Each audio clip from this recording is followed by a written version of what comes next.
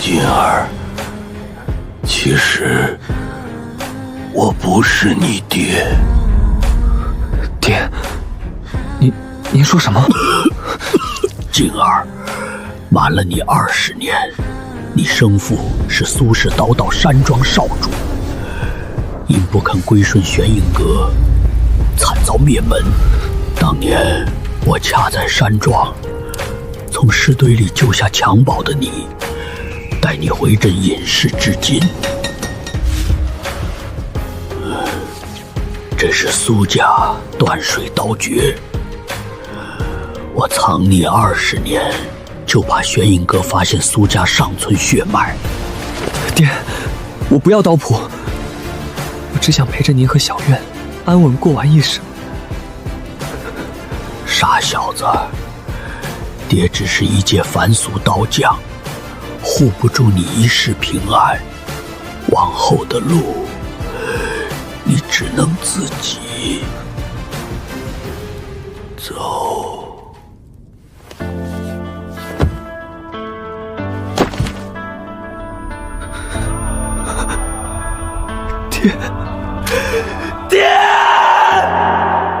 爹，药煎好了。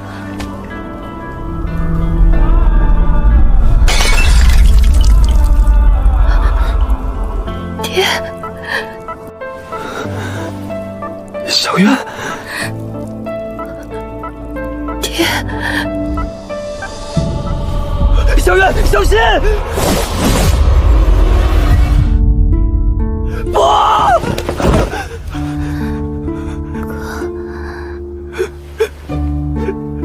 小院，醒醒！隐姓埋名，打铁苟活，真以为能瞒一辈子？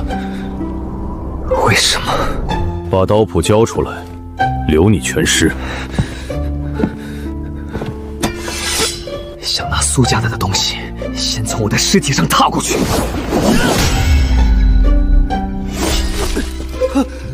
力气不小，可惜刀不是这么用的。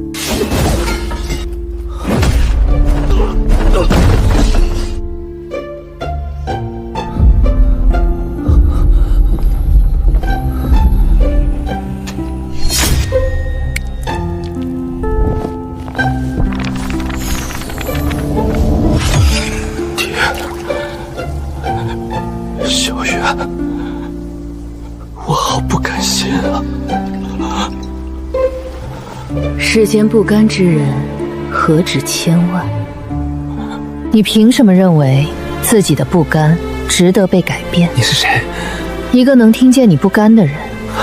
前辈，求你救救他们，救救我爹，救救小院，只要能让他们活着，让我付出什么都可以。什么都可以？对，只要能救回他们，什么都可以。这一世因果已定，况且你已经死了，一世之力撼不动生死因果，也斩不断玄影阁的根。可若我给你100世，你敢走吗？我敢走。你不敢。我敢！我要回来救他们，还要替他们报仇，100世、1000世、10000世，我都敢！好，那我便赐你100世轮回。此物名为100世刀谱，可在你100世之刀，留你100世之物。待100世归一，你便可展开岁月，重返悲剧发生之前，救回你要救的人。不过，苏锦，你记住，你所经历的每一世，都会匹配玄影阁相关命格。你会以不同的身份，卷入他留下的因果。好，这一世，我只能眼睁睁看着至亲死在面前。可若能重活100世，我便练100世刀。总有一世，我会亲手斩尽玄影阁。好。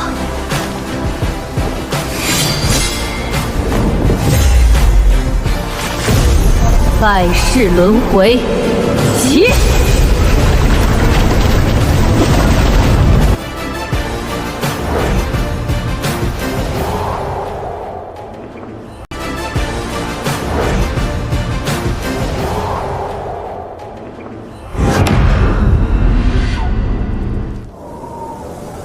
这一世，我父亲名叫苏成月，是玉门关的一名普通军户。在我出生3个月前，他随军出关运送军械，途中遭遇北戎骑兵袭击，连尸骨都没能带回来。因此，我从出生开始便没有父亲。母亲靠替军营缝补皮甲和清洗血衣换取粮食，将我一点点养大。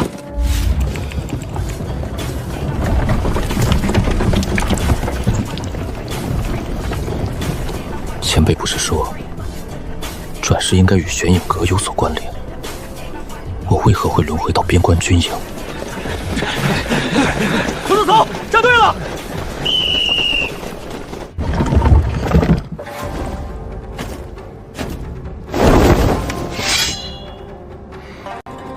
都听好了，进了玉门关边军，你们以后吃饭、睡觉、上战场都得带着这把刀，刀丢了，军棍30。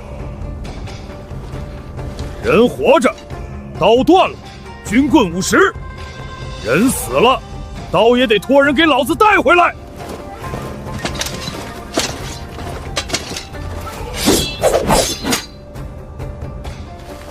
轻，太轻了。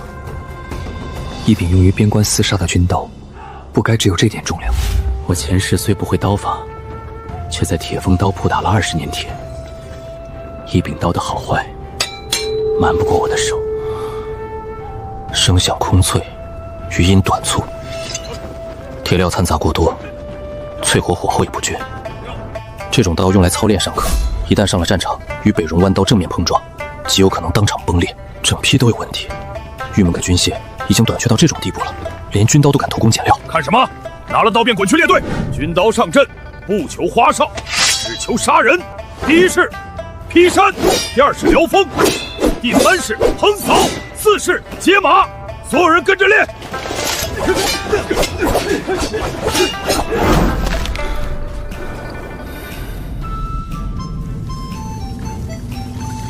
前辈，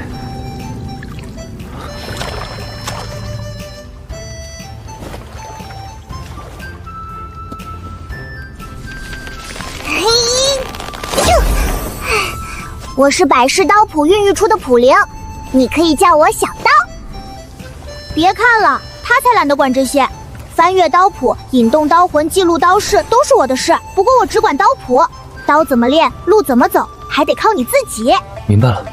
哼，你第一式日日打铁，留下了10点刀魂，练进琴骨吧。刀魂是什么？哎呀，好东西，能淬炼刀骨，让你更耐苦练。信我，全练进去。好。忍住！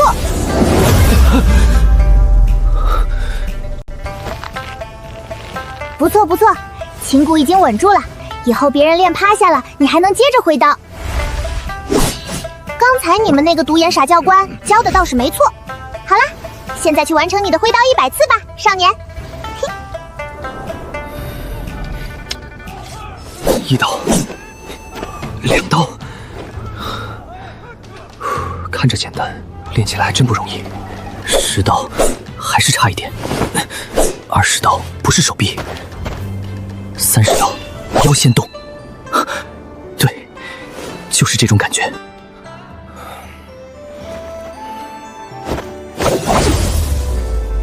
灌起来了。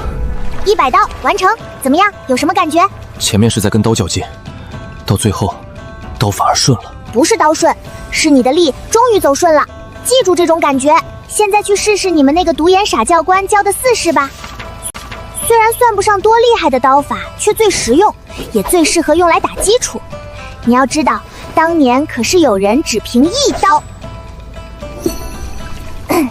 总之，你先好好练，把基础打稳。前辈，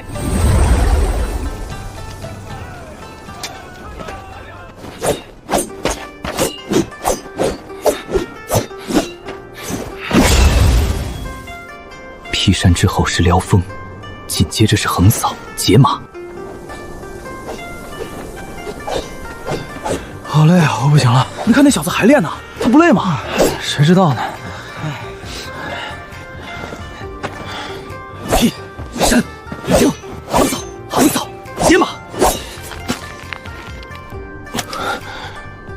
这点疼痛，比起前世被影修一刀贯穿心脏，根本算不了什么。那小子是谁？回将军，是今日刚入营的军护子，名叫苏烈。刚入营？是。以前练过刀？军籍上写着，自幼随母亲生活，从未拜师。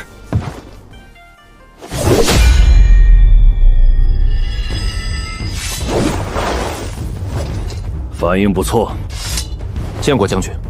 用刚才所学的4式斩一遍。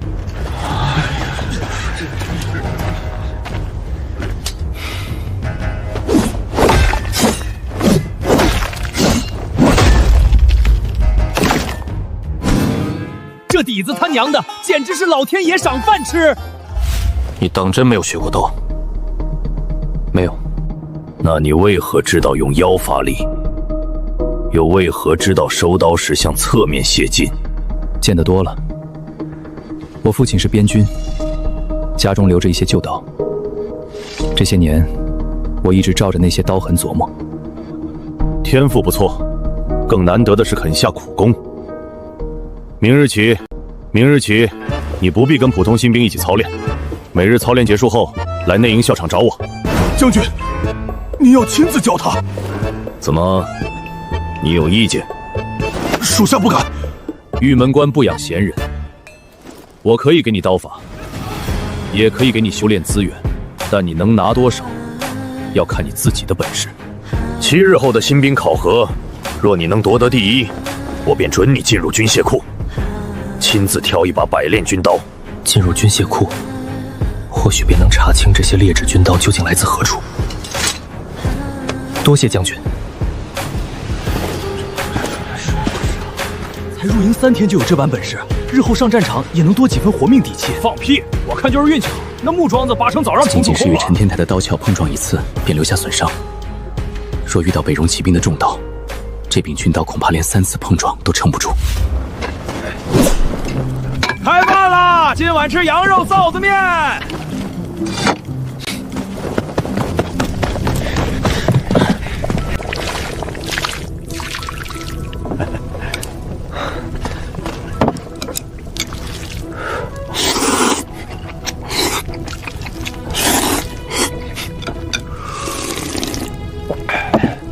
老哥，再来一碗。小伙子，面香吧？夯爆了。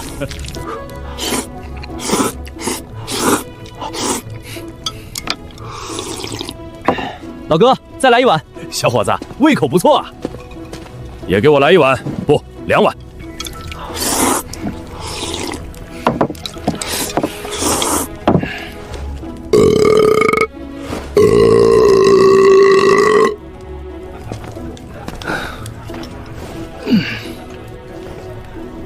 吃饱了，得消化消化。劈山，撩风。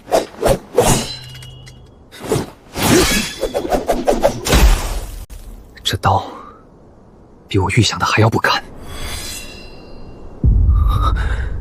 玄印阁，原来仇敌之引没有失效，玄印阁的手早已伸进了玉门关。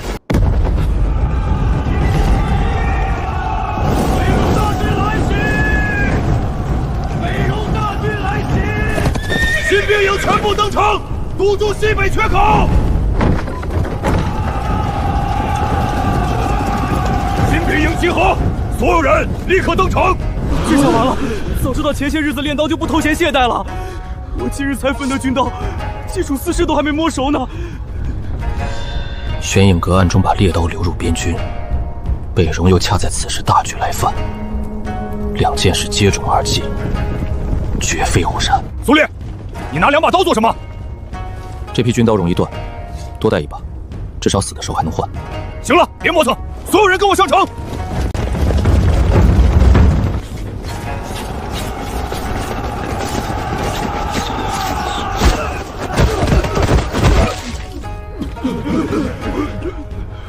怕什么？北戎人也是2个肩膀扛1个脑袋，他们的刀砍你会死，你的刀砍他们一样会死，都给老子上去！前世我连真正的刀客都算不上，这一世第1次上战场，面对的却是成千上万的北戎军。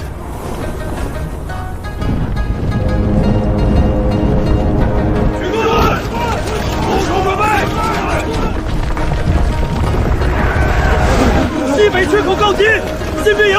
部顶上去！绝不能让北戎人登城！别他娘傻站着，接阵！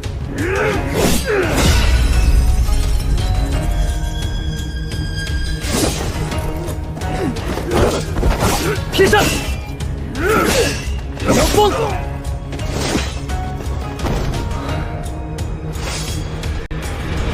守不住了，他们太多了！谁敢退，身后就是玉门关，城里还有你们的家人！让开！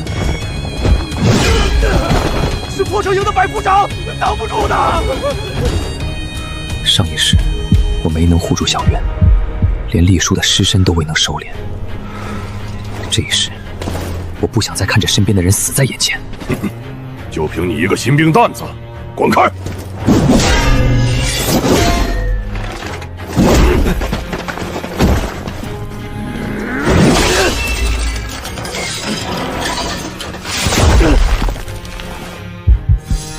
刀破，你要觉醒刀破了！伤势越重，刀势越盛，这是刀破燎原。他受你的重伤和战役刺激，自己苏醒了。这小子不对劲！刀破燎原。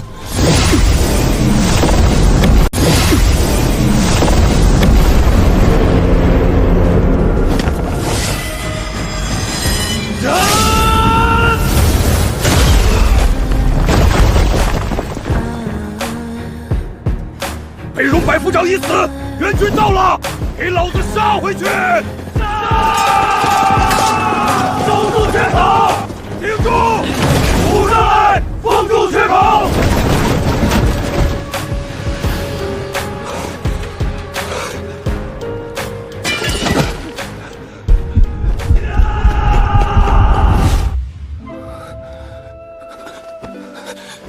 玉门关守住了吗？守住了。你一人斩杀3名北戎百夫长，带着溃兵重新堵住缺口。这一战即首功。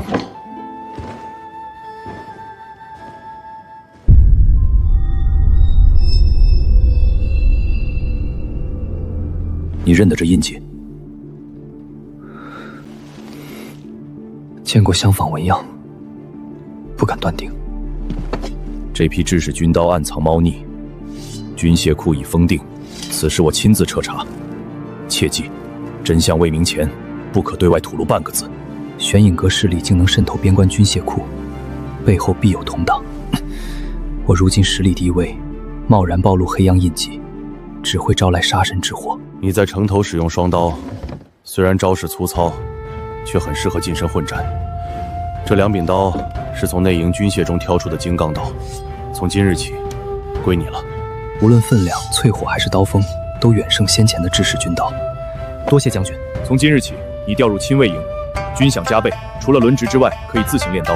我还让人备了磨刀石和一间单独练功房。但有一点，战场上的那一刀，你还能不能再斩出来？那一刀燎原，是在重伤下爆发出来的力量，现在重新施展，我没有把握，暂时不能。不能便练。刀法从来不靠一时运气，单凭机缘劈出一刀，算不得真本事。每一回出手都能稳等压住刀势，才算真正属于自己的刀。半月后，边关迎来10年罕见的大沙暴。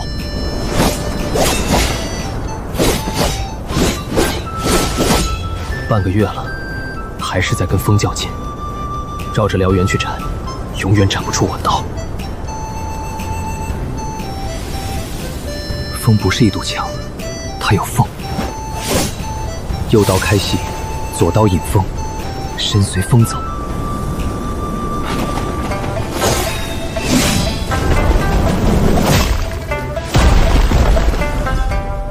可以啊，你小子都练出刀艺雏形了。你打算起什么名字？名字？对啊，你打算叫他什么？烈风。烈风，不错。成了。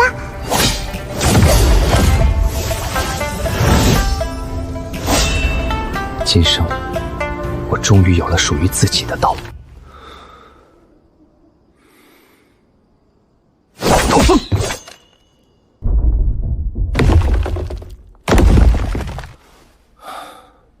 没有风师补助，这一式的威力便会明显减弱，体魄、出刀速度，还有双手配合，都还远远不够。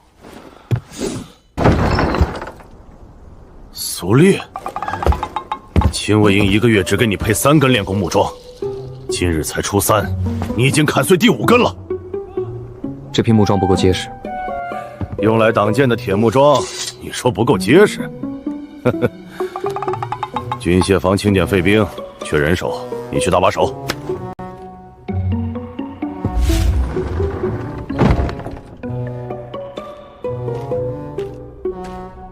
尚能重铸的制作，彻底报废的放幼，北戎兵器单独归类，严禁混入锻造炉。损毁军刀732柄，折损长枪469杆，遗失军刀215柄。一场守城战，遗失200多柄军刀。战场混乱，尸横遍野，兵器或被敌虏，或埋在尸堆里，找不回是常态。玉门关军纪严明，独眼教头早有训诫，将士战死，兵器必归。200余柄军刀遗失，数目着实离谱。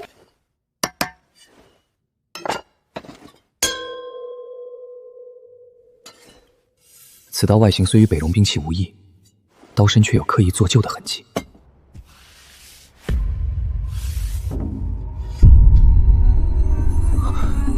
这是大前中原独有的百人耕断法。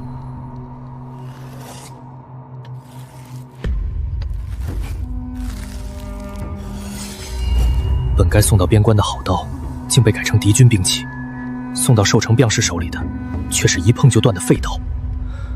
好刀流进敌营，废刀送到边军，这不是贪墨，是通敌。甲片尺寸、穿孔位置全都一样，这是制式军械工艺。战刀甲胄，他们送往敌境的军械远不止1种。普通北戎兵也用这种金刚刀？不用，寻常士卒只有粗铁弯刀和简陋皮甲，这种好东西只配给破城营和亲贵骑兵。苏成月当年随军运送军械，途中遭遇北戎骑兵袭击，或许根本不是意外。仅凭这些兵器，还揪不出幕后走私之人。军械自中原运至玉门关，沿途驿站重重，大批精良军械不可能凭空消失，定是有人借商队名义私运出关。过去3年，玉门关连发7起大规模军械失窃案，上报理由多为沙暴损毁、马匪劫掠，更有2起押运队伍全员失踪。每次案发后，都有中原商队入关，运送粮草、盐铁等物资。离关时车厢空空如也，守关兵士仅例行粗查，正中对方下怀。7起案件里，6起都出现了黑沙商队，路线飘忽，常备20-30辆马车。单次通行记录看，确无破绽。1次是巧合，6次重叠，绝非偶然。清点完了？还没有。我要查黑沙商队。你查这些做什么？这批兵器原本属于玉门关，有人将金刚军械卖给北戎，再用猎刀替换。你确定？锻造工艺造不了假。查到线索，一支商队3日前入城，谎称兵运要塞粗盐，明日清晨自南门出关。北戎刚攻城折损大批军械，玄影阁必会补给装备。这支黑沙商队10有8九就是走私军械的载体。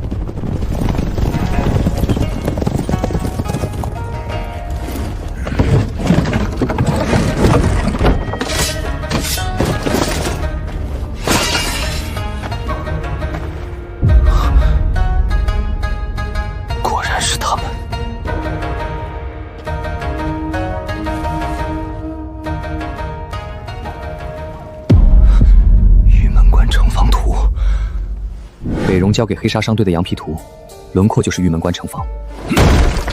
城防图唯有军中高层可接触，对方手握全图，关内必定藏着内奸，而且地位不会太低，普通士兵不可能知晓各处换防事件。此事不能大张旗鼓调查，一旦打草惊蛇，他们便会立刻切断这条走私线，甚至会引北戎提前攻城。这批交割兵器数量有限，仅补足敌军损耗。玄影阁图谋内外夹击，后续必有大批军械转运。你想放长线钓大鱼？不是放人，是提前设伏。商队不知道暗格已经暴露，下次交易，精锐埋伏戈壁两侧，等双方完成交接再堵死退路。人、军械、城防图尽数扣押。这群人只是边关外围暗线，留活口拷问，或许能挖出军中的奸细。我要参与彻查此事。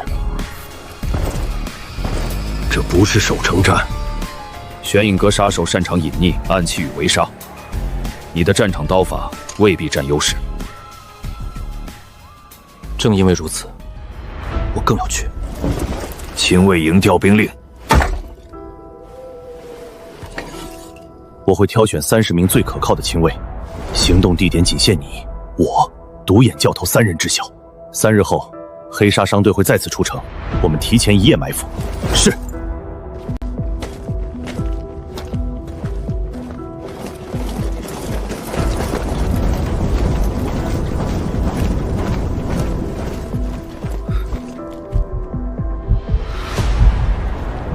太安静了。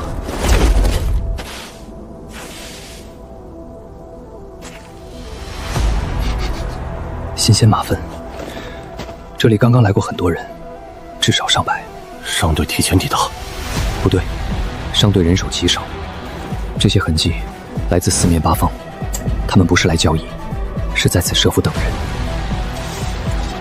请问邱武连正面精锐，迎面杀手，计划泄露了。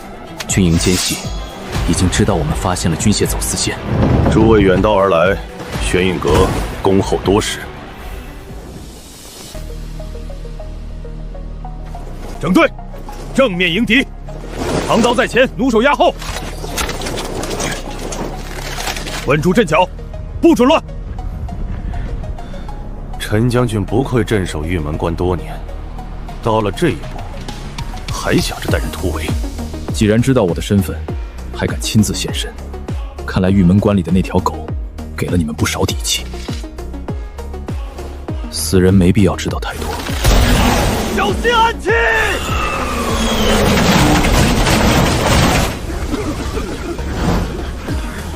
屏住呼吸！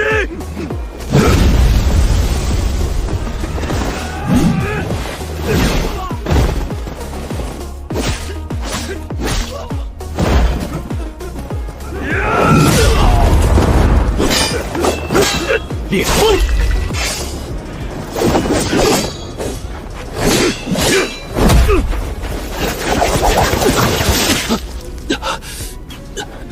糟了，有毒！陈将军的破军刀法，我已然看透。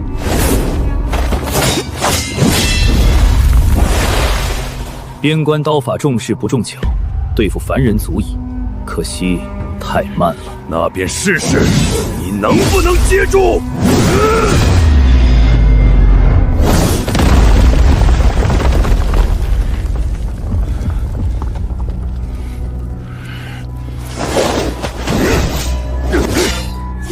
我说了，太慢了。将军，烈风！自创刀法，有些意思。烈风精髓不再突进，手刀破防，刺刀补击，双重伤害。可笑，一介守关小卒，竟能让我负伤。步法僵硬，刀势有余变化不足，斩北戎尚可，杀玄影阁还差火候。脚尖轻点制造残影，步伐轻滑如水，和当年江南刀客所言的路子一样。苏烈，别管我，带几个人冲出去，将消息送回玉门关。先走，今夜没有人能离开。只要能活一个，便将消息带回去。我身死尚可轮回追查。陈天安若亡，玉门关群龙无首，内奸与北戎将趁虚而入。至少要让他活下来。以伤换势，倒像北地军武的手段。陈将军，等我出刀，带人往东走。你想做什么？我还能再战一刀，这一刀之后就交给你了。杀了他！杀了他！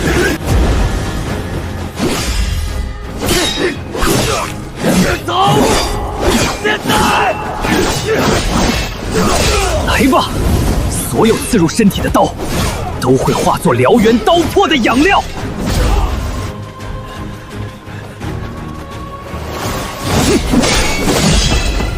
你的对手是我。找死是吧？那便成全你。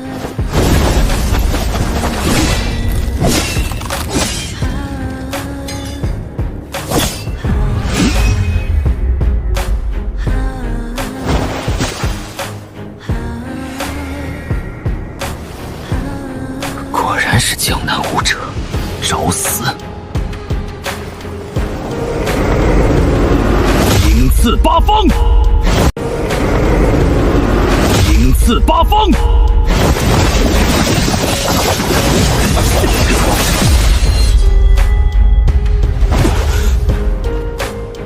能逼我碎刀、摘面，你确实有资格让我记住名字。首领，关内传来急信，甲3虚点已经暴露，是否转移至丙七水寨？立即转移，江南总督那边不允许再出差错。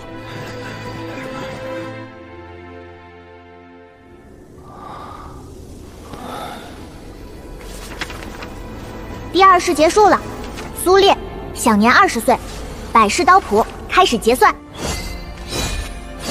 这一试你百战愈泻，死战不退，共结下154点刀魂，全部投入吧。全部投入。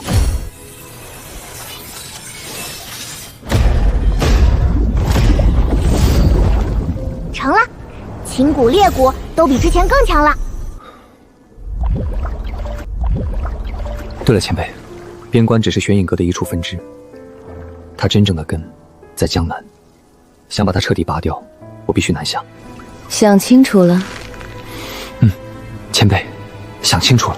呼呼，开启第3试了！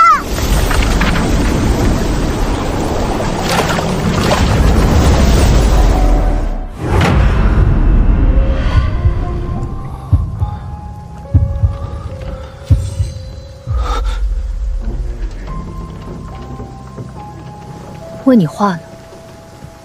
昨夜那批水匪去了哪里？水匪，看来这些人将我当成了昨夜交战双方的同伙。袁深父亲3年前载客进入芦苇荡后，再也没有回来。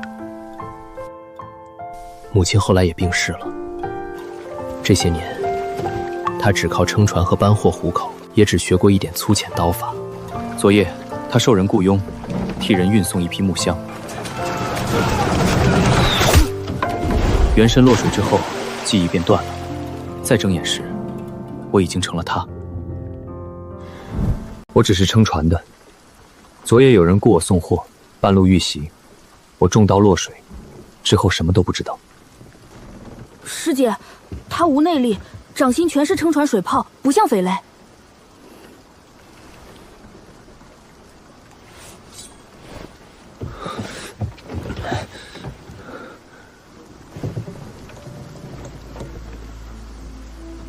黑阴暗纹常被隐藏在黑漆之下，难道这批刀也与玄影阁有关？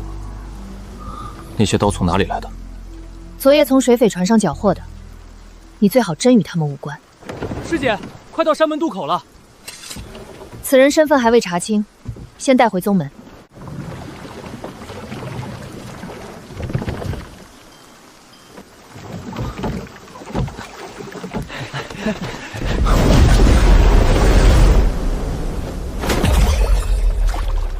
刚到映月门就踩空，你这第2试开局挺稳啊。是你拉我进来的。上一试你的刀倒也不是一无是处，正面破甲，突进抢位，双重发力，至少砍人够疼。可惜说，刀重转向慢，你的步子也太直，第一刀一旦被卸开，后面就得重新起势。碰上真正会变现的高手，你就像扛着门板追兔子。强攻有余，变化不足。还行，耳朵没白长。别看人家刀轻，就当成花架子。江南这一路讲的是轻、快、变，还会借水、借势。你上一世刀够狠，就是太直、太硬，再往后还能走双刀，长刀开路，短刀补空门，正好给你这副只会硬冲的脑子补点弯路。你不损我就不会说话。会啊，但那多没意思。想杀回玄影阁，先把江南的刀吃透。那就先学。该讲的都讲了，回去吧。记得站稳，再摔一次，我可要收捞人费了。你有完没完？没有。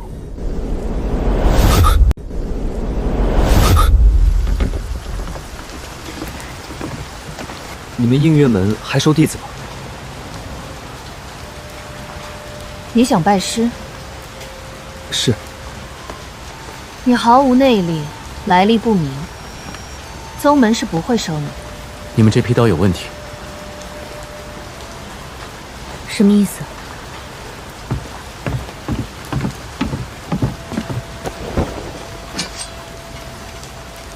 这种暗纹不是江南普通水匪会使用的标记。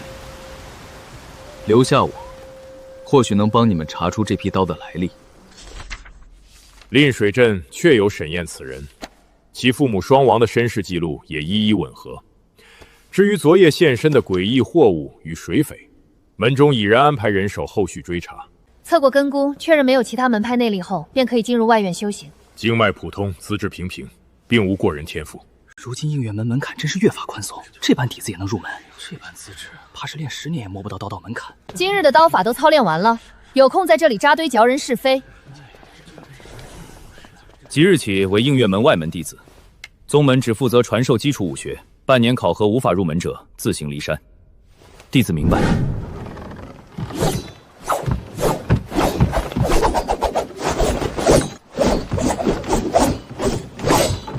映月门刀法讲究轻灵快变，入门必修映月6式：月升、月落、照水、回澜、分波、逐影，这是全门刀法根基。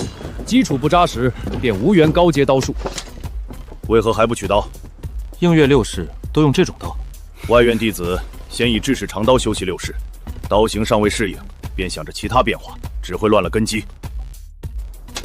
弟子只是想先弄清刀的重心。进入映月门，自当依照门中规矩，从第1式练起，先把这一柄练稳。明白规矩便好。去独练区把第1式练熟。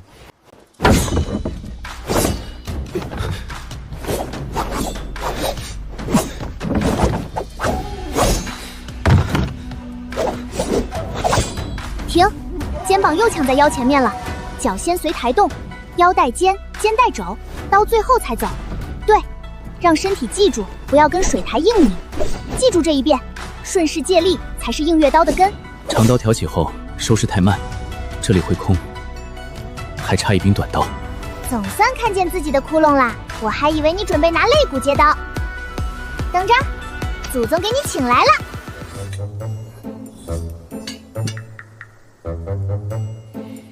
我抽开！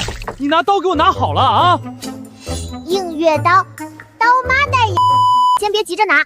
这把刀不是让你多砍一下，长刀走外面，负责挑开正面。它一旦挑高转向，短刀就守住这里。长刀开路，短刀补收拾留下的空门。这才对。不过先说好，2把刀若打起架，我只救刀不救你。长刀先走，短刀等它路空。就是这里，长刀开门，短刀补缝。长刀压前，短刀守里。骨架立住了，下一步再弹快。裂缝共鸣了，双刀衔接和突进速度都会更快。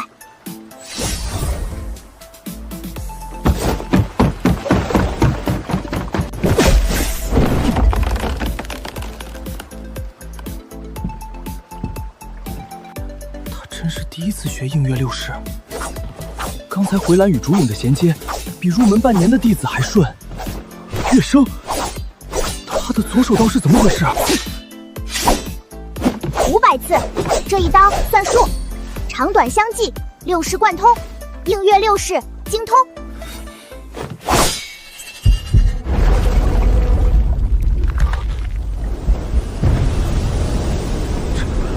不是炼刀，好重的杀气！心境外门弟子怎会有这般血战利器？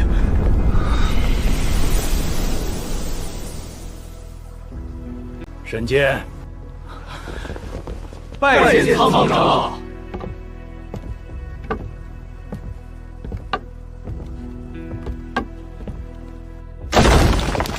第一刀巨利，第二刀叠进，表面伤口不深，内部却已经被刀劲震碎。这不是映月6式，你从何处学来的？弟子自己琢磨的。自己琢磨。再练一遍。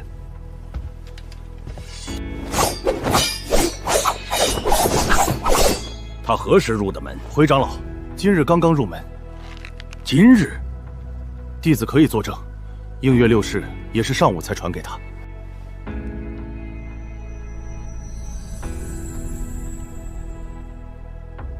根骨寻常，经脉也不算宽阔，为何学刀如此之快？弟子只是肯练。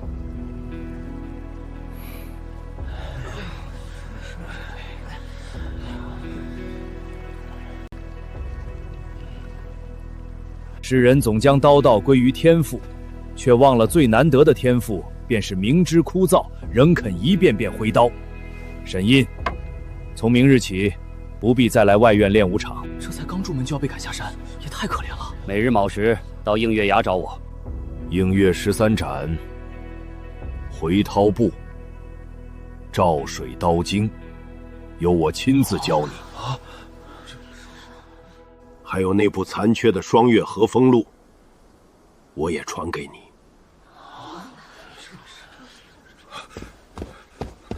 长老，双月和风录不是只有历代亲传弟子才能接触吗？规矩是为庸人准备的，百年难遇的刀道奇才站在面前，难道还要让他与普通弟子一起浪费10年时间？刀谱不过前人旧路，能走多远，关键在融会贯通，化作己身本事。弟子沈印，多谢长老指点刀法。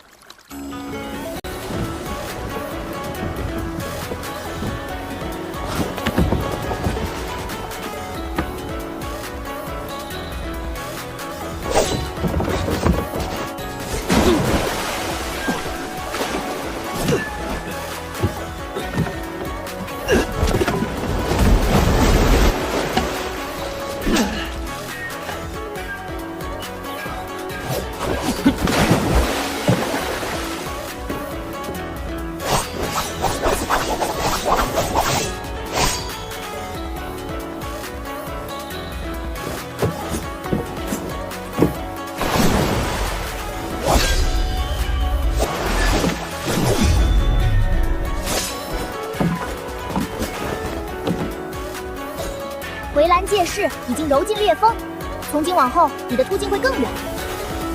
先别装高手，第4根桩上你差点给江里的鱼磕一个。我没掉下去。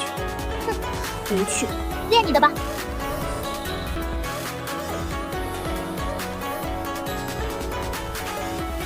这功法内力柔长，变化灵活，恰好中和燎原刀魄刚猛难续的短板。4个月，他已经走到这一步了。我苦修数年，我倒要亲自试试，你凭什么得长老亲传？有事。4个月，你的刀确实变了。我想亲眼看看，长老为何选你，陪我过几招。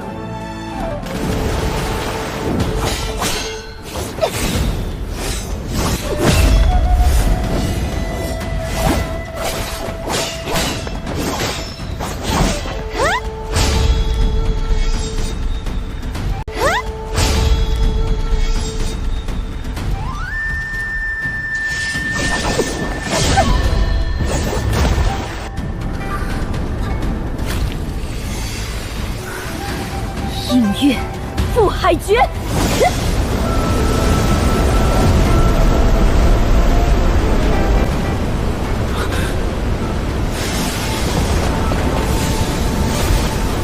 燎原！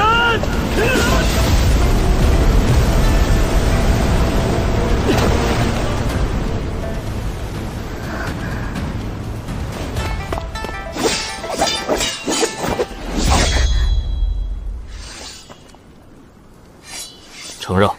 是我眼界浅薄，今日领教，我领月心服口服。弟子见过师傅。起来吧，敢于挑战，也敢于认输，知败而不馁，才没有失了刀客的心气。弟子谨记。10年一届的江湖刀会将在1个月后举行，到时江南各地刀道宗门世家都会前往秋水阁，还有那些无门无派却在江湖中闯出名声的独行刀客，年轻一代真正的顶尖刀客也会全部到场。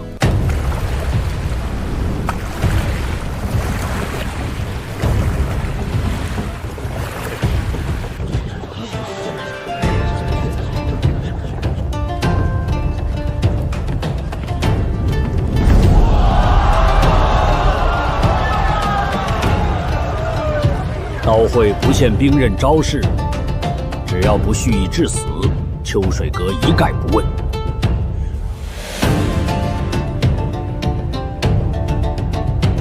玄影阁的人，那为首者便是玄影阁的银面使，他们只观礼不参赛，历届刀会后常会招揽天资卓绝的年轻刀客。若是有人拒绝，有人安然脱身，也有人自此杳无音迹。映月门，沈剑，首轮对阵段朝卜、韩飞浪。映月门何时开始教双刀了？听说你入门不过半年，变成了门中第一。看来映月门这些年确实没什么像样的弟子。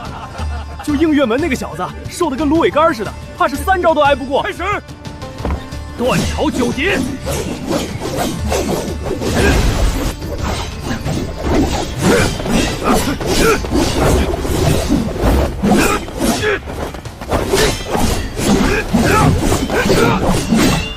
怎么可能？我的断朝九叠，你怎能一眼看破？烈风！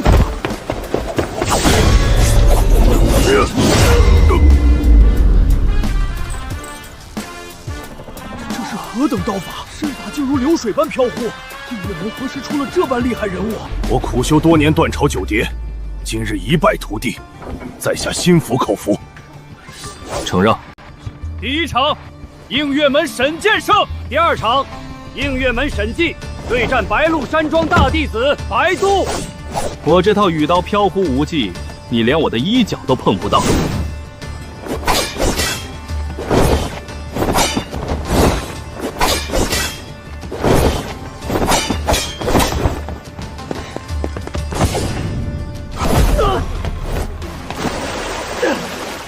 不可能，他必定修了旁门邪术。第3场，沈剑胜；第4场，沈剑胜；第5场，沈剑胜。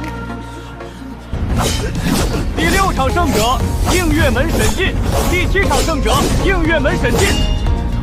映月门沈寂10战10胜，顺利进入总决赛。是顾寒川，上一届刀会江南刀魁，10年前17岁便横扫同辈，如今27岁，刀法早已登峰。听闻秋水阁专程请他镇守决赛擂台，唯有击败他，才能拿下刀魁。我无心争名，只为守擂。你的双刀独树一帜，今日我倒要领教一二。不过，你连战10场，可要歇息片刻。在战场上，敌人可不会等我休息。好。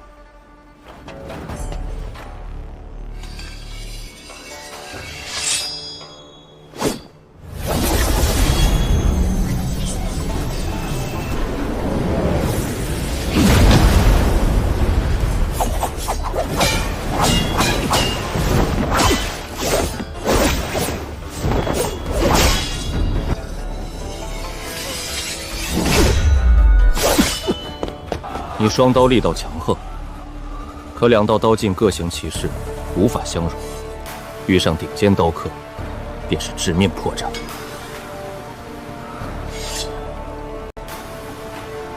难怪总差一截。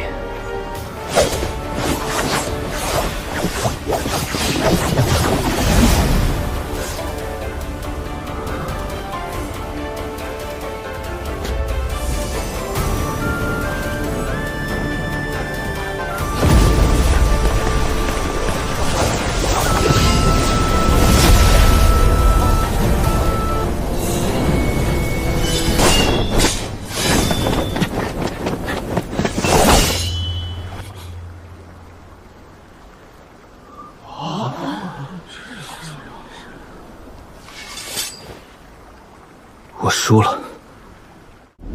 本届刀会魁首，映月门沈燕。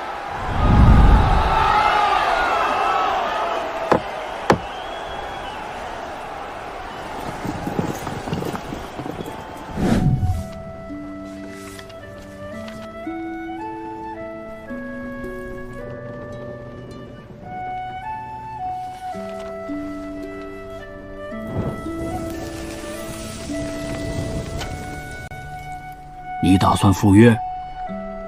不去。为何？这是绝佳的示好机会。玄影阁规矩，先重金招揽，招揽不成便试探底细，最后斩草除根。躲不掉的。你想以身入局？他们已经盯上我，我若避在宗门，祸水迟早引向映月门。不如我一人引他们现身。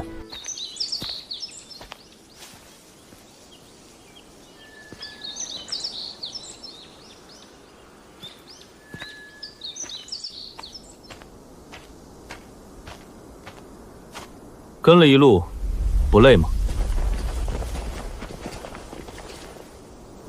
沈公子，银面使悉你刀法天赋，特意邀你入阁。信中许诺的奖赏还算数吗？哼，交出你的双刀心法，随我们归阁，我们便既往不咎，留你一条活路。昨日千金封地，今日只剩活命二字，玄影阁的买卖真是越做越廉价。你没有讨价还价的资格，动手！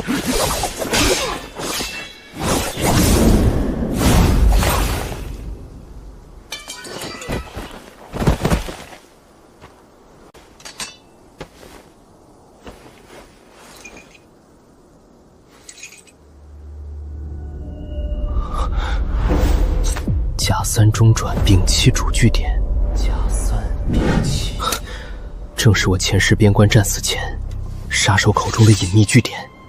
令牌铜钉是兵部军械间关造印记，刀刃残钢和玉门关失窃军刀同源，结关钢造私刀通北荣阳死士。玄影阁从不是江湖邪派，是朝堂权欢养在暗处的屠刀。今日便先端了这丙七据点。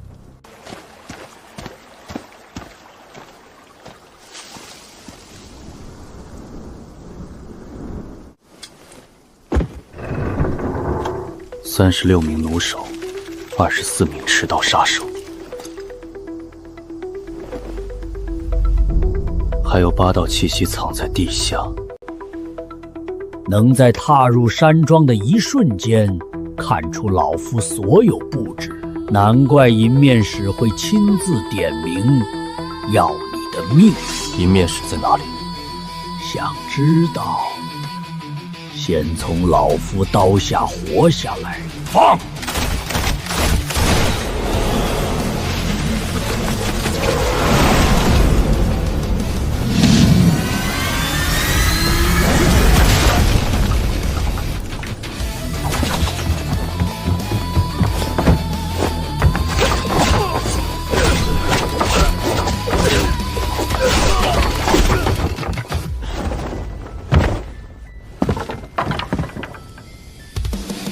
杀进这里，你比老夫想的更难缠。双刀虽快，根却太强。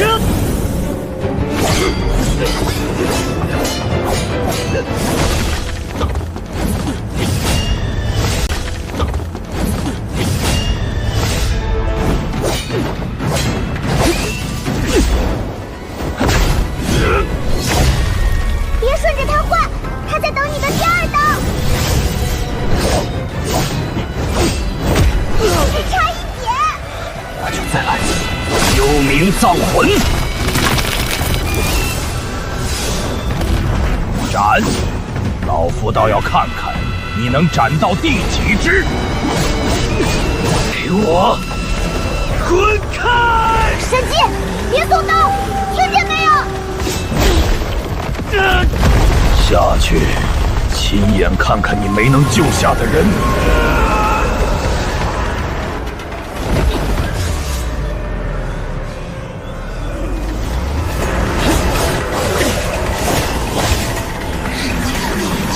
救我！都给我停下！了！你每斩碎一个，他就借着你的刀往记忆里钻得更深。怎么出去？先别让自己忘了，哪些是真的，哪些是真的。小泉，抓住我！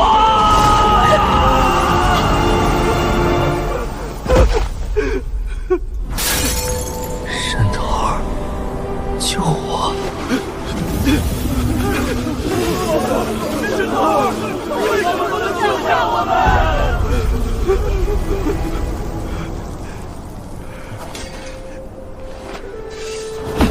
闭眼，别看，他们不会这样怪你。神姐，你答应过，还要往前走。哥哥，哥哥，小渊，是我，哥哥，我一直都在这里。我死以后没有走，玄影阁的人提着一盏灯，把我收了进去。后来我被放进这片鬼域，听着他们一遍遍拿死人折磨活人。是我没护住你，哥哥，不是你的错，我从来没有怪过你。哥哥，活下来不是背叛，他们都在等你，替我们走下去。小月，停下！这一次，让我拉你一把，替我们走下去。哥哥，别回头。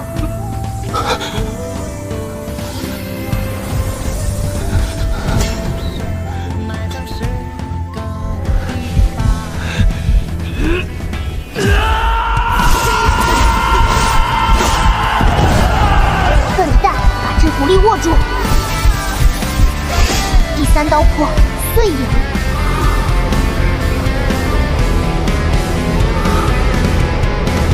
早想到，我们上去杀了他。对呀！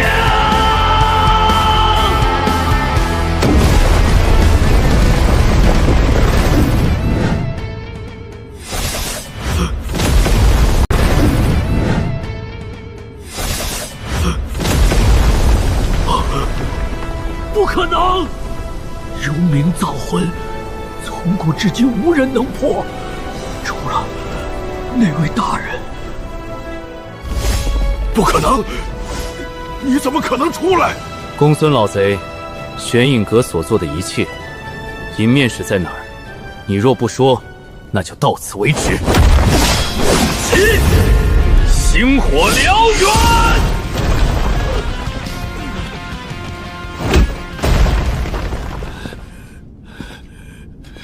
给老夫死！燎原！你不肯说，那我自己看。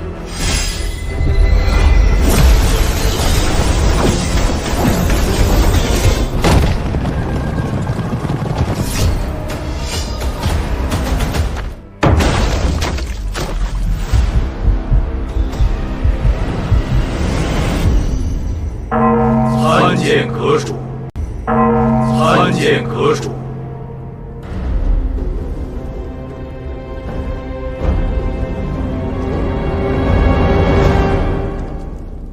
颜威安，当朝太傅，看完了。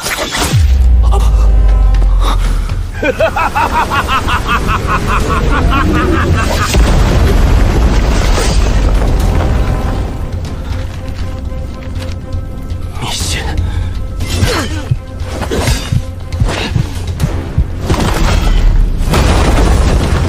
就差一点。下一次，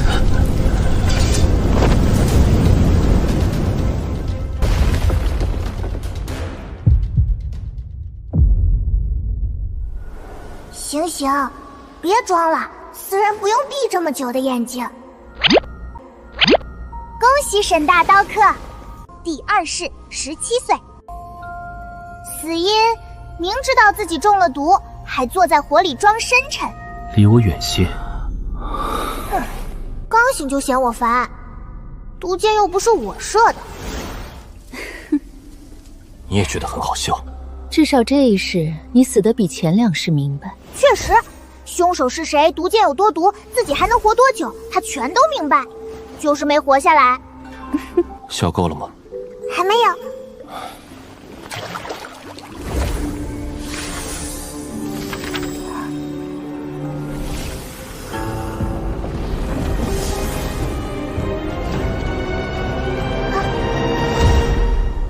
幽冥庄毁了，公孙贺也死了，可玄影阁真正的根，从来不在江湖，在朝堂。所以第3世我不能先拔刀。哦，我要先听清楚是谁替他铸刀，谁替他运刀，谁替他更换禁军，又是谁替他遮掩罪证。明白了，下一世先学会趴墙角。那叫暗中查证。有区别吗？有。反正都是躲起来偷听。你又笑了。没有。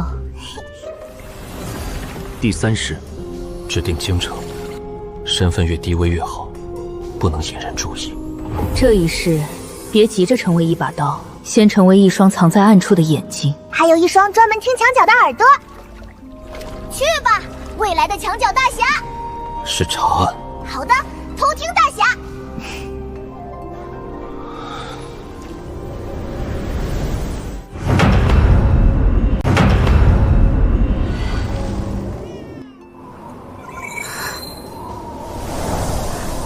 这是什么天崩开局？是个孩子。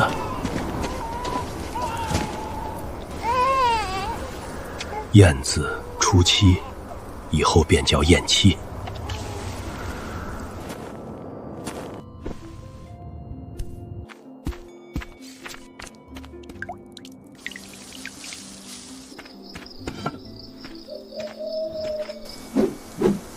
14岁录入上方兵器局，17岁蛰伏皇城。那批窄道已经全部送入偏库。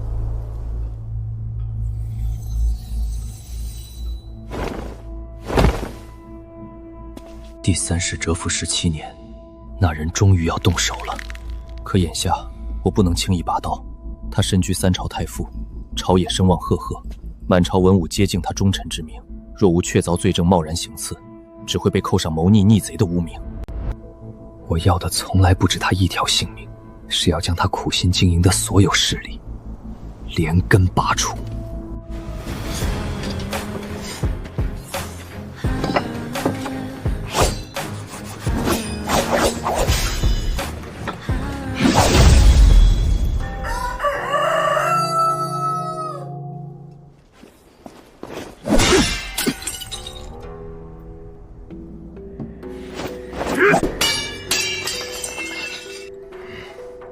谁修的？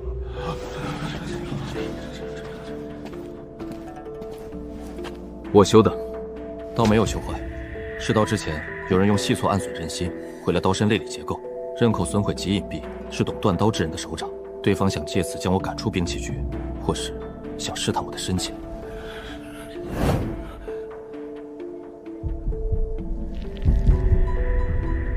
是他。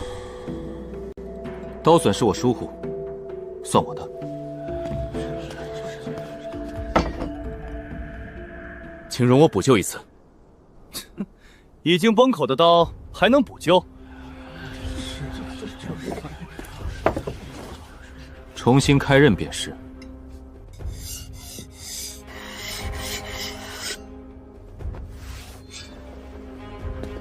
再试一次。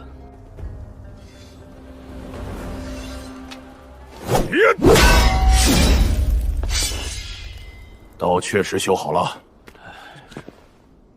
一刀试水，辨不出优劣，让我来试。燕妻不得胡闹，宫中御刀岂容学徒肆意摆弄？让他试。既然自诩懂刀，我倒要瞧瞧能有几分真本事。我来陪他验。正副头领虽然年轻，却已经练了12年御林刀法。那小子只是一个将护学徒，原来是禁军副太领，难怪敢在上方兵器局内动手脚，估计连3招都撑不住。刀剑无眼，你现在放弃还来得及。请。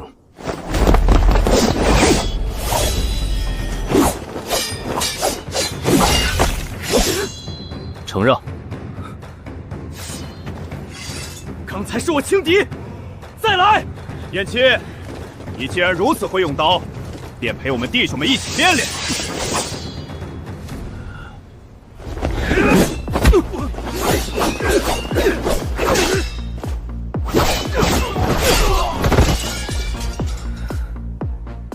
燕七，你到底跟谁学的刀？每日修刀时，看侍卫大人们操练，看得多了，便记住了一些。听说了吗？上方局那个17岁学徒，凭一己之力打服副统领和7名禁军侍卫。真的假的？你就是燕七，听说你很会破刀，接我10招。请。方才你10招就破了我羽林营的制式刀法，你这刀法根本不是兵器局的路数。燕七，敢不敢与我比一场？我来，我龙虎营刀法最刚，定能破你招数。随时奉陪。羽林刀轻巧刁钻，龙虎刀雄浑刚莽，巡防刀攻守兼备。几番交手，各营精髓，已尽数了然于心。外朝年轻一辈已经没人胜得过他，这等刀法却守着兵器库磨刃，实在可惜。福安大人待他恩重，他是舍不得走吧？旁人只道我安于平庸，殊不知兵器于紧邻御前。我蛰伏于此，只为等候能近身御前的契机。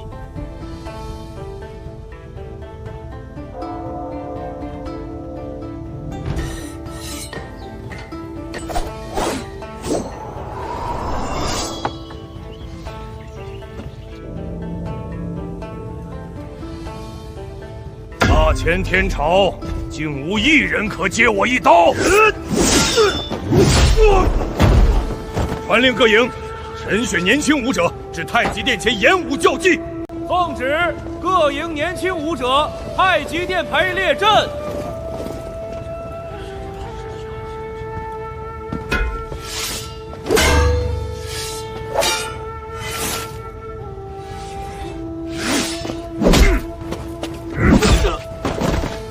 哈哈哈！大前号称天朝上国，竟寻不出一个善用刀的好手，还有何人愿意登台应战？启禀陛下，上方兵器局有一名将护学徒，名叫燕七。此人虽然没有军职，却曾击败外朝各营数7名年轻侍卫，末将也曾是他的手下败将，或可一试。将护学徒，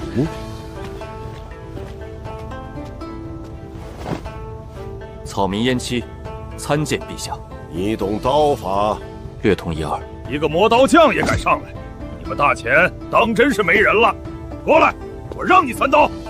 时隔数年，他早已忘了宫墙下那一面，于他而言，一介将不知挂怀。正我臭小子发什么愣？臭小子发什么愣？第一刀，尽管放马过来！我操，好快的刀！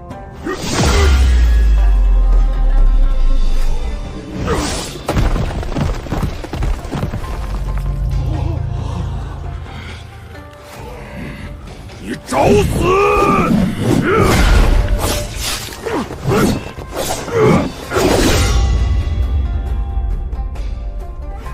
说好让我3刀，承让。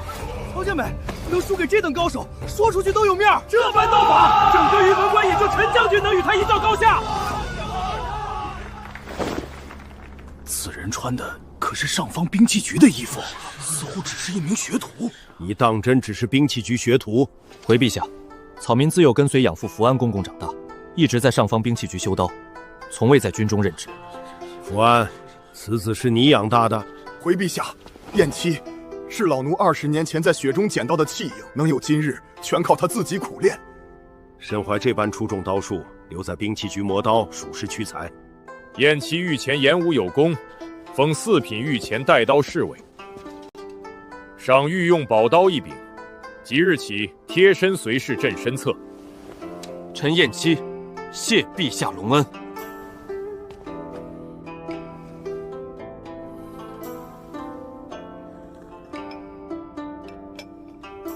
燕侍卫领刀入职。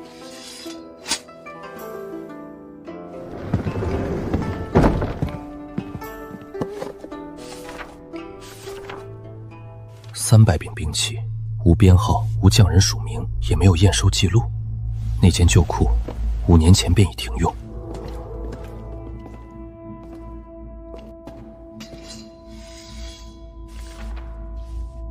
10年报备报废军械，真正回炉的只有6成，剩余金刚经水路走私，送往北戎。 5年之间，7个人从微末小吏一路擢升3品，掌管军械、关卡、边关粮草的官员，尽是严党。公开履历留在档案司，原始举荐文书却被移入了内廷司库。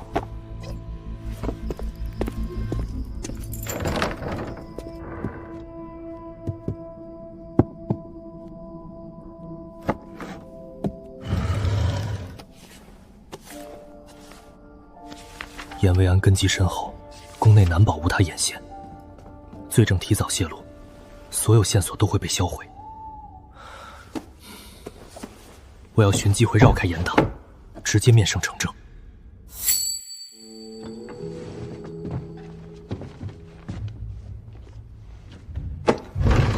东西没丢，但有人打开过。阁主，名册未失，木钉却偏了半分。有人看过，又原样放了回去。 进来暗查军械旧卷的只有燕期。名册别动，继续做饵。万寿宴的布置提前就位，未得我令，不得擅动。今夜我亲自去试一试燕期。启禀陛下，太傅大人求见。启禀陛下，太傅大人求见。宣。启禀陛下，北疆粮草匮乏。 边关军民度日维艰，臣恳请陛下减免边关赋税，体恤庶族与百姓。准奏，太傅心系边关，朕心甚慰。陛下圣明，臣代北疆居民叩谢皇恩。臣告退。燕侍卫，太傅大人，听闻你精于修刃，老夫府中有柄残刀，可愿替我一关？ 臣奉旨随驾，不敢擅离宫禁。谨慎是好事，只是燕侍卫似乎藏着秘密。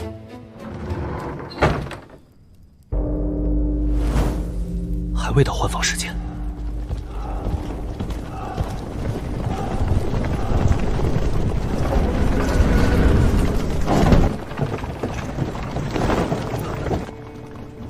全套谋划原本精于万寿宴实行，他提前动手了。 燕大人，福安公公被长世间的人抓走了，押去哪里？他们诬福安公公私通外臣，盗取军械账册，已经押往内廷刑房。偏在宫变发动时抓住福安，他是在逼我离开御前，别让任何人知道你来过，藏起来。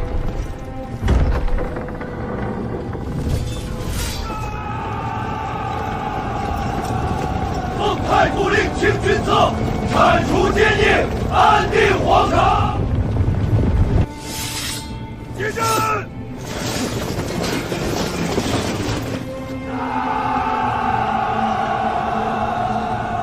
严维安，朕待你不薄，你竟敢谋反！陛下年老昏吞，宠信奸佞，大钱江山不能继续交在你手中。只要陛下写下禅位诏书，臣仍会尊您为太上皇。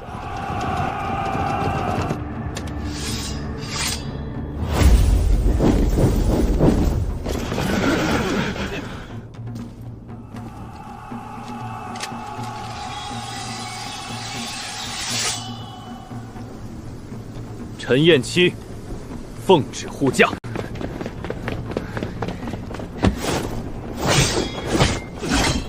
彦期，我原以为你会先去救福安。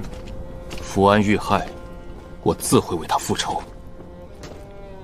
陛下若出事，江山必落你手中。轻重，我分得清。知晓取舍，实属难得。可惜你站错了阵营。 3世血海深仇，这也是我才寻到你，我早已别无选择。杀！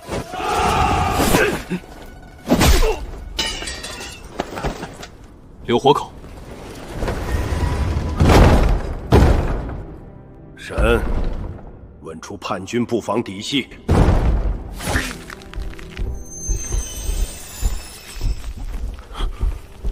你可以不说，但刀气每息深一分，等他侵入识海，我照样能扒出你的所有记忆。即时招供，可留你全尸性命。没有，入阁之日早已无生路。本部，你不是玄影阁本部，也不是边关江南分道，你们是严维安饲养的朝堂直属分支。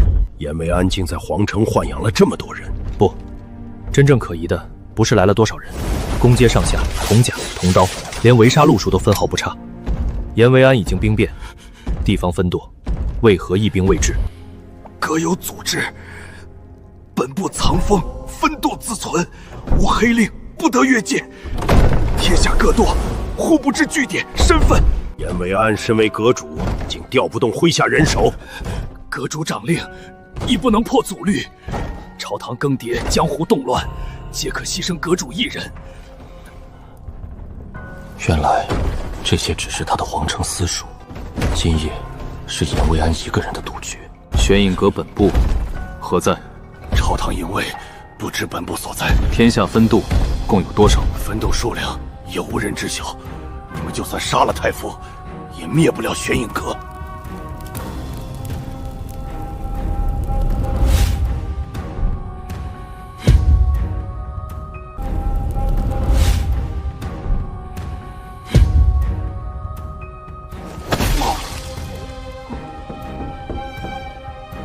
严维安只是明面阁主，今日就算平定兵变，玄影阁天下根基仍在。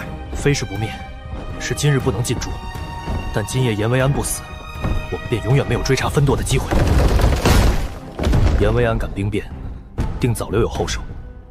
此刻撤离，只会落入第二重埋伏。我等了4时，绝不后退。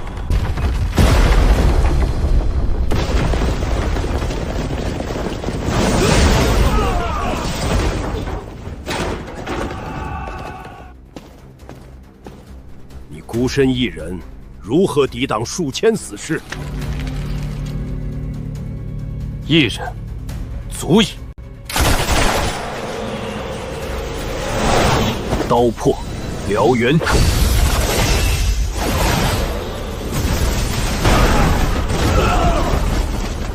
这道赤焰刀式，与秋水阁那个沈进如出一辙。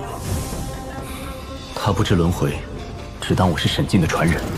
可两世的刀式已被玄影阁串了进来。刀破，烈风，激活！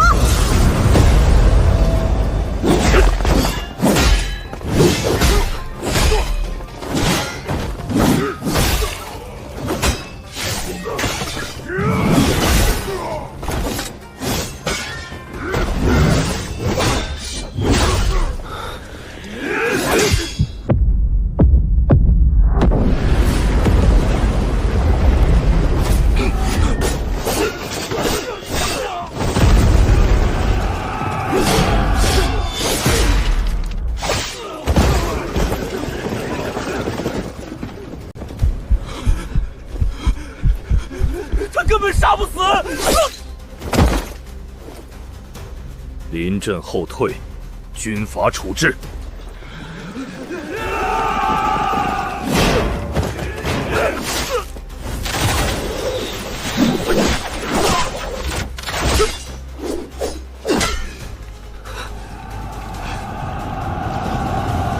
一人挡千军，你刀法冠绝当世，不输历代刀主。可你只有一身血肉。刀破能越战越勇，人的血终会流干。不必急杀，耗尽他所有气力。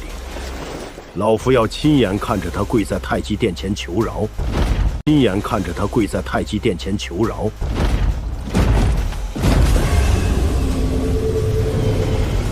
等等，3块刀骨怎么一起动了？烈风碎影，3道刀魄全醒了，他们在往同一道里合。燕七，快停下！这一刀斩出去，你剩下的气血和寿元都会烧干，你这副身体只撑得住1次。1次够了。那这一刀叫什么？斩龙。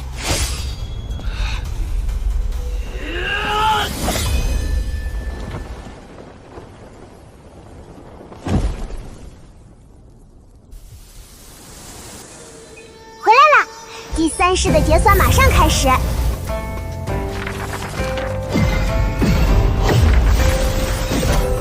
太极殿前3股共鸣，3步回1，宿主自创终极刀魄斩龙，斩杀玄影阁阁主严维安。第4道永久刀骨凝练成型，4道永久刀骨凝练成型，获得永久刀骨幽骨。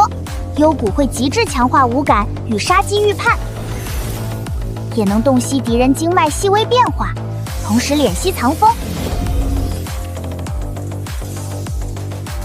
本式结算刀魂点756点，当前封存刀魄燎原、烈风、碎影、斩龙。刀魂点仅可投入永久刀骨，是否全部投入？全部投入。消耗刀魂点756点，4道永久刀骨同步强化。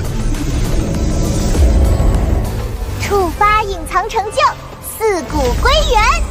奖励来世肉身蜕变，铸就刀道圣体雏形。我需要一次完整的刀道修行，唯有重塑道基，方能融3世锋芒归一。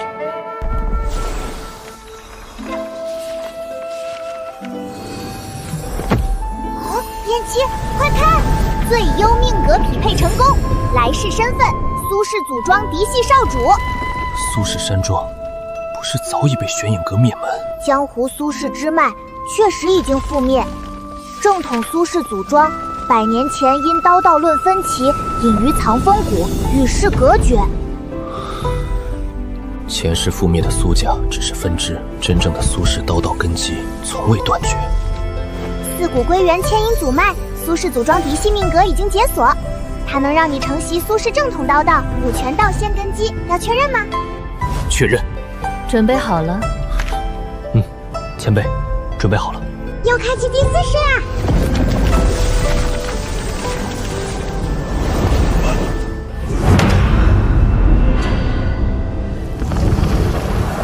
这一世，我重为苏氏少主，父亲名为苏林渊，世人皆称我刀道大宗师。当世刀客，无人能接我100招。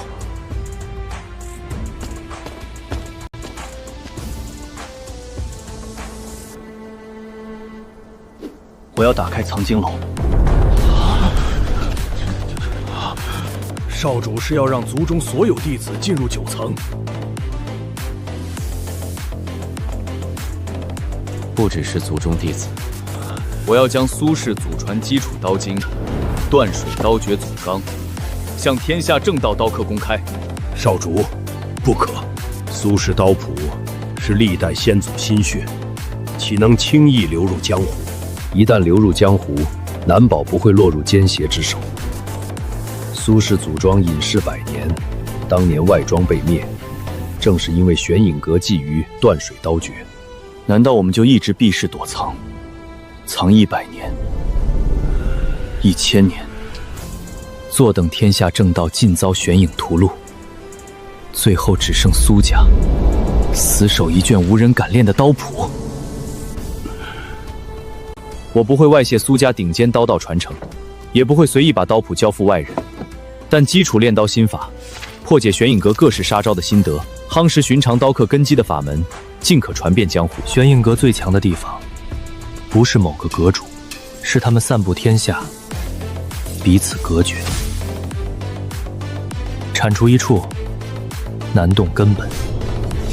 想对付这样的敌人，我们便不能再各自为战。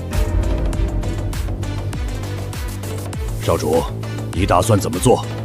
召集所有遭玄影迫害的宗门、世家与独行刀客，共享情报，切磋刀法，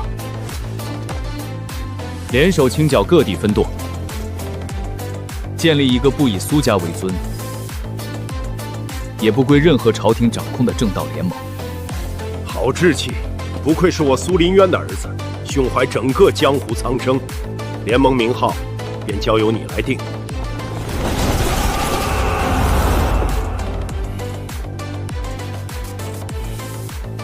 斩玄盟，只为斩尽玄影。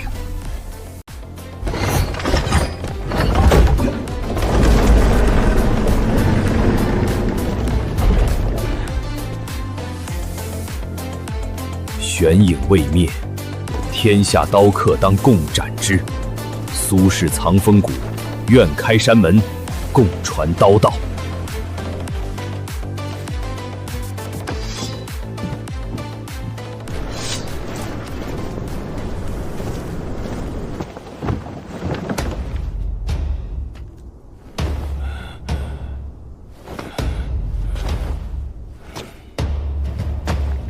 20年前，老夫宗门47人，只因拒绝归顺玄影阁，便被满门屠尽。如今只剩我这残躯一条命，老夫刀残命薄，但斩玄未到，今日我必入盟。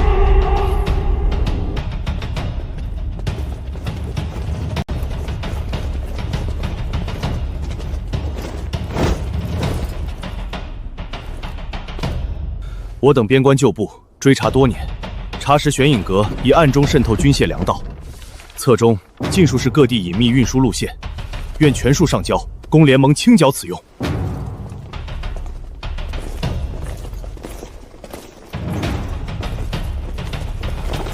秋水阁已彻查江南水域，水陆7处玄影潜藏分报，坐标、据点、值守规律，尽数摸清。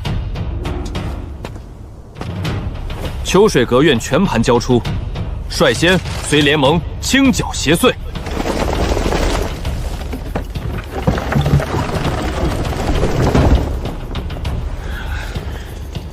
这一世，终于有天下刀客与我同行。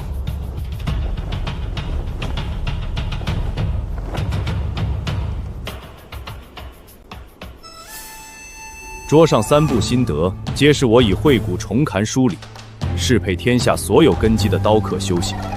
此为苏氏断水刀诀基础总纲，修的是据理之道，教你们将浑身力气凝于一点，破敌攻坚。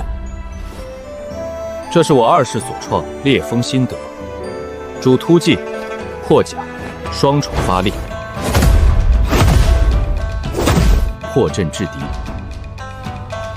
此为3世领悟的碎影刀解，专攻细微刀器操控，可识破对手虚招，干扰敌方感知，专克鬼术身法。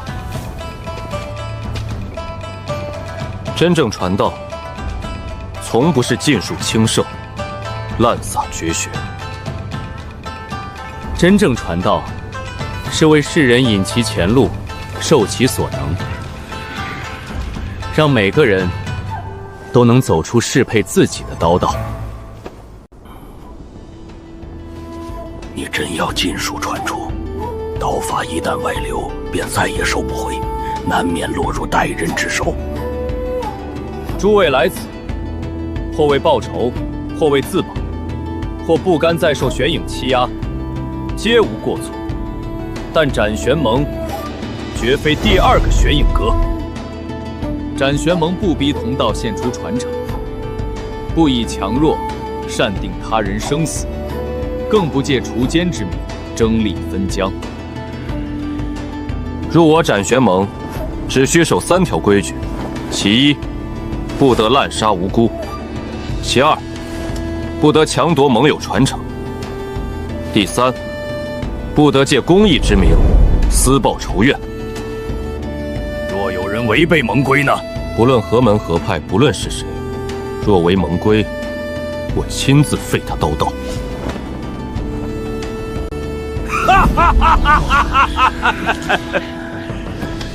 好，这样的规矩，老夫认了。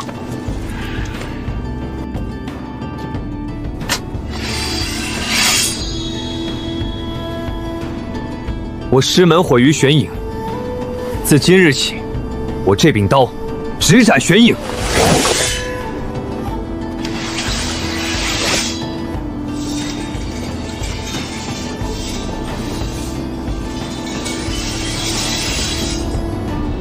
直斩玄影！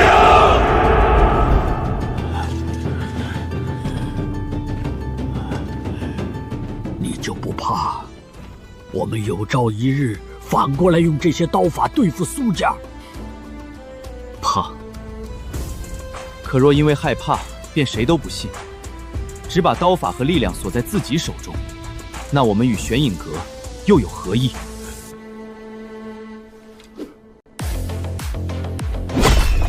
南陵小刀门愿将残存的折岭12式一并交给斩玄盟，愿天下后人不再因一卷刀谱遭受灭门之祸。我记下了。白鹿山庄愿公开羽刀步法基础篇。段朝务愿交出玄影阁水陆据点图。北地破阵营愿开放军阵合击术。东海断浪岛愿献出10年收集的黑鹰暗号。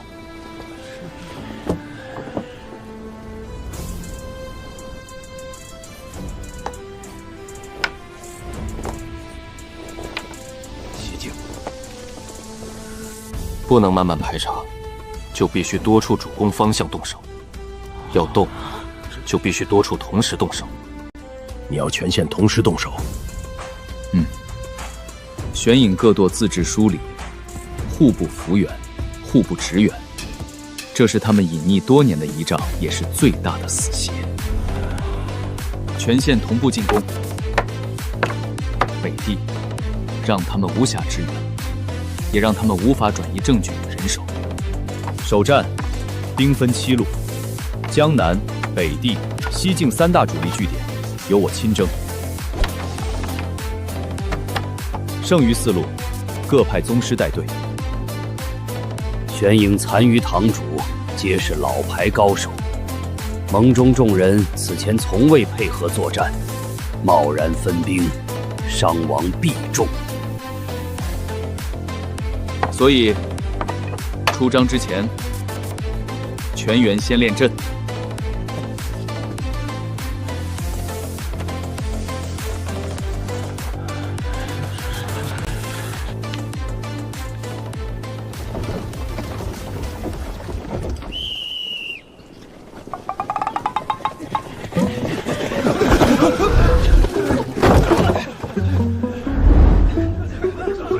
是你们乱冲，是你们堵路！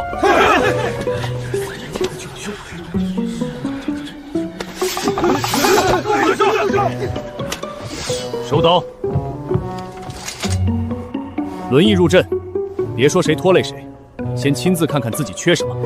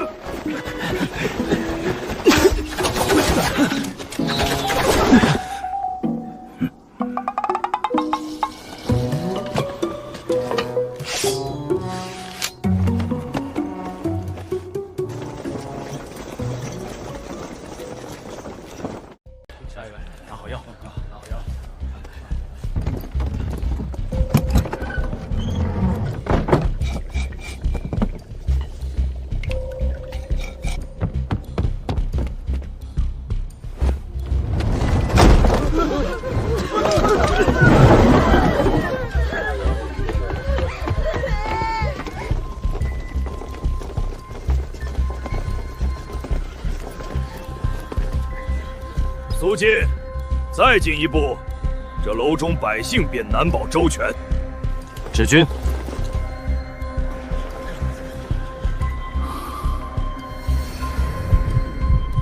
楼内守备极多，百姓过百，地下3处隐患。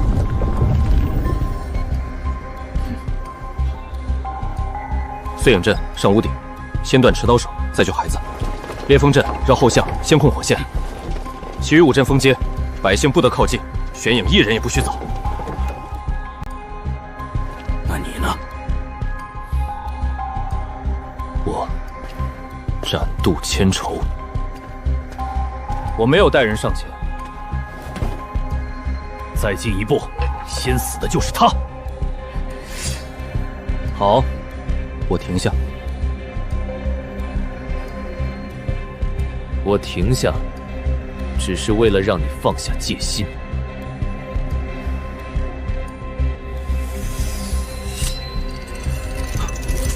什么？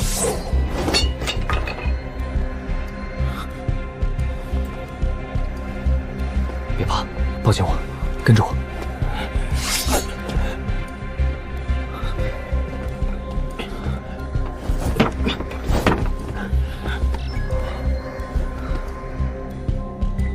动手！动手！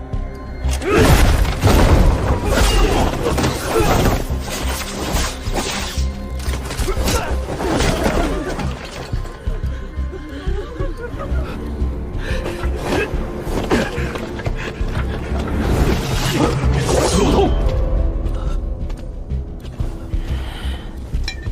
那就都别想活着出去！一起死吧！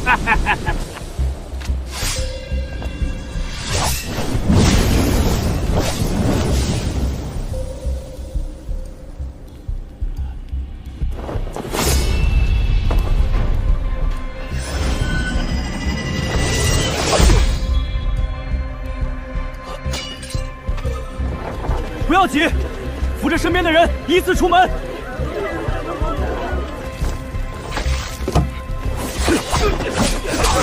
不行！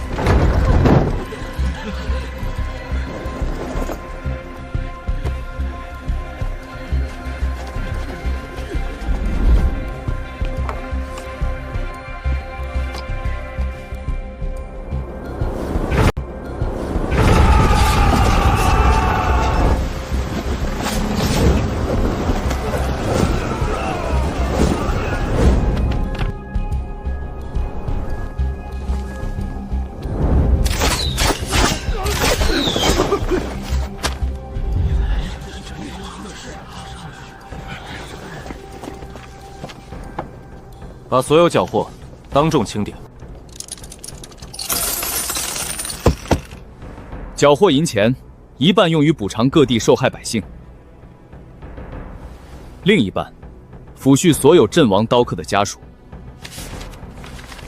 凡能查明原主者，全部归还原宗；无主者，收入斩玄盟公共库。盟中武学依功勋登记解约，不问门派高低。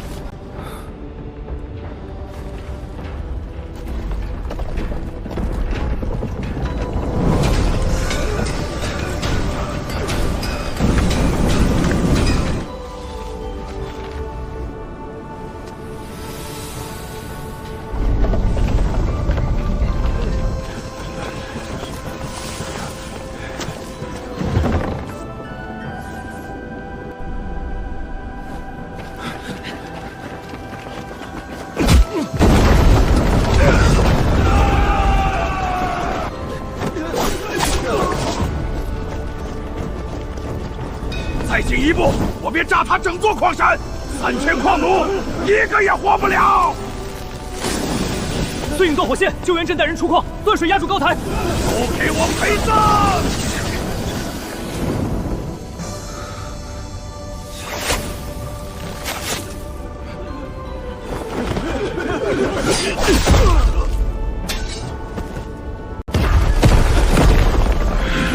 距离1点。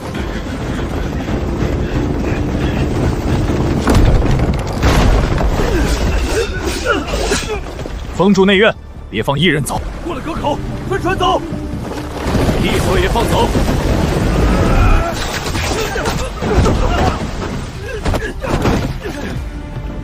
江南水路自今日起清静7路人马已全部归营，银两、军械、死士，最后都去了同一个方向。雪影峰，真正的玄影阁只剩这里。盟主，他从西北上路逃回来的。别急，我在。盟主找到了。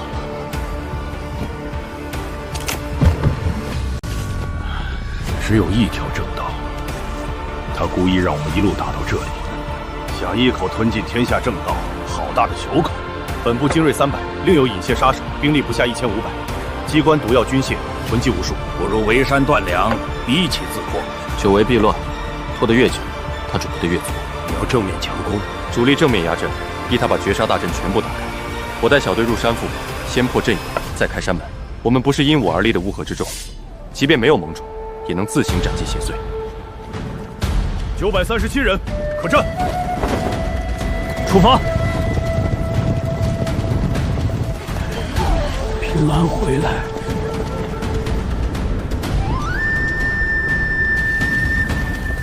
这条路埋了太多人。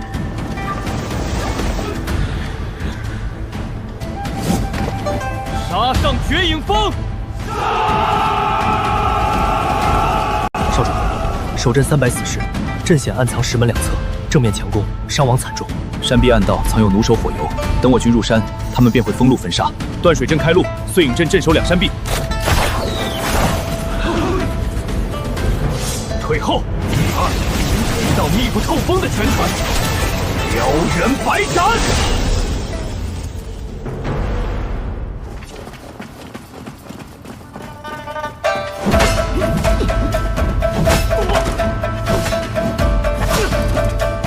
断水阵进。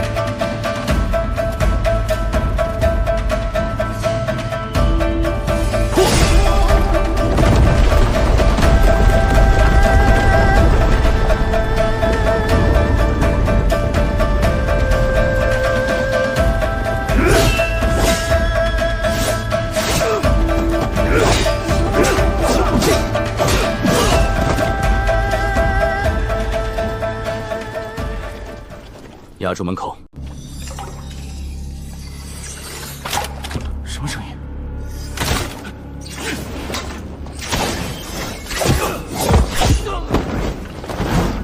右侧火油！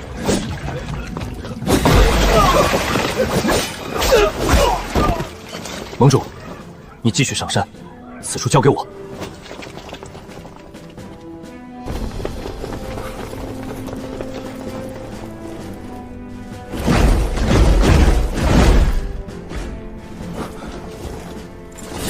两侧有人！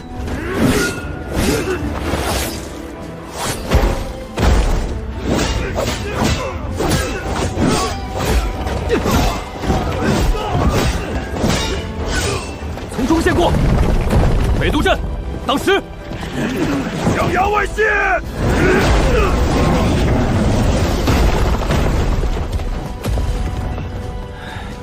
伤员后移，斩固定扣，别碰主连。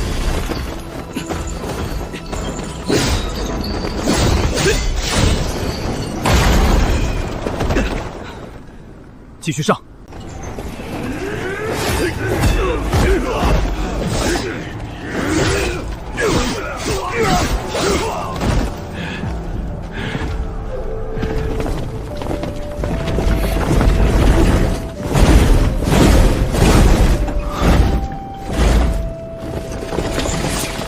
两侧有人，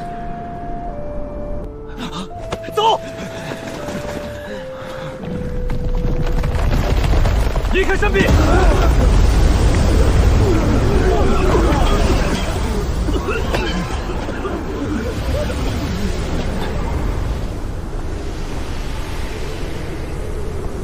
所有人推我身后！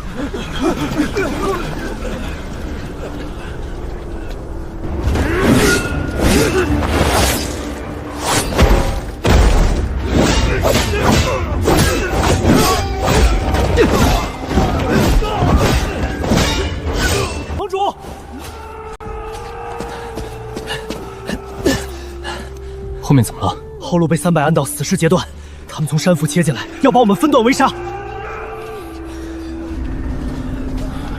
前面还有3重死关，后路失守，前后战线都会被锁死，这里的人一个也走不了。玄尘，你带300人留下，稳住后路。等等，你要独自登顶？不行！楚勋手握镇阁神兵无声，封顶还有数百名本部死士。你看清楚，封顶绝杀阵会吸纳刀意，人越多，能被他借走的力量越多。我一个人更快，也不会让阵势把所有人一起锁死。我不是去送死，我是去破阵。从现在开始，正面大军由你指挥。少主，这里没有少主，只有盟主与副盟主。我要你护住的不是我，是斩玄盟。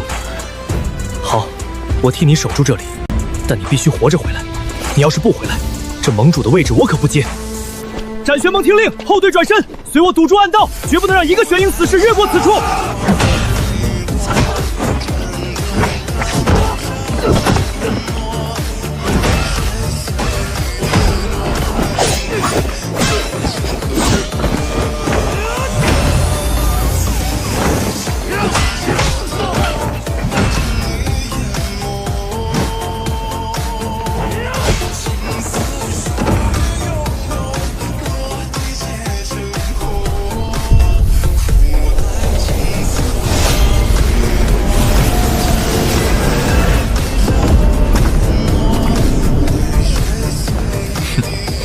知道拦不住你爷爷我，狂把壳子都整出来了。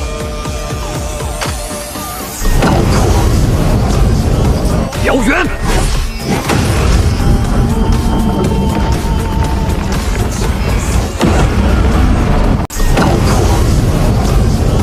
燎原！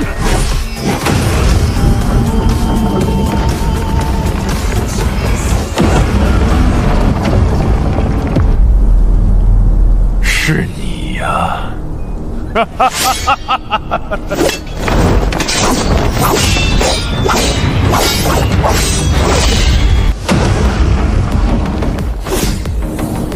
刀破，燎原！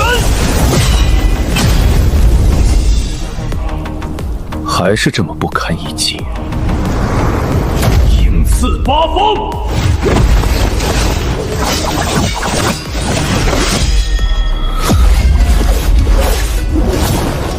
你真以为我还是以前的我吗？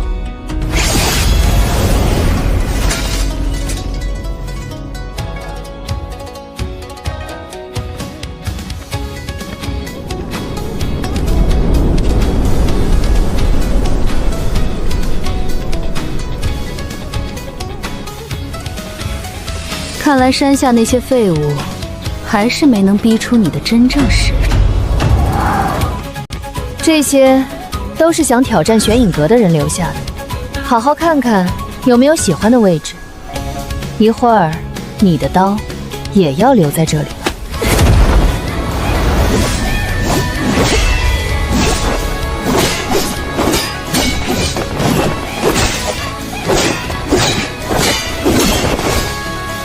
其实你该谢我，青云镇若还在，那个老刀匠若还活着，你现在大概还守着那间破刀铺，娶妻生子，老死，平庸的连自己是谁都不会知道。所以，你把杀人叫成全。小渊想长大，玉门关的人想活着回家，江南那些人也不过想守住自己的山门，你这些不过想守住自己的山门，你这些说不肯留。可这些不都是因为你吗？苏静，你早点把刀谱交出来，不就什么事都没有了吗？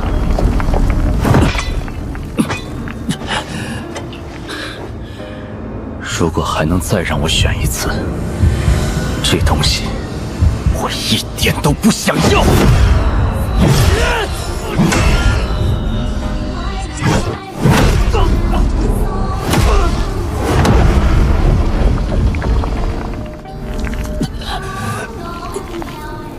碎。苏季，你真是让我恶心！装什么深沉大义？你真以为你能拯救世界吗？青云镇，你救了吗？玉门关，你救了吗？江南那些人，你又救了吗？你连你自己都救不了。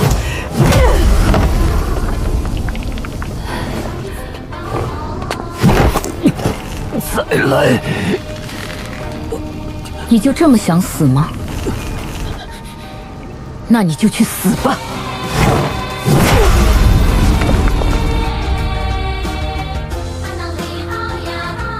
这一次都已经走到这里了，难道又要结束了吗？前辈，我输了。还没死，算什么输？你要救的，从来就不只是你自己。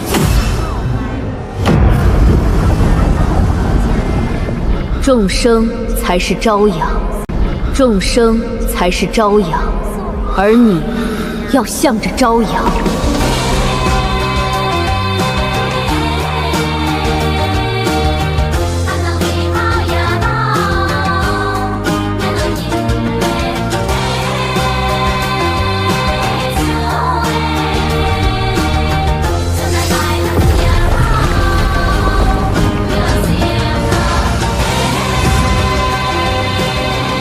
而我向着朝阳。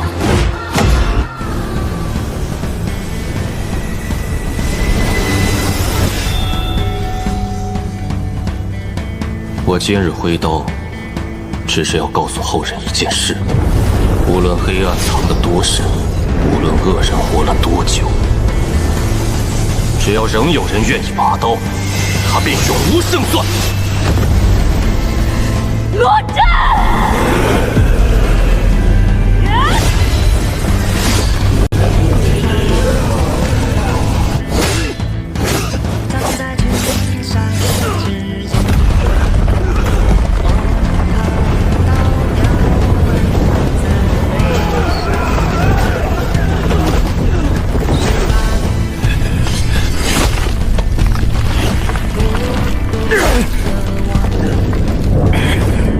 苏盟主，这一刀你可得给我接住了！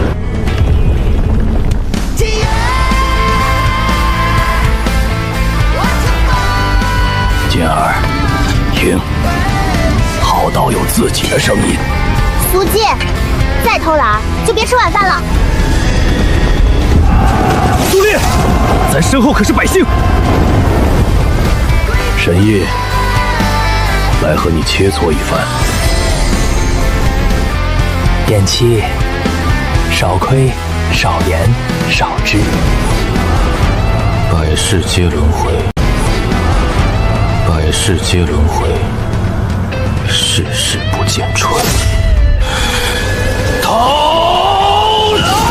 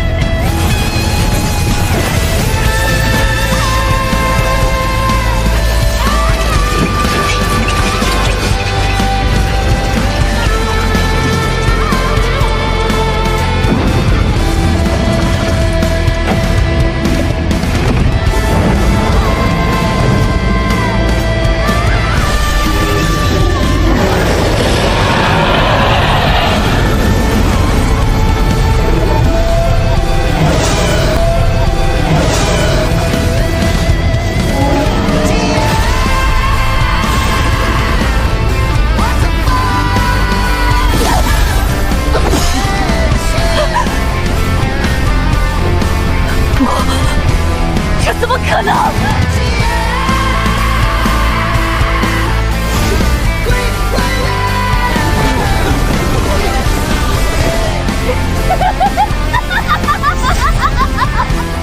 你去死吧！无声丧尸！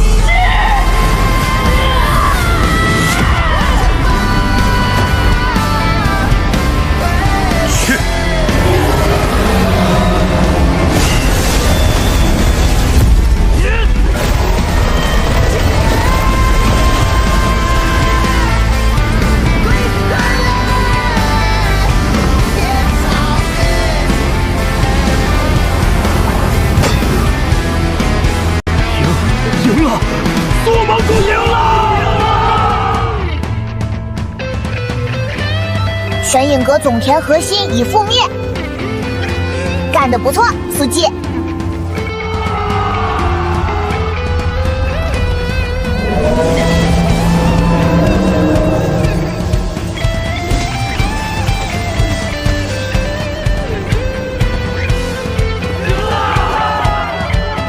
苏盟主赢了！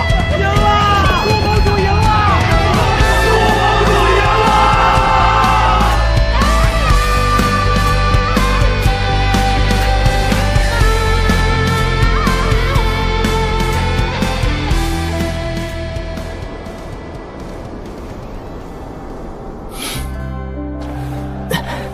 好小子，不愧是斩玄盟盟主。接下来打算做什么？不知道。没关系，慢慢想。对了，你如今已经是天下第一了。哈哈哈哈哈！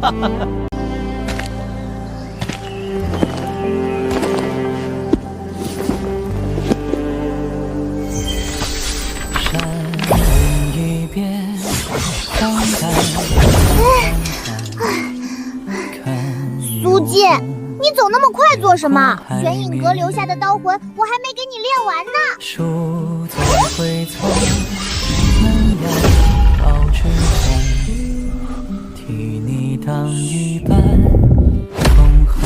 四道刀魄抢着这几进一副刀骨里，你这身体外面看着好好的，里面都快打起来了。还能撑多久？留在这个世界随便打，可一旦遇上比玄影阁主更强的人，先碎的不是敌人的刀，是你。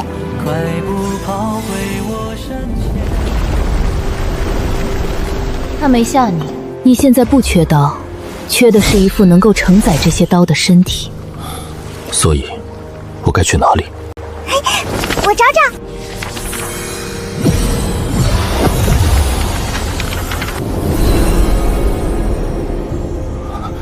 这些都是世界。你原本所在之地不过是大千世界之外一座封闭的小界。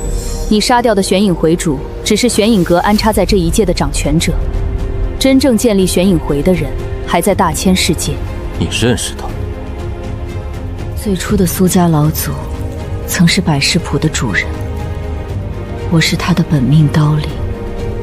玄影阁背后之人杀进苏家时，老主人把百世谱交给了我挡了他最后一刀，刀身碎了，苏家也散了，我只能烧尽最后的灵力，将百世谱送入轮回。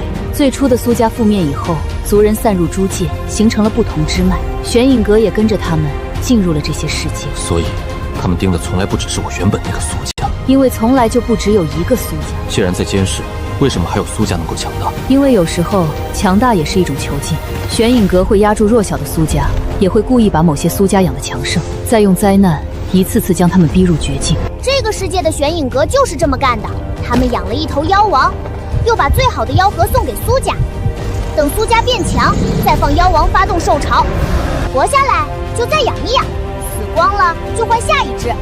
这个世界叫什么？猎妖界，杀妖、取核、炼体。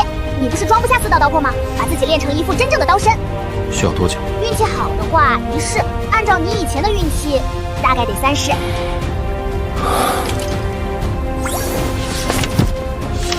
开启第5世。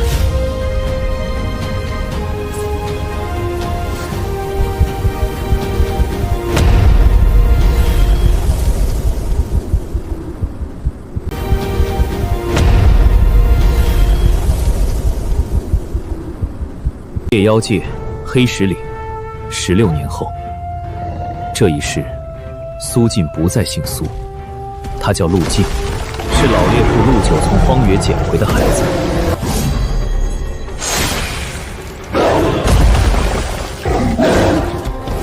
刚才那一刀歪了半寸，不过能用，我替你记下了。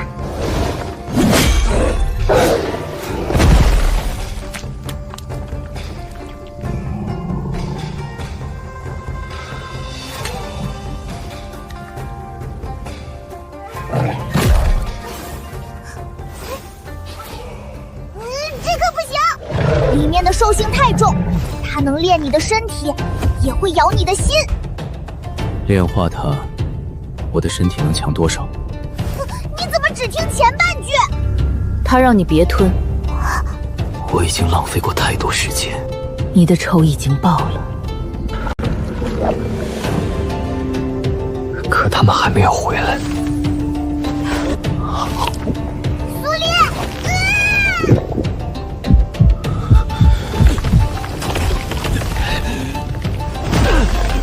苏静，别让他进去。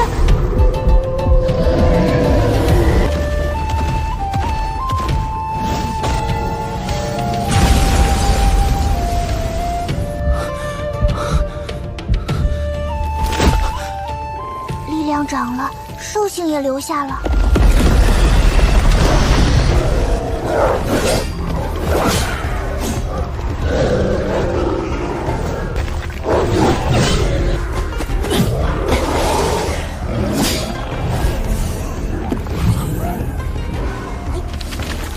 等等，他身上为什么也有谱痕？因为这个世界从来不只是在猎妖。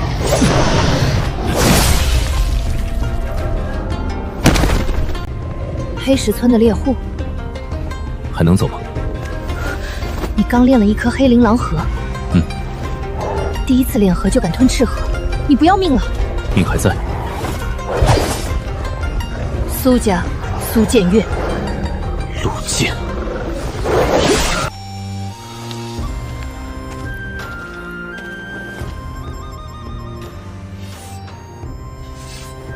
你跟谁学的刀？4人。陆静，你看这个。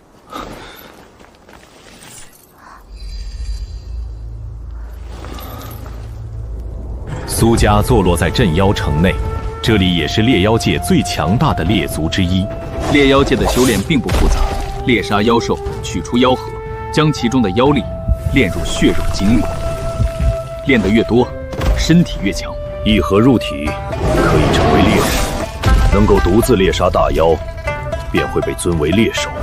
若能压服一方群妖，则可称猎王。但每一颗妖核里都残留着妖兽死前最凶残的意志，炼核越多，兽性越重。有人夜里食生肉，也有人在最强大的时候彻底变成了妖。苏家之所以强盛，是因为他们掌握着猎妖界最稳定的妖核来源。玄影阁每年都会送来一批经过挑选的上等妖核，抵挡兽潮。作为交换，镇妖城百姓因此将玄影阁奉为恩人，就连苏家人也不例外。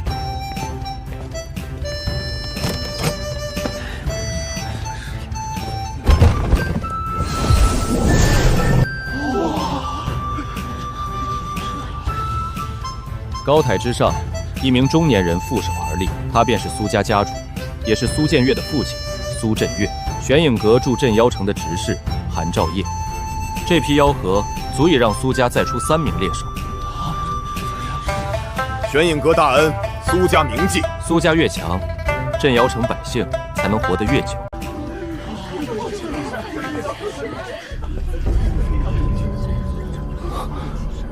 不是有血。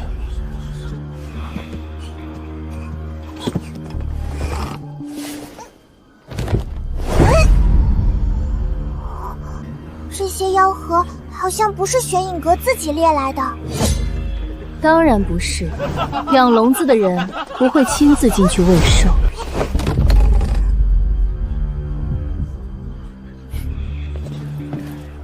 爹，黑石岭出现了被人驱赶的妖群。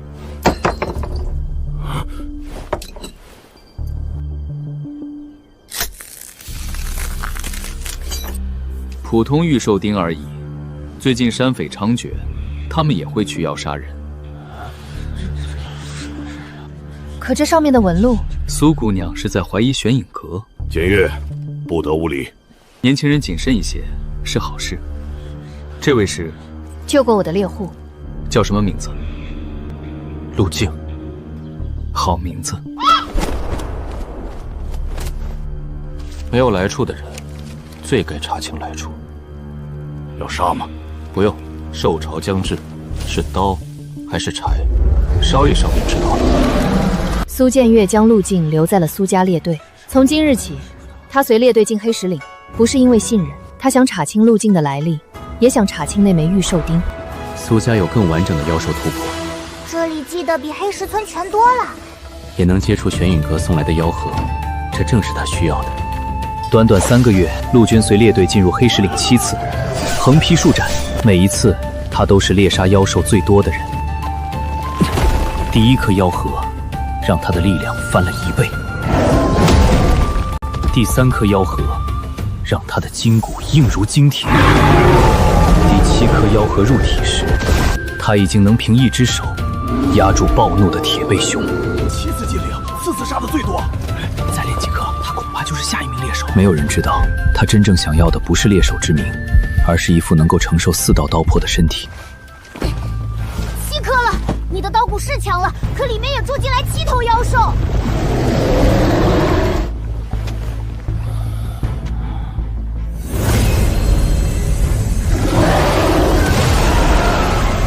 还能压住？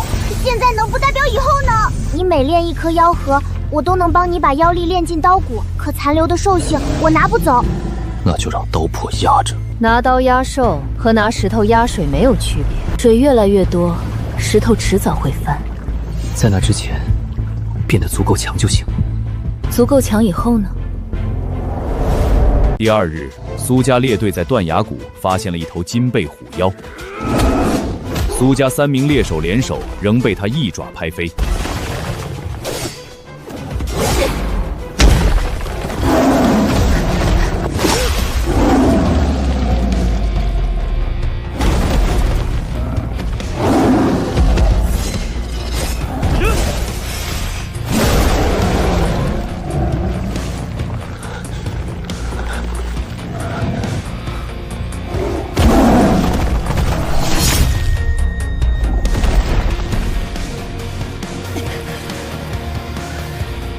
你到底练了多少妖核？不许吃！让开！这颗里面的兽性比前面7颗加起来还重，你吃下去，4道刀破也未必压不住。这颗归苏家，你救了我2次，所以我不能看着你把自己吃成妖。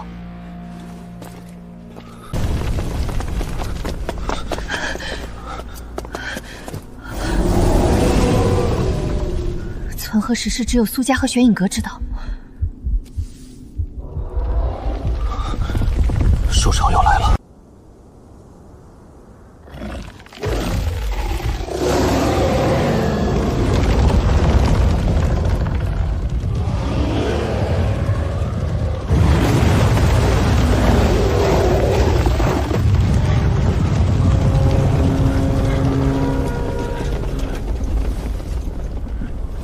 守住这一夜，玄隐阁的援军天亮便到。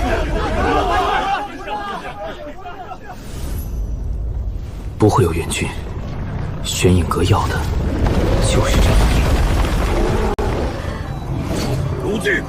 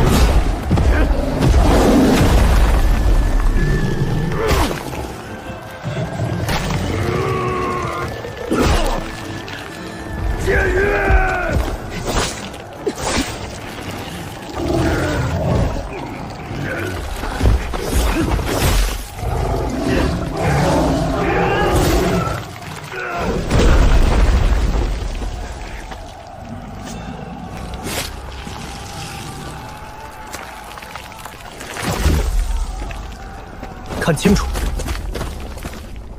你从来不是玄隐阁替你挡下的兽潮，兽潮就是他们放出来的。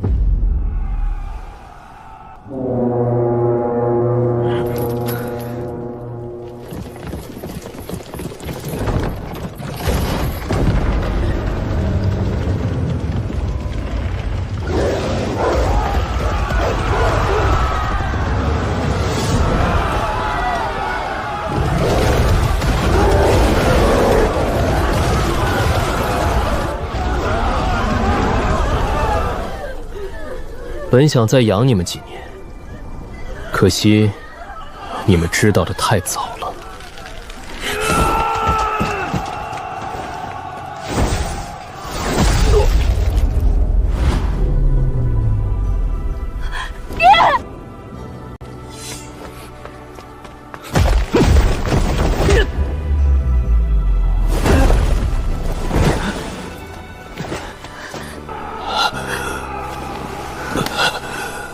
带族人活下去。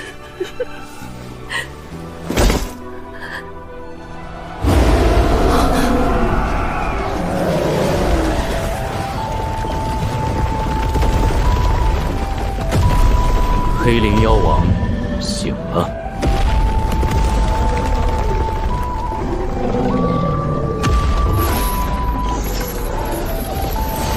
苏家到了生死关头，苏家到了生死。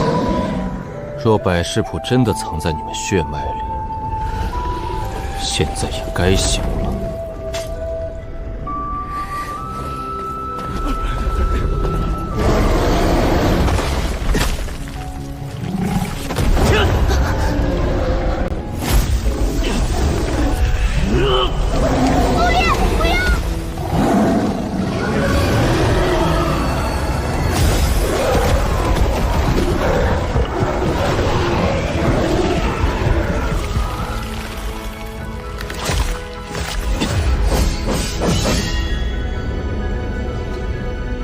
第一魄入骨，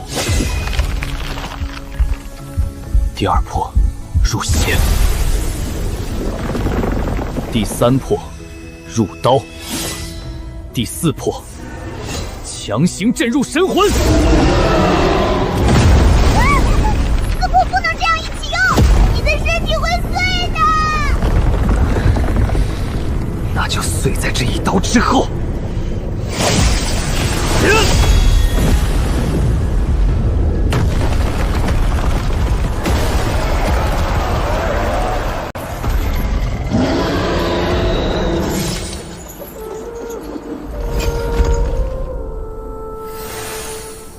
不是苏家人，为什么能够引动谱痕？杀！吃掉眼前所有活事物！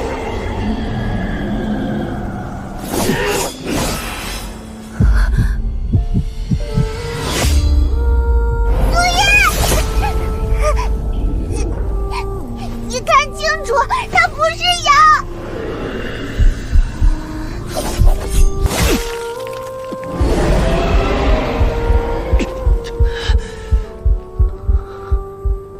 活下去，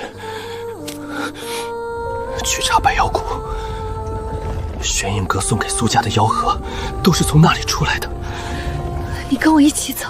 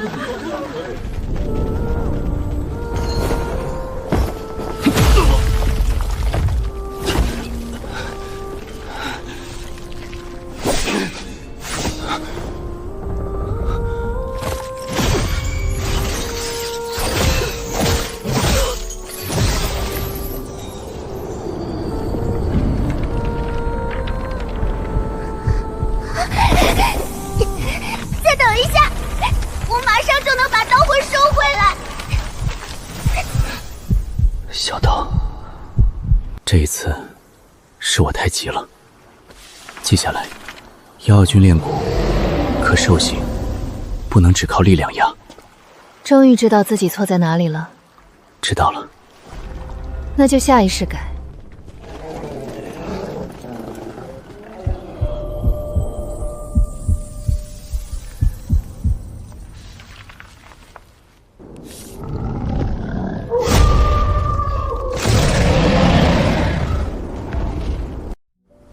18年后，百妖谷外，寒雨如刀。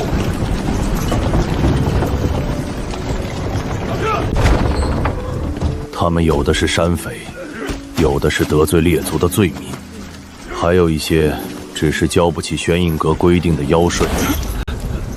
所有人的左脸上都烙着同一个黑色烙印——死。他们被称为死猎。进入百妖谷，猎杀妖兽，炼化妖核。活下来的人可以继续替玄隐阁猎妖，死去的人尸体和妖核一同运出山谷，没人能够赎身，也没人能够离开。人群最后站着一名神色平静的黑衣少年。这一世，他没有姓。从小到大，别人只叫他阿进。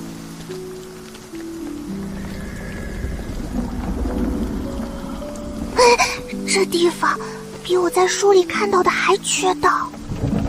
妖核从这里送进苏家。你想进去找证据？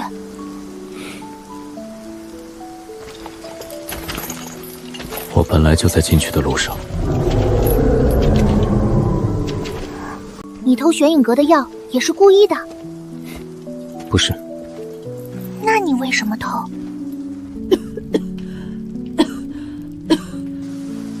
养我的老婆婆病了，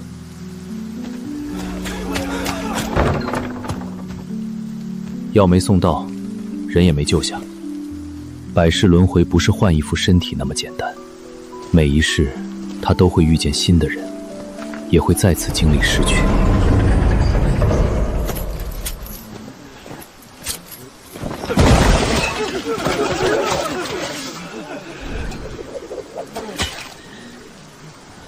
进去以后，每10日交一颗妖火。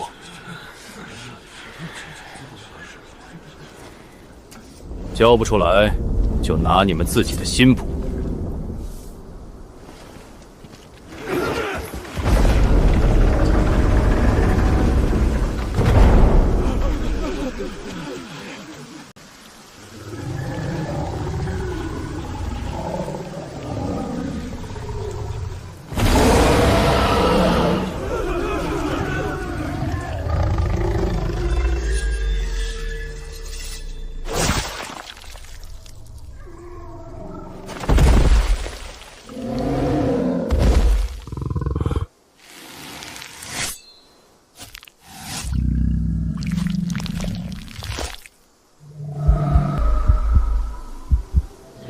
上一世留下的兽吼再次从意识深处响起。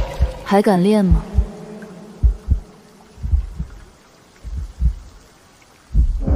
敢。还想用4道刀魄硬压？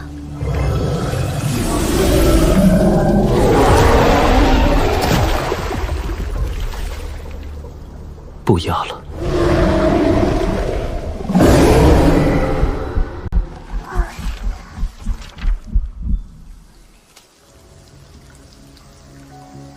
这一世，我先学怎么杀掉心里的妖。百妖谷并不是猎场，而是一座巨大的养妖牢笼。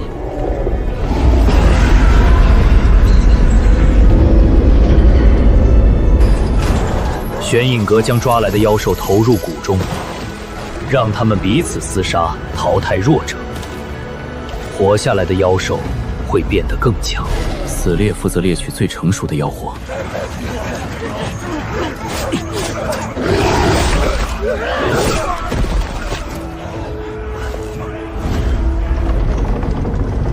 每隔10日，玄隐阁才会开启一次谷门。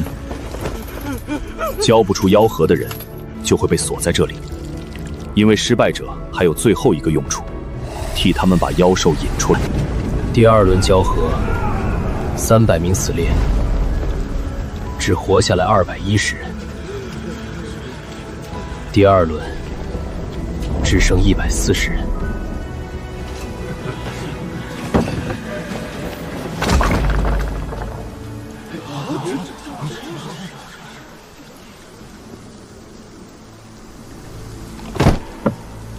你叫什么？死猎没有名字。哼，懂规矩才能活得久。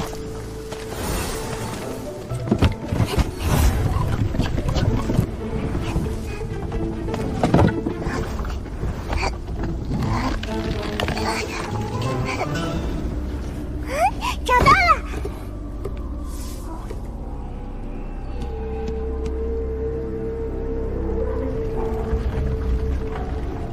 苏家收到的妖核确实全从这里出去。他们知道吗？苏家以为那是玄影阁猎杀妖兽所得，却不知道每一颗妖核下面都埋着死猎的尸体。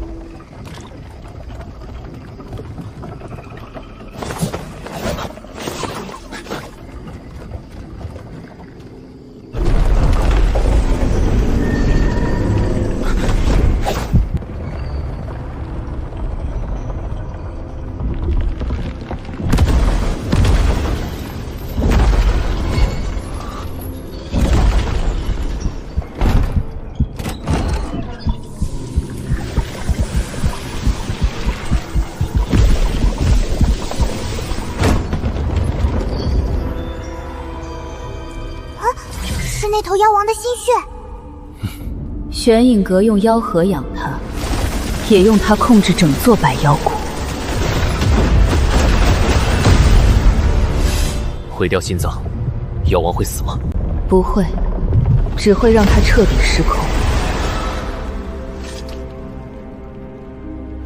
那就先留着。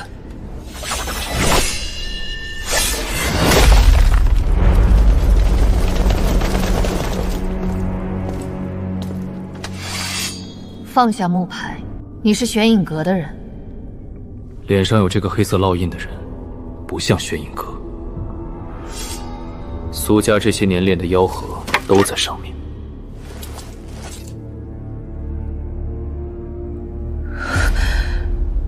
苏家最强盛的18年，竟是用无数死猎的命堆出来的。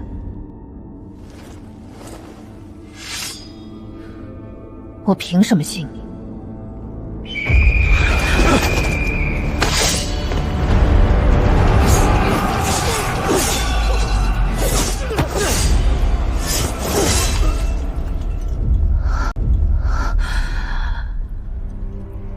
陆景，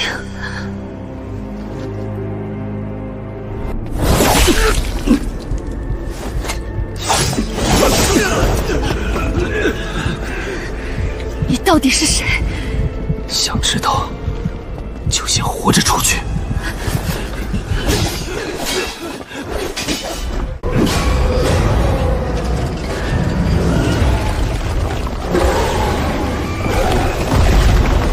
阁主有令，闯入石殿者还是死命苏家全部灭口。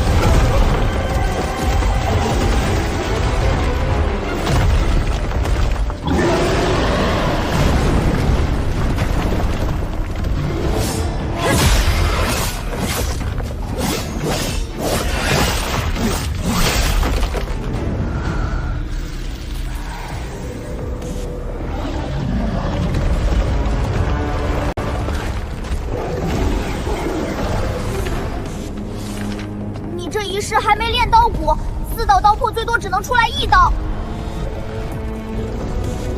1刀够了。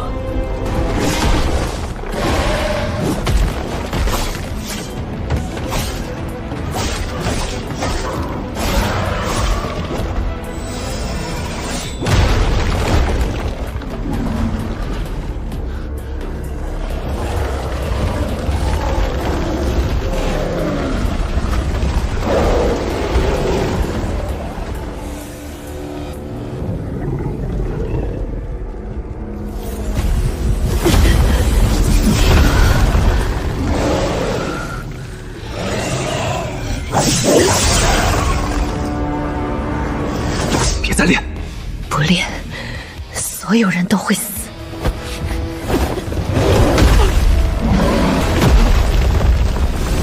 刀魄再强，也压不住越来越多的兽性。既然压不住，那便不压。你又来！这次不一样。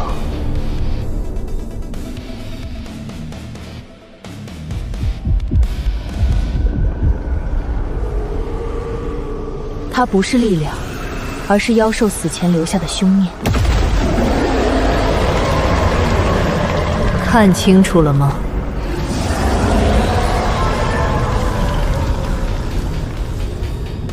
看清楚了。看清什么？妖力属于血兽，兽性只是一头不肯死的妖。那便斩了他。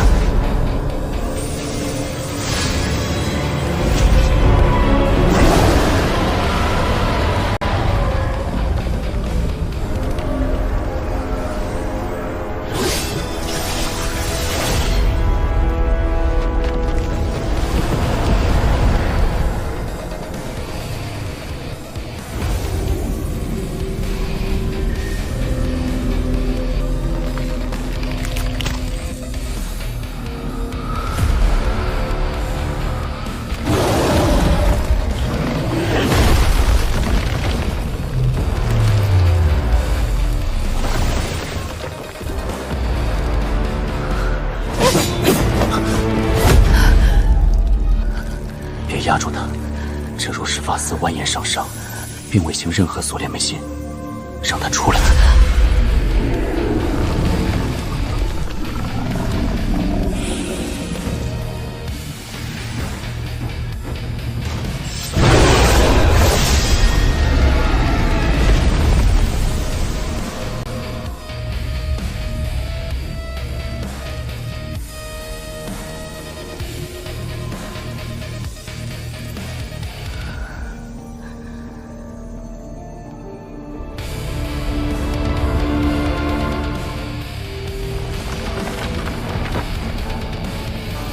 妖力炼体，兽性入心。先斩心中妖，再取河中力。苏剑，你弄出了一门新的炼体法。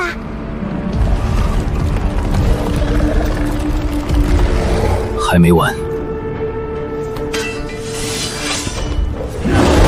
杀出去以后再取名字。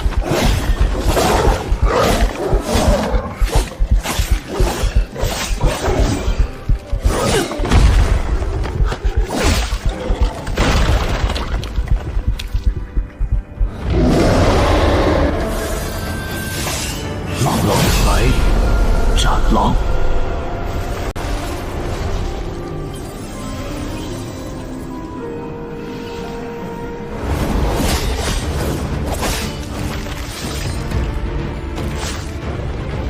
虎来，斩虎。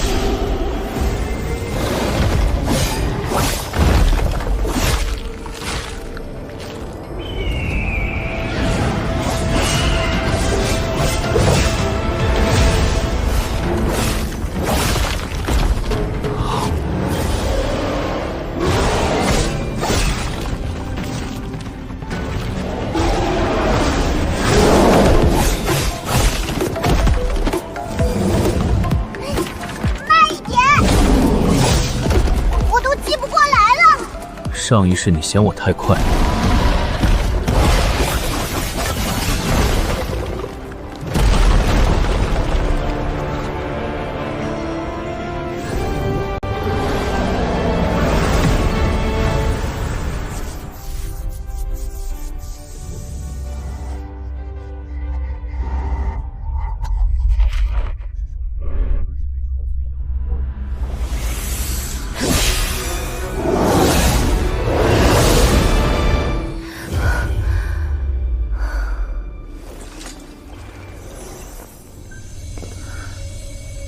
你刚才炼化妖核，不是单纯吸收妖力，这到底是什么功法？炼妖入骨。炼妖入骨。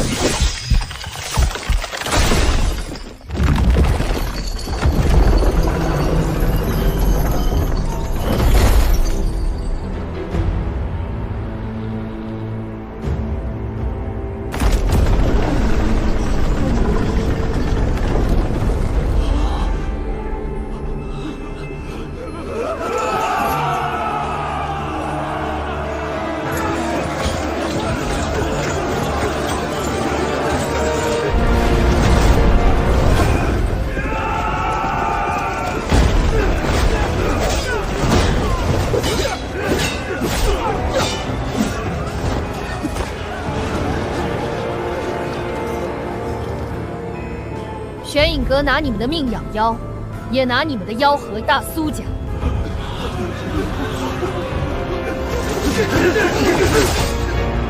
今日苏家欠下的债，由我来还。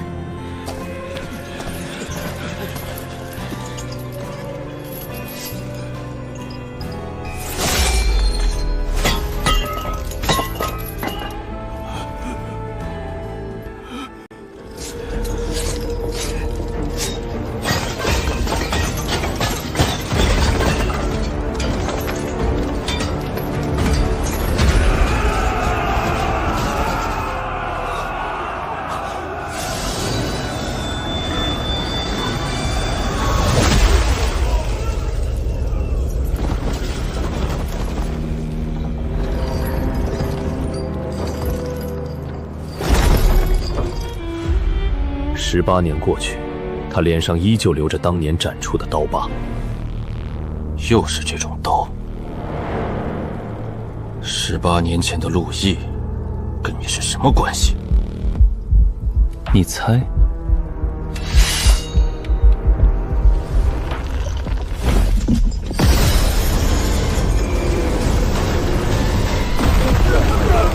不说也没关系。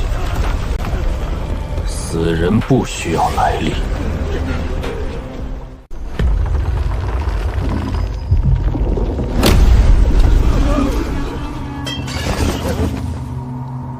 你们真以为死烈这个名字只是吓人？入谷之日，玄影阁便用妖王心血在你们体内种下死锁，没有我的允许，谁跨出谷门，谁死了，你救不了他们。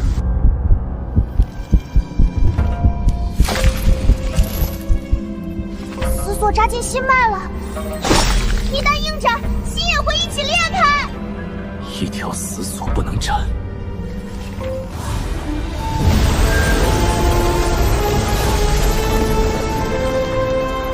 那就斩总锁。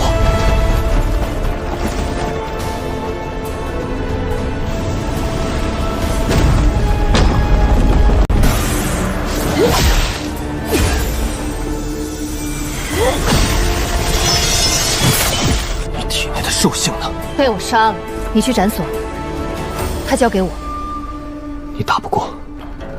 18年前，你也打不过妖王，不还是冲上去了？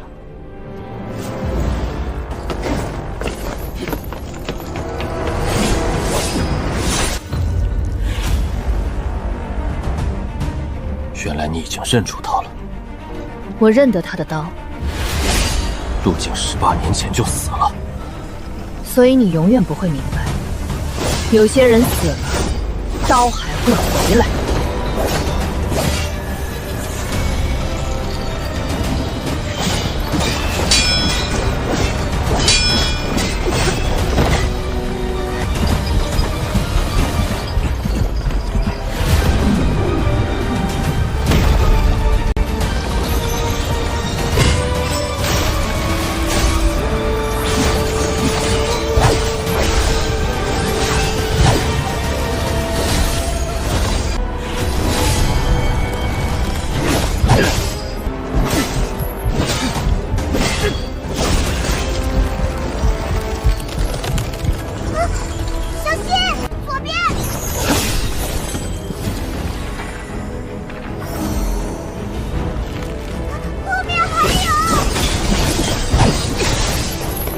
总锁不在外面，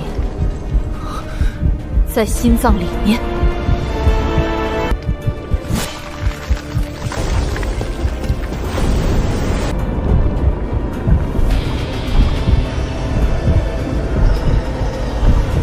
每一个人都在挣扎，每一个人都在哀嚎，这才是真正的死锁。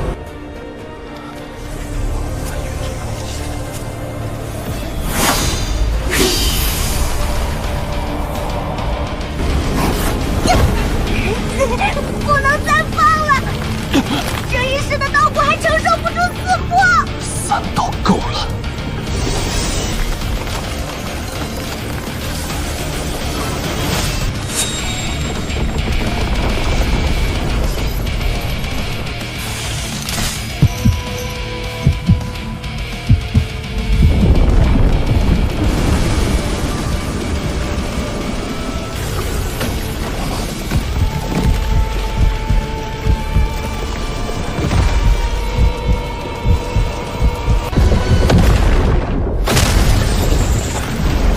那并不是他的真身。18年来，留在镇妖城的始终只是一道隐身。第3次，同样的刀已经出现了第3次，我会找到你，也会找到百世谱。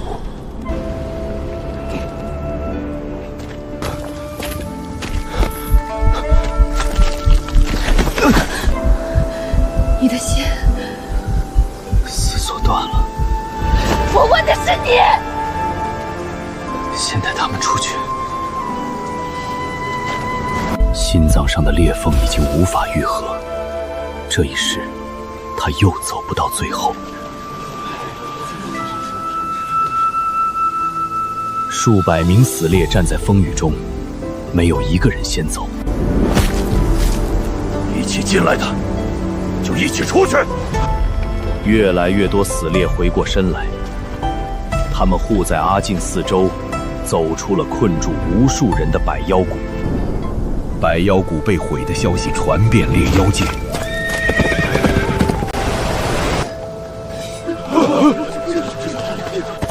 玄影阁却先一步对外宣布，苏家勾结死猎，释放群妖，意图毁灭镇妖城。昔日被人敬仰的猎妖苏家，一夜之间成了叛族。苏建岳没有返回镇妖城。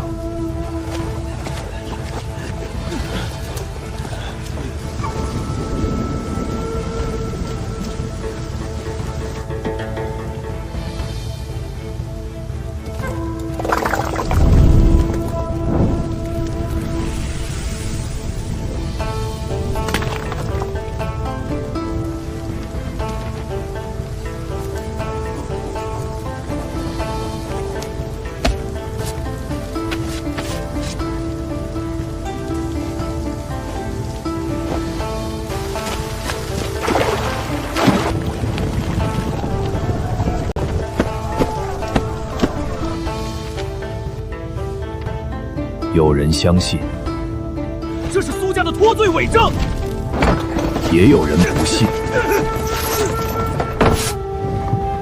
但玄影阁第一次无法再将真彻底压住。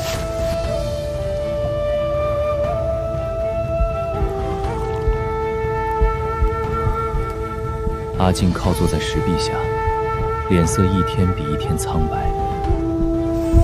金光刚刚进入，便从心脏裂缝中散掉。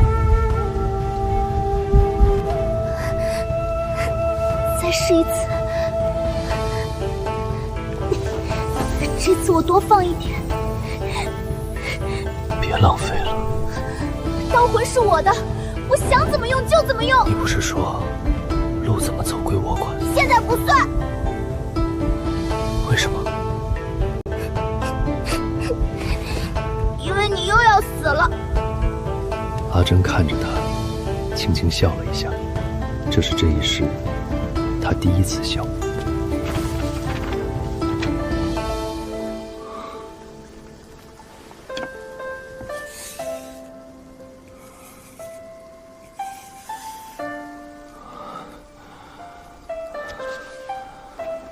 不要直接叫人联合，先叫他们在意识里握住刀。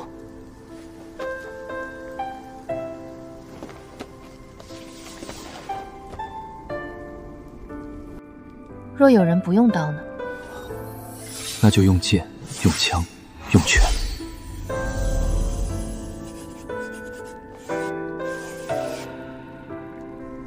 兵器只是让人看清自己的心，真正要斩的是妖河里留下的凶念。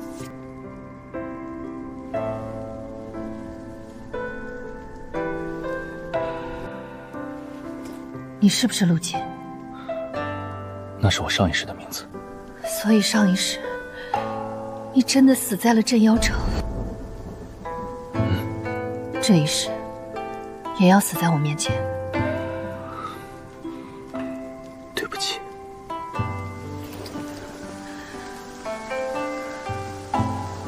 我不接受。什么？你欠苏家的命，欠死猎的命，还欠我2次救命之恩。下一世，自己回来还。你怎么知道我还会回来？我认得你的刀。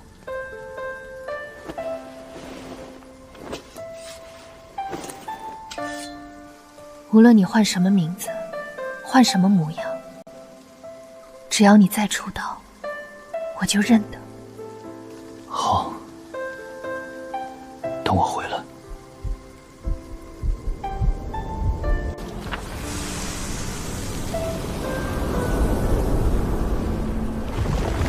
意识空间中，第26头妖影出现。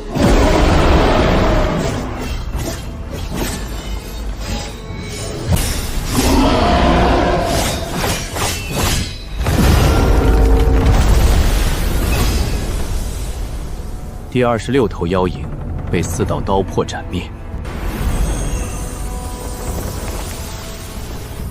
阿珍这一世练出的所有纯粹妖力，化作26道金色古文，进入百世刀谱。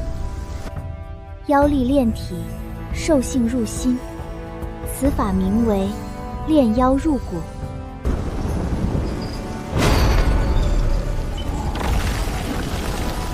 又18年后，镇妖城的城墙比从前高了3倍，城外却不再只有妖兽。玄影阁统领的36列族驻扎在东西北3面，将整座城围得水泄不通。城内的苏家被困了整整7年，他们不再接受玄影阁送来的妖核，也不再替玄影阁发动的兽潮卖命。苏建岳将炼妖入骨传给族人，与愿意相信苏家的猎人，越来越多人摆脱兽性反噬，苏家因此变得更强，也因此成了玄影阁必须拔掉的钉子。南城门下，一队守城族正在操练，队伍最后站着一个相貌普通的年轻人。这一世，他名叫顾川，父亲是守城族，死在一次小型兽潮里，母亲替人缝补裂甲，将他养大。顾川没有进入苏家，也没有拜入任何列祖。18岁那年，他接过父亲留下的旧刀，成了镇妖城最普通的守城族。其他人坐在城墙上休息，顾川却独自走到一根木桩前，继续挥刀。你这一世也太慢了，18年才练了9颗妖核。上一世26颗。对呀，所以这一世更慢。上一世26颗妖核，换来26道古文。这一世9颗妖核，留下了90道古文。真的有90道！哎呀，好东西！你现在这副刀骨比上一世结实多了。上一世，阿静只能将1颗妖核中的一股力量炼入骨中。这一世，顾川会把同一颗妖核分作10次淬炼，每一次先斩去重新翻起的凶念，再将最纯粹的一层妖力炼进骨骼。9颗妖核，因此留下90道古文。4道刀魄呢？4道刀魄各守一处，彼此之间不再争抢。能住，但还不能一起出来。不急，前2世学会的东西，正在这副身体里长成根。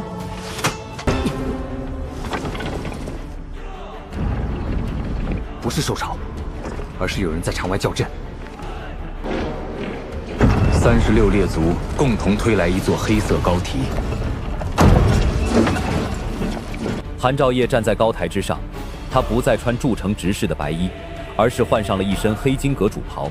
直到百妖谷被毁以后，苏建岳才查清楚，所谓筑城执事只是韩兆业用来接近苏家的身份，他就是玄影阁在猎妖界真正的阁主。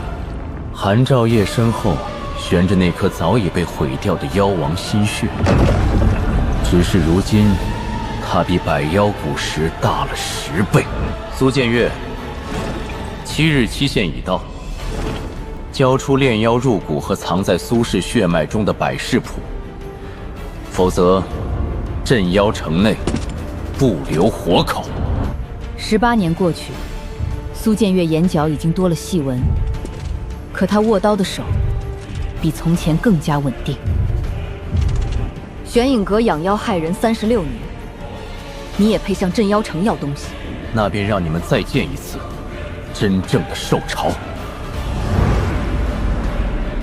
远方山脉中一双沉睡多年的猩红眼眸重新睁开。顾川站在城下，望着韩兆业脸上的2道刀疤，一道来自第6世，另一道来自第7世。这次把账算完。好，镇妖城开始备战。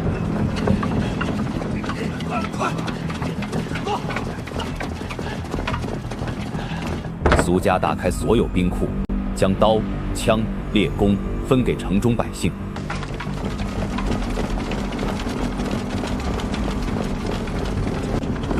守城族被编入最前线，顾川负责镇守南墙第3段，那里靠近旧城缺口，也是受潮最容易攻破的地方。苏建岳巡视城防时，一眼看见了正在磨刀的顾川，不是因为他的脸，也不是因为他身上有任何谱痕，而是因为他磨刀时木指始终按在刀背第3寸的位置。这一世，你来的有些晚，至少赶上了。苏建岳笑了，笑着笑着，眼睛却红了。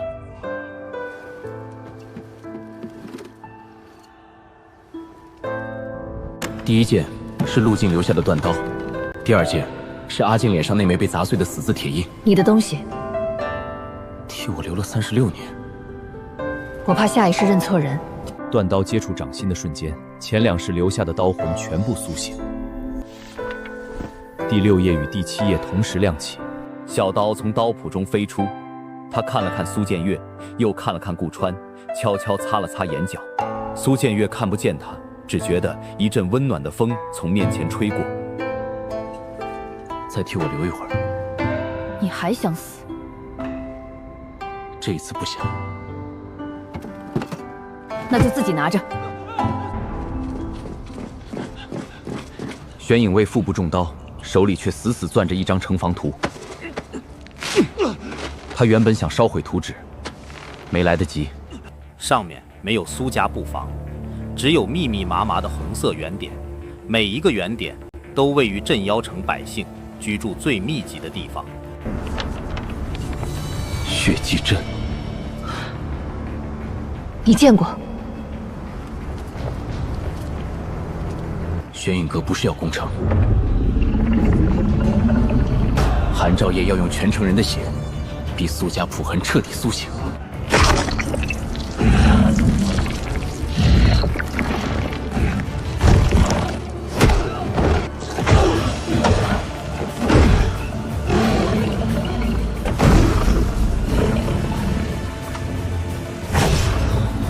苏建岳看着顾川手中的旧刀，这一刀比前2世都要安静，也比前2世更强。还差什么？一场真正的收潮。地平线上已经出现一条翻涌的黑线。这需要是多少？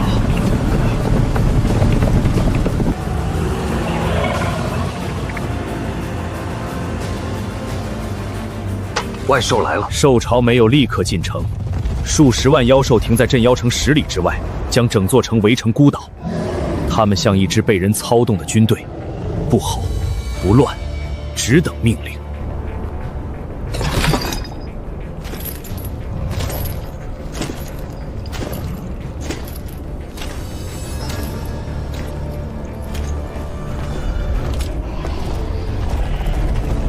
苏建岳、顾川以及苏家长老登上城墙。你们一直说玄影阁养妖害人，可若没有妖兽，猎人靠什么变强？若没有受潮，百姓又为什么需要猎族？若所有人都不再恐惧，玄影局又凭什么掌管这座世界？妖兽不是灾难，妖兽是秩序。所以你养妖放妖，再以救世主的身份出现。说的不错，但苏家与其他猎族不同，你们的祖穴里藏着一扇通往更高世界的门。我给你们最好的妖狐，让你们成为最强猎族，再用一次次受潮，把你们逼到灭族边缘。我等的就是那扇门在绝境中打开。36年，你还是什么都没等到。不，我等到了他。无数道目光同时落在顾川身上，不属于苏家，却能一次次引动苏氏骨痕。换了3副面孔，刀却从未变过。陆晋、阿晋、顾川，或者我应该叫你百世谱主。你找了我3世，终于肯承认了。我只是想告诉你，这3世我也一直在找你。那便看看，是你先斩了我，还是我先从你的魂灵取出百世谱。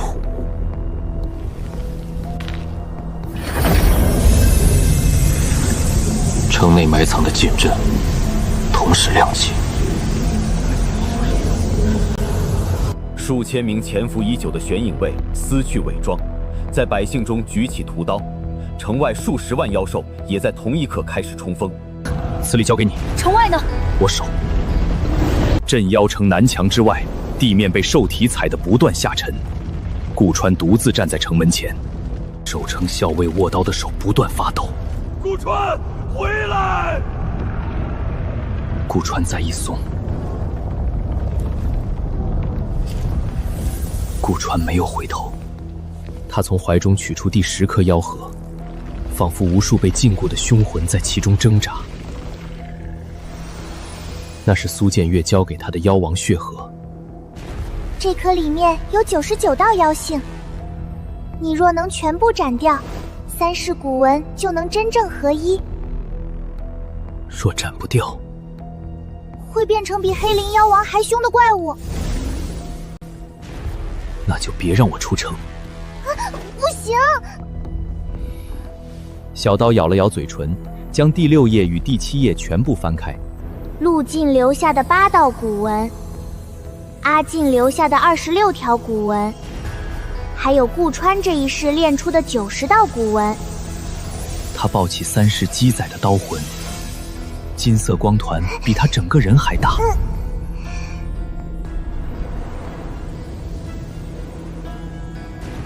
我能把这些全部练进你现在的刀骨，可练进去以后，就再也分不开了。藤也不能取出来，碎了也只能一起碎。全练进去。唉，就知道你会这么说。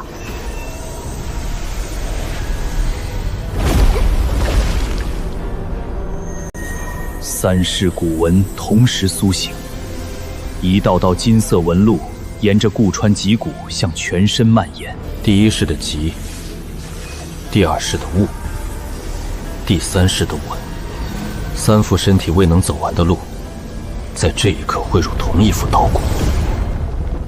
顾川吞下妖王血核，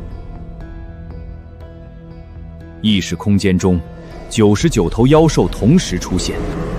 小刀坐在刀谱上，紧紧攥着衣角。刀妈站在顾川身旁，将一柄没有实体的刀递给他。怕吗？第1世怕走得慢，第2世怕来不及把功法留下，这一世不怕了。为什么？因为路已经在脚下。外界，顾川缓缓睁开眼睛，兽潮已经冲到100丈之内。一刀横斩，没有巨大刀芒，只有一圈无形震荡贴着地面掠过。冲在最前方的数百头妖兽同时失去平衡，前腿齐齐断裂，后方兽群来不及停下，撞成一片。顾川的冰冷守军经冰冷锐利，3000守城族看得目瞪口呆。顾川踏进兽群，每走一步便出一刀，刀刀只斩一处，膝、颈、眼、心，没有多余动作。数十万兽潮竟被一个人挡在南墙之外。城外顾川挡住兽潮，城内苏建岳带领苏家猎人清剿玄影卫。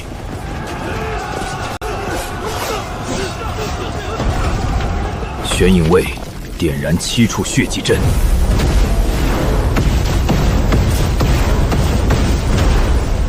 阵法范围内的百姓全身血液开始沸腾。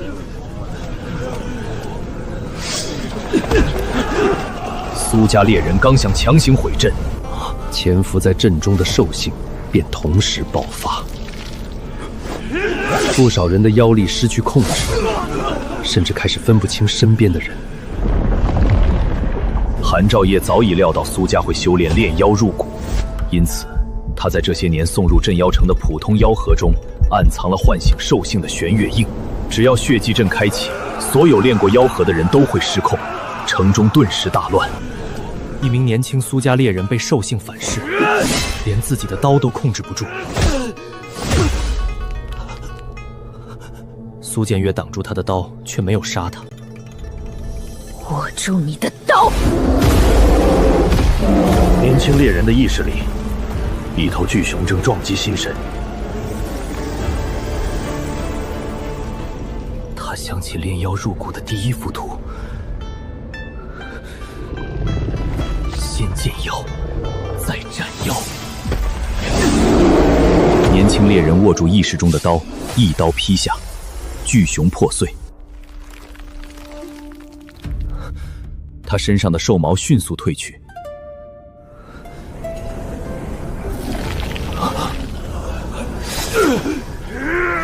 越来越多苏家猎人从失控中清醒。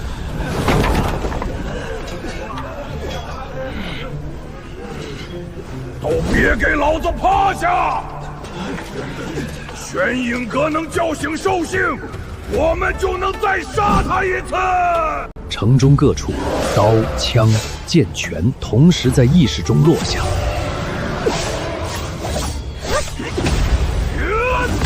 被玄影阁藏在妖盒中的凶念一头接一头消散，血祭阵失去兽性支撑，光芒迅速暗淡。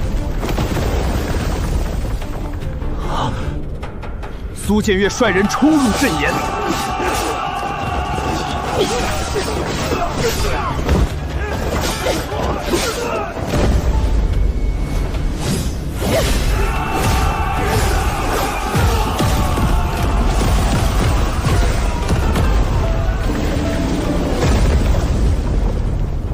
7座血祭阵接连被毁。玄影卫开始溃败。韩兆业站在城外高台，脸色第一次变得难看，便是一种精心布局数百年的掌控感被彻底击碎，变得难看。他用妖核养大苏家，是为了让玄影阁成为苏家离不开的存在。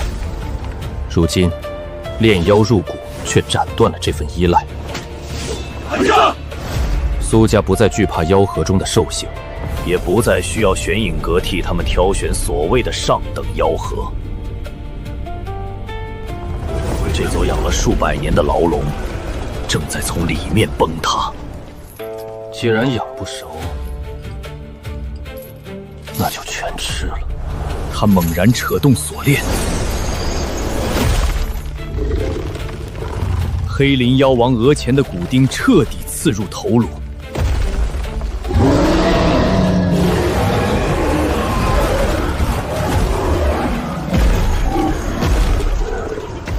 黑鳞妖王来到城前，他比36年前更加庞大，背上长出2排黑色骨刺，每一片鳞甲之间都流动着玄影阁灌入的黑血。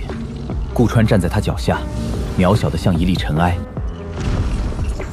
妖王抬爪，还未落下，地面已经向下塌陷。顾川横刀格挡，旧刀瞬间折断。顾川双脚陷入地面，肩骨传来碎裂声。第一道刀破进入右臂，碎裂的肩骨被金色骨纹重新锁住。顾川反手一刀展开妖王掌心鳞甲，妖王吃吐，另一只巨爪横扫而来。顾川踏着妖王爪背冲天而起。第3道刀破进入双眼，天地间所有力量流动都变得清晰可见。他看见妖王额前骨钉延伸出的锁链，也看到骨钉深处困着一头被折磨了数百年的兽魂。黑鳞妖王并非自愿发动兽潮，他同样是玄影法养在牢笼里的猎物。顾川没有先斩妖王，他踏上妖王头颅，一刀斩向额前骨钉。韩兆业脸色骤变，拦住他。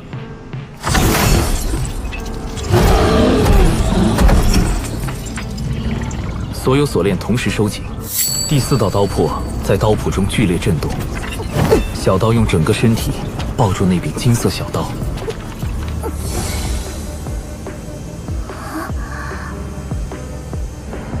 苏静，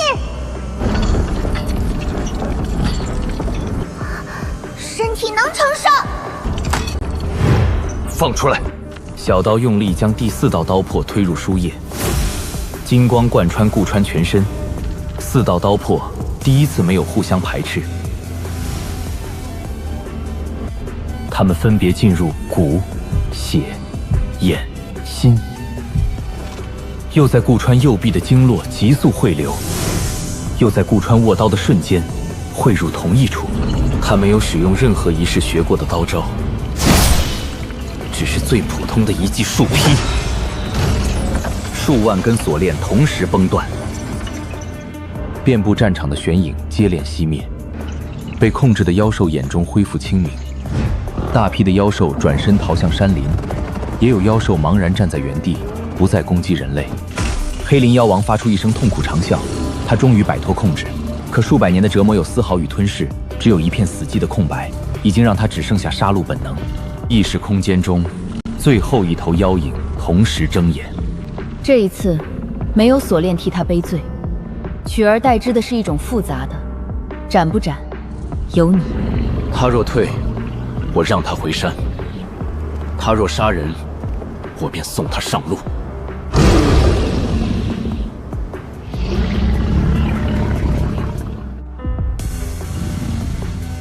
妖王张开巨嘴，顾川迎面而上，四破龟刀。一道雪亮刀光从妖王口中灌入，穿过头颅，自后颈透出。巨大的头颅缓缓垂下。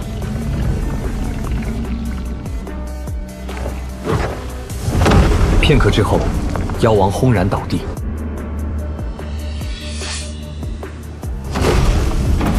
意识空间里，第100头妖影被一刀斩灭。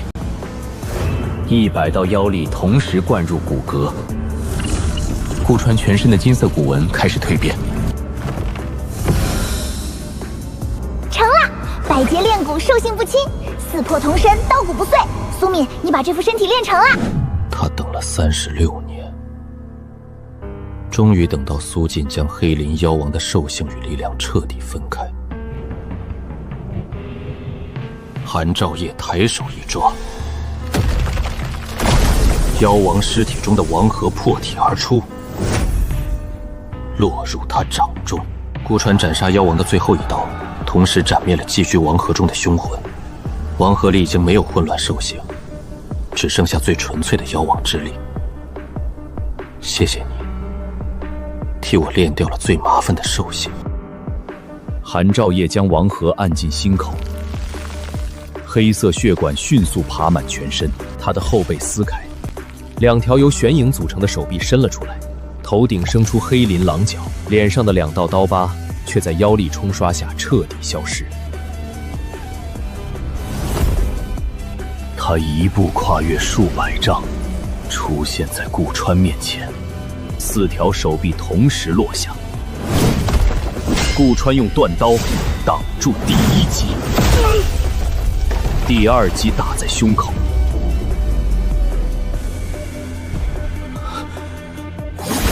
第3击贯穿左肩，第4击将他从妖王头顶砸进地面。百节刀身第1次出现裂纹。韩兆业吸收妖王全部力量后，已经超越猎妖界所有猎王。你用3世练出的身体，终究只是替我准备的容器。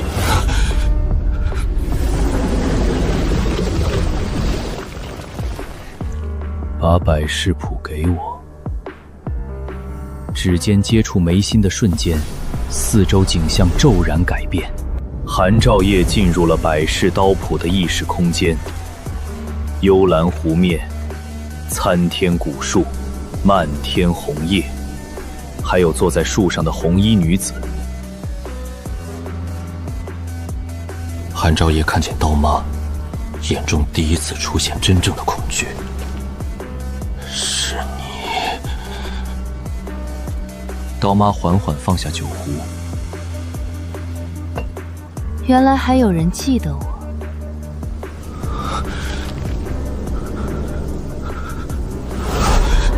当年你明明已经被主上斩碎，刀碎了，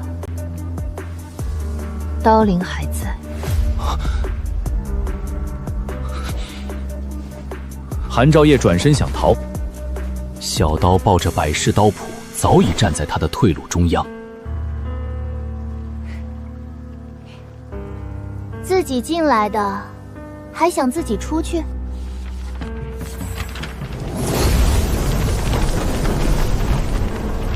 无数书页合拢，封住韩兆业退路。3世之前，你只想用最快的刀杀人。第2世，你学会先看见心中的妖。这一世，你又学会了什么？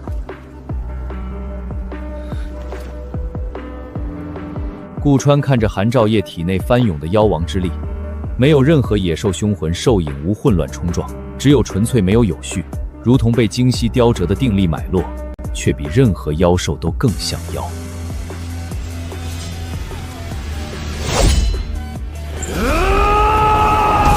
韩兆业怒吼着冲来，4条黑色手臂遮蔽天空，没有金色的光晕，没有金色的暴气，也没有借用妖核之力。断刀从向上轻轻划过，韩兆业的身体停住，4条黑色手臂率先消散，紧接着妖王之力从他体内剥离，最后断开的是藏在神魂深处的玄手印。韩兆业低头看向胸口，没有任何破损或刀口，那里没有伤口，他的神魂却已经被1分为2。韩兆业身体化作黑灰，落入湖中。外界，顾川从黑色手臂中挣脱，韩兆业眉心浮现一条细线，身体从中裂开，王核滚落在地，随风化作尘埃。猎妖界玄影阁主死。韩兆业死后，玄影阁控制妖兽的所有黑色锁链同时消失。36猎族陷入混乱，有人继续替玄影阁卖命，也有人扔下兵器，转身救助被兽潮冲散的百姓。苏建岳将百妖谷账册、血迹阵图，以及韩兆业控制妖王的玄影骨钉全部公开。猎妖界终于知道了兽潮的真相，玄影阁不是在保护这座世界，他用妖兽制造恐惧，用妖核控制猎人。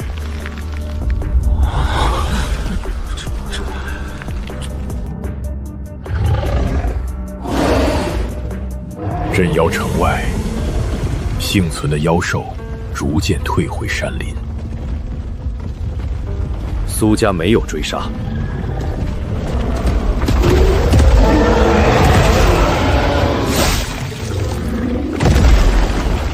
他们只斩继续袭人的妖，也不再为了妖和主动屠杀幼兽。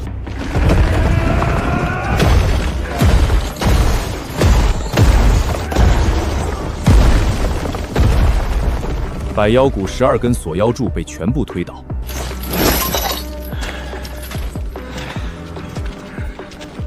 死猎的名字从猎妖界消失。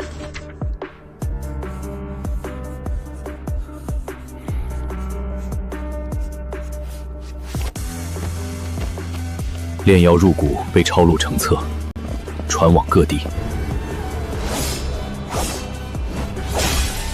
无论用刀、用剑、用枪，还是赤手空拳，只要能够直面并斩去妖核中的凶念，便能吸收其中力量。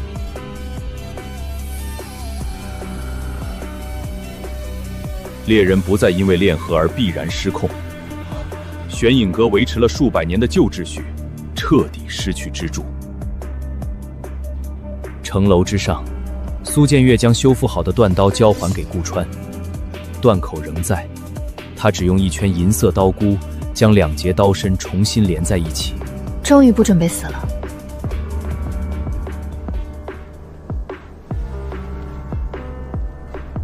这个世界已经走完，所以你又要走？不能留下。城外硝烟正在散去，我也有一座倒塌的家。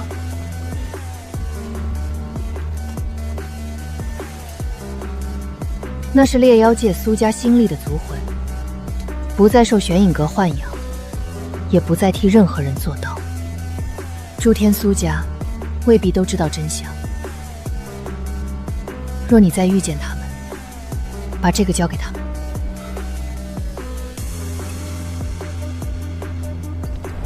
我会带到。第6式，炼痕贪快，刀骨出城，败于兽性。第7式，入百妖谷，开创炼妖入谷，斩断死锁。第8式，百妖心结，四破归身，斩妖王，灭玄影。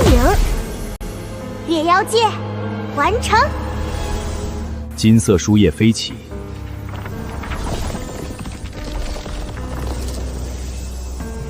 化作一副完整的人体刀骨，骨骼之上100道刀纹彼此连接，4道刀魄分别落入4肢百骸，再也没有产生排斥。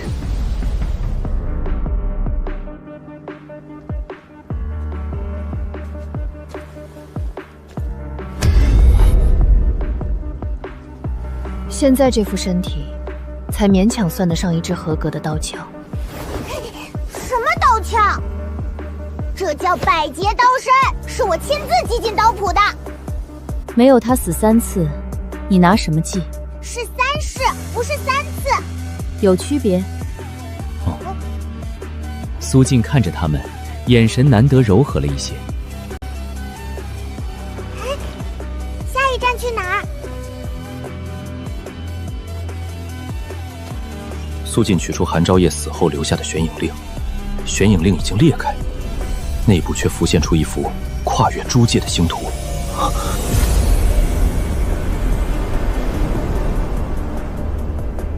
那里的玄隐阁比猎妖界强大10倍不止。猎妖界的玄隐阁只负责养兽，下一届的玄隐阁负责养人。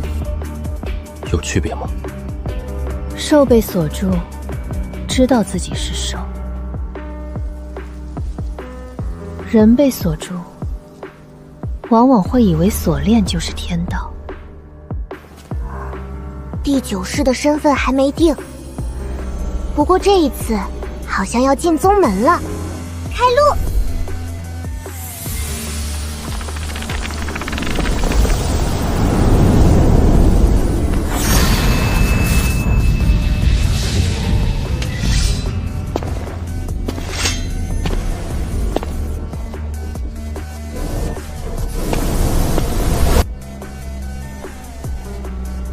在他身后，猎妖界的血月第一次恢复了原本的银白。而在遥远的大千世界，一座悬于黑海之上的宫殿中，代表猎妖界的玄影灯悄然熄灭。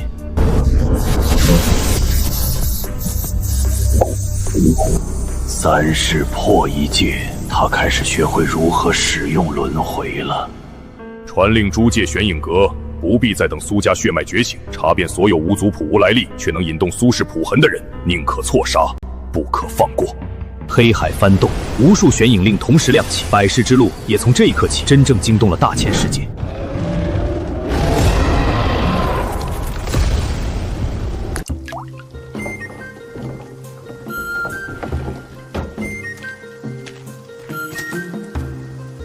这一世，我叫林界，来到天恒界已经16年了。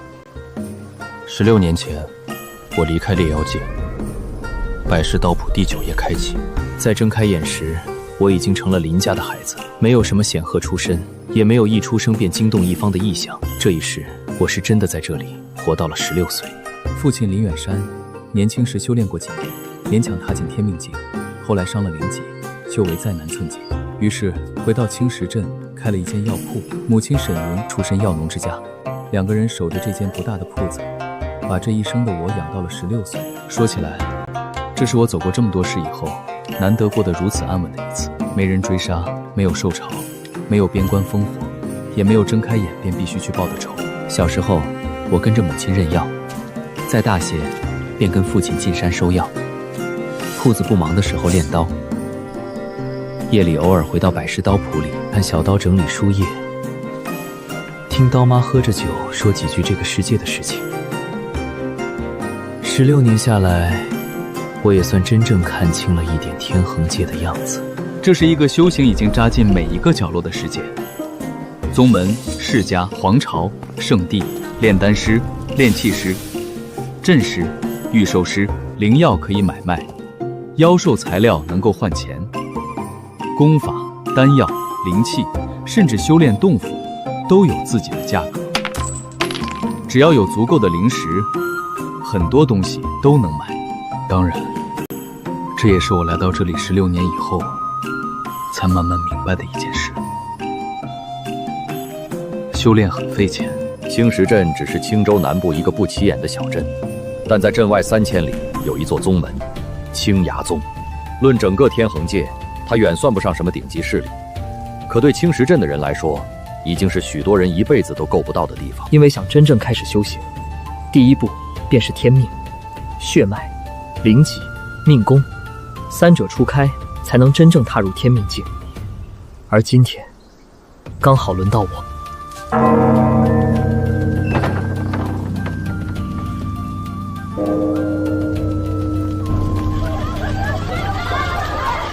天命台开了，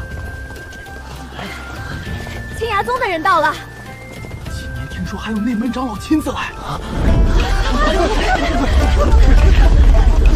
还看什么？今天测天命的是你。还有2筐药。药会长腿跑了？不会。那你还搬？青崖宗1年就来这么一次，你准备让人家等你把药晒完？我不急。我急。先带着。只是去测天命。万一进了青崖宗呢？那就进去。说得倒轻巧，青崖宗收的是修士，又不是咱家药铺的伙计。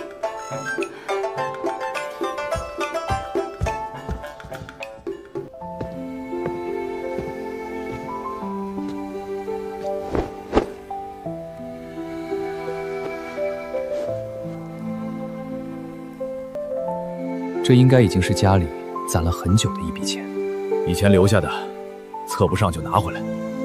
要是真进了宗门，修炼总得花钱。这一世一起生活了16年，有些话说出来反而显得生分。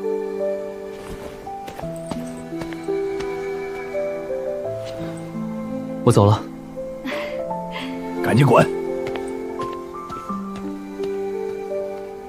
！12块，林烟，我们有12块零食。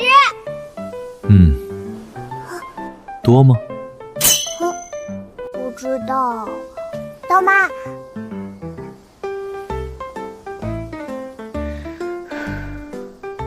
不多。能买什么？等你进了宗门，自己去问。你怎么什么都让我们自己看？他来这一世是修炼的，不是来听我讲故事的。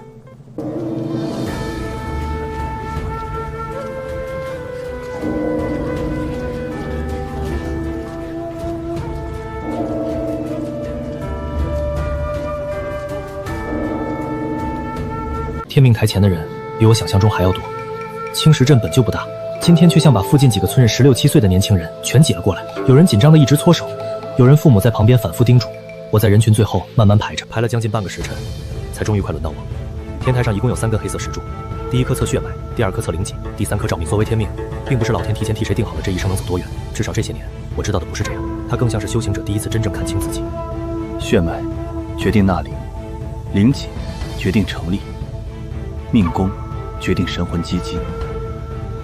但这些也只是修行起点。所谓天才，我见过太多，死在半路的也不少。林剑，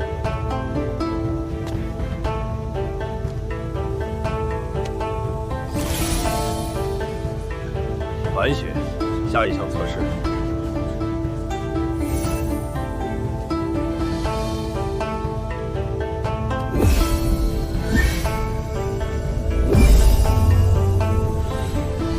5阶灵气，中上。手掌落下以后，我能清楚感觉到一缕极细的力量沿着手臂往尸骸靠近。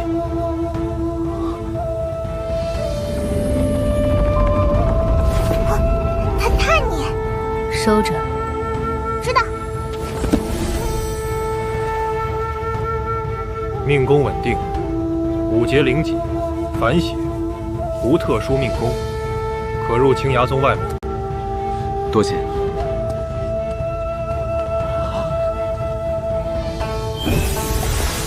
上品风灵血。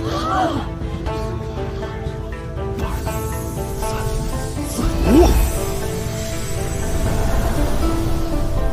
不错，入内门。6阶灵气，上品血脉，确实不错，不过也仅此而已。你不羡慕？羡慕什么？他不用从外门开始。哦，你就哦？我上一世连宗门都没有。也是。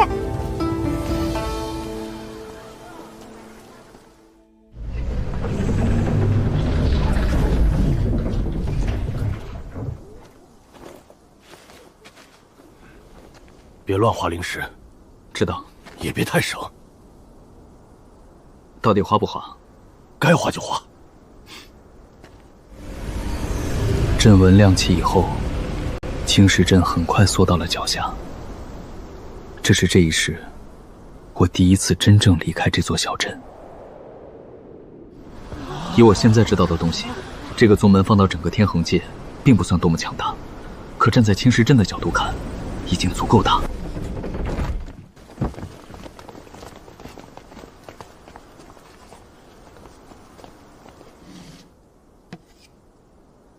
领2套外门衣袍，还有一本最基础的青崖纳灵诀，还有一间4人合住的小院。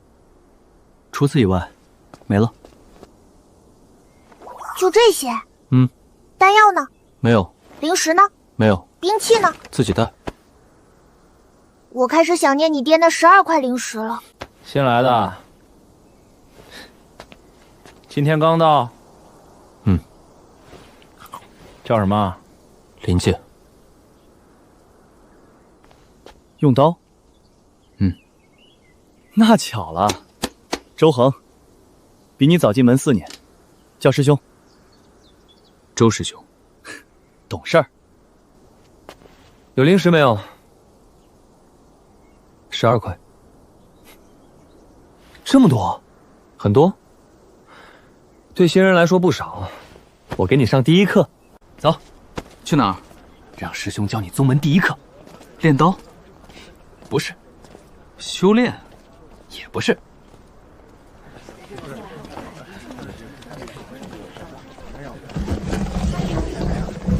看见没有？看见了。这才是青崖宗真正人最多的地方。店内比外面更吵，寻找灵药、护送商队、清理妖兽、采矿、寻人，不同任务后面都标着奖励，贡献、灵石，或者两者都有。清风谷采3株青玉枝，宗门奖励30贡献，超过3株以后的自己留。贡献有什么用？藏经阁2层要贡献，修炼室要贡献，灵池也要贡献，请内门长老单独指点，还是要贡献。宗门里的好东西不一定收灵石，但基本都收贡献。灵石买外面的东西，贡献换宗门里的东西，悟性不错。这需要悟性？不是接这2个？当然不是，赚的太少。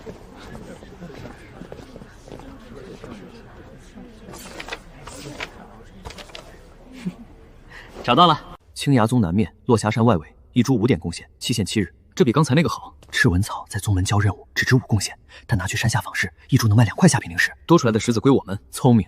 你今天刚入宗，所以你不先休息2天？什么时候走？行，明天一早，山门见。刀上很多身后已经没有退路，是上文和农氏，可在这里，而这些卫士，他们还有赚另一个灵石。10株交宗门，要是能找到20株，就多10给出2块，那就是20块灵钱。先找到再说。你把命算进利润。第2天，落霞山，我这一世的第1次宗门任务正式开始。同日更早，天还没完全亮，周恒比我来的更早。背上。这是壮药。储物袋呢？你有？没有。那你问什么？我以为你有。师弟，外门弟子能用得起储物袋的没几个，最便宜的一个也要200多灵石。等哪天发财了再说。下山以后走了2个多时辰，落霞山已经在前面。赤纹草喜欢长在阴湿的石缝里，叶子背面有3条红线，别看到红色就拔。这种叫红叶草，长得像，没什么用。药性偏热，叶茎有涩味。你认识？家里开药铺。对，差点忘了。这个呢？蛇黄根，值钱吗？一般。这个灰心花。这个杂草。长这么好看，是杂草，不能入药？不能。妖兽吃吗？不清楚。白长了。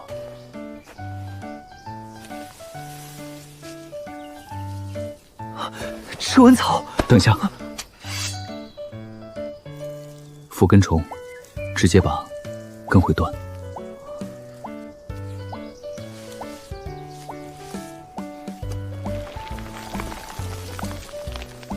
15贡献，如果自己卖6块灵石。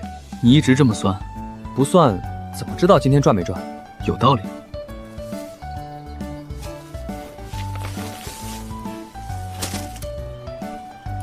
10株。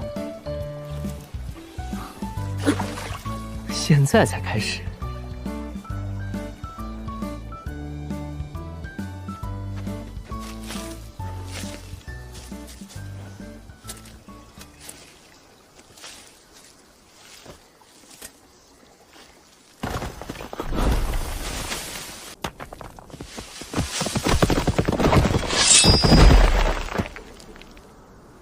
你以前杀过妖兽？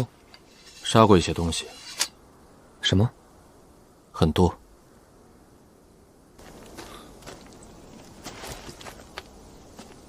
刚留下的。什么妖兽？铁背猪。8块灵石，还有20贡献。追！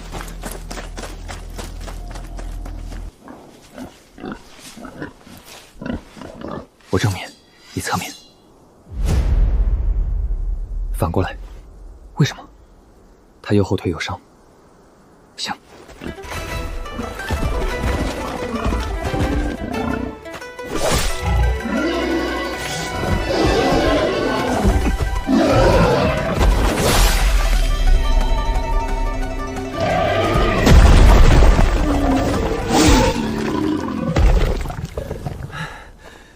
你真的第一次出来做宗门任务？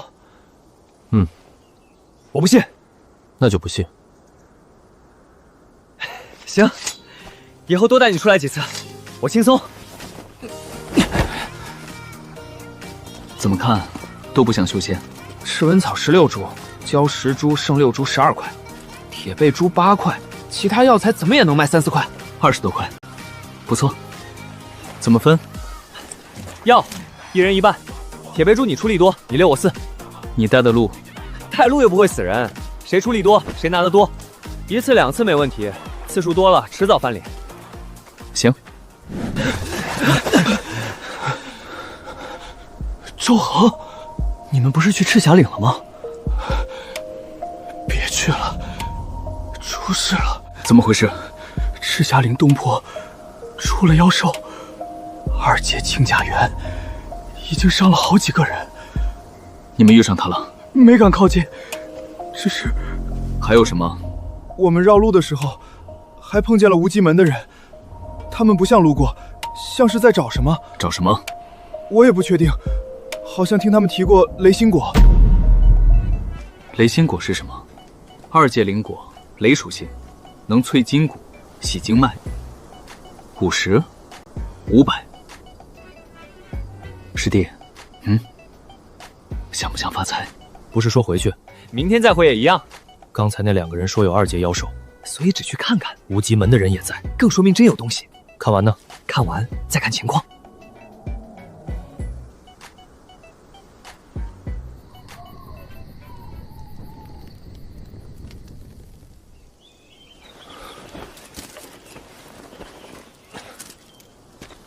第2天天刚亮，我们改变方向，往赤霞岭而去。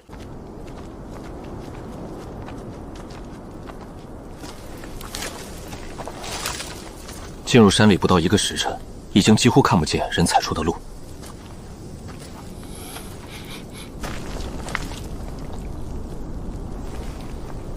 妖兽的。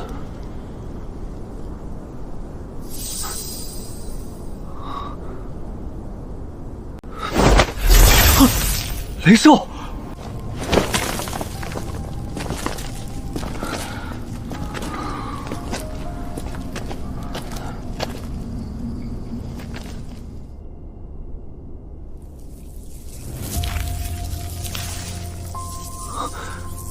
雷心果。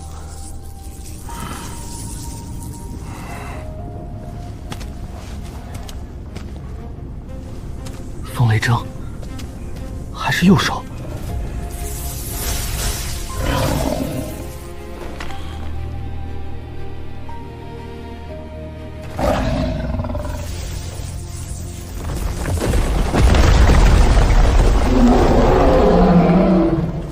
清甲元，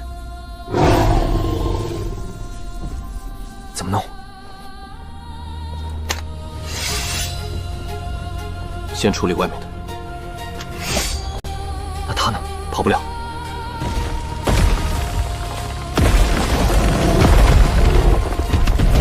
师弟，这次真是2阶。看见了，我这已是第1次真正危险的宗门任务，似乎直到现在才刚刚开始。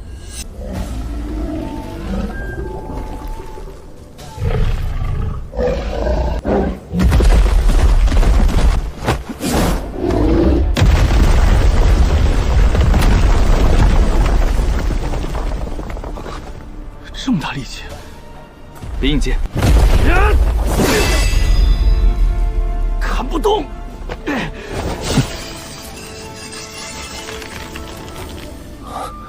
比铁背竹硬得多。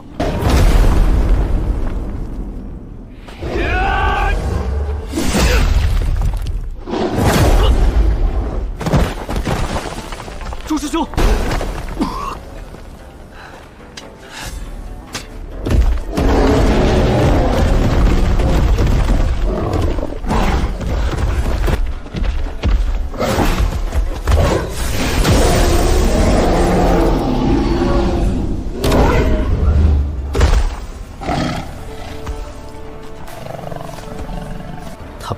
其他妖兽追进来的，他一直就在守这2枚雷心果。青甲元想要，他不给。西后，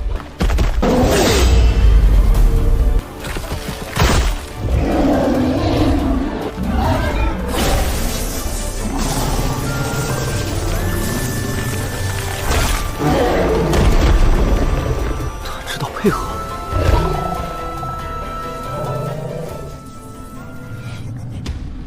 继续。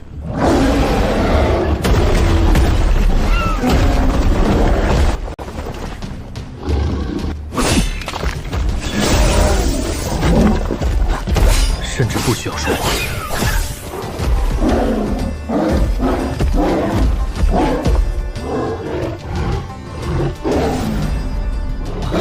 他要回书。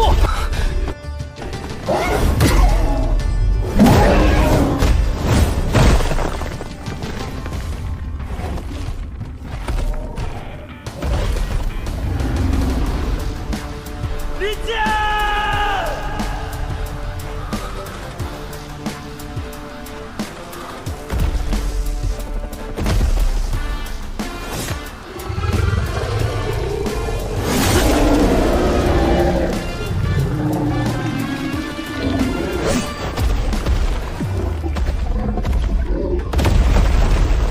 这副身体还是太弱，换成过去任何一世，我甚至不需要考虑。现在手臂已经发麻。你这一刀，运气好。我发现你特别喜欢把别人当傻子。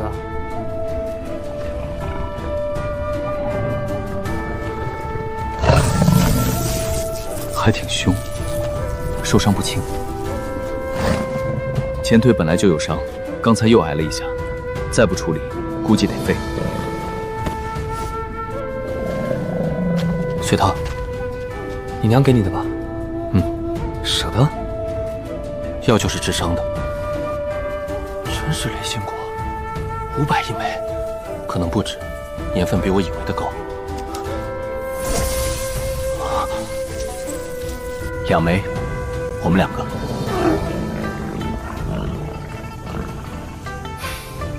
但是他也出了力。你真给？500灵石。知道。你现在全身上下只有12块。现在不是了，那个也值钱。你是真舍得。慢点吃，500灵芝呢，你至少尝尝味儿。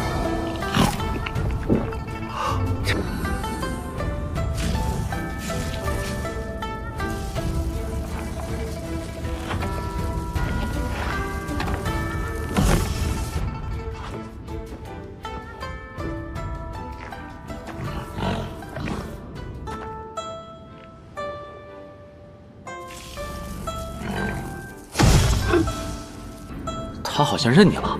没有，那为什么不咬你？可能刚吃饱。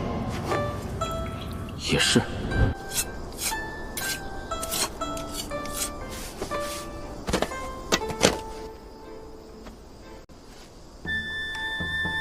光这些拿回坊市，价值就已经远远超过昨天那头铁背猪。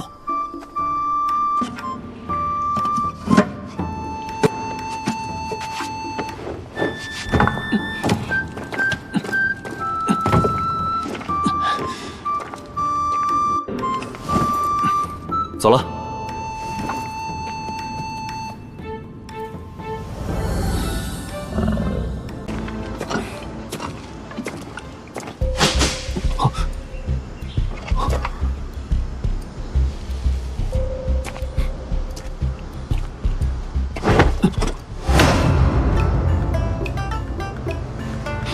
他在干什么？闻草。你信？不信。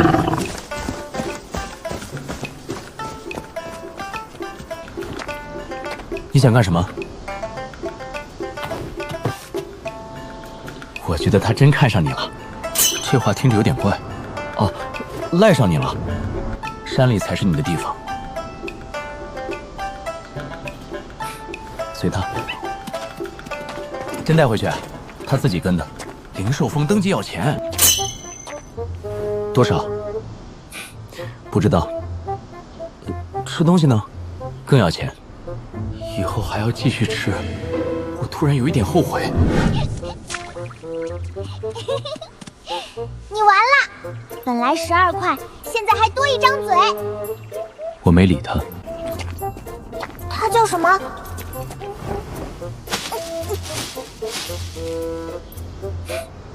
墨团。墨团？你起名字怎么越来越随便啦？那你起。九天风雷，震世神征。就叫墨团。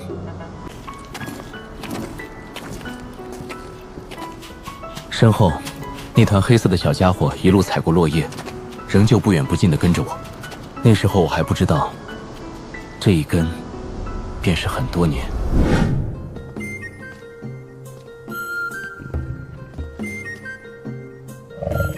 风雷征，你捡的？算是。他自己死皮赖脸跟来的。我没骂你。没签御兽契？没有。血气呢？也没有。那你怎么控制啊？为什么要控制？灵兽不利气，跑的算谁的？他想跑就跑，随你。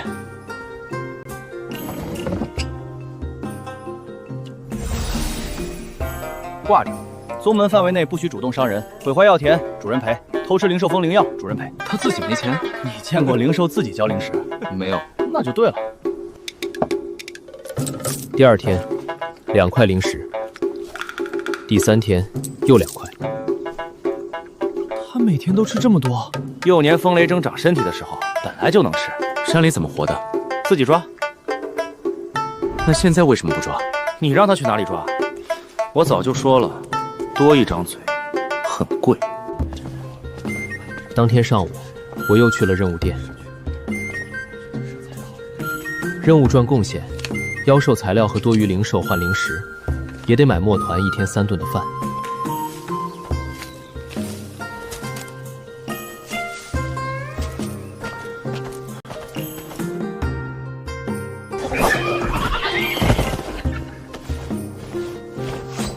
妖兽材料拿去坊市卖，也可以买墨团1天3顿的饭。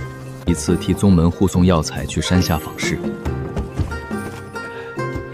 钱不算多，贡献也不算多，但足够让我第一次摸清一个外门弟子是怎么活的。你吃不起，蹭也没用。买吗？不买。为什么？穷。很合理。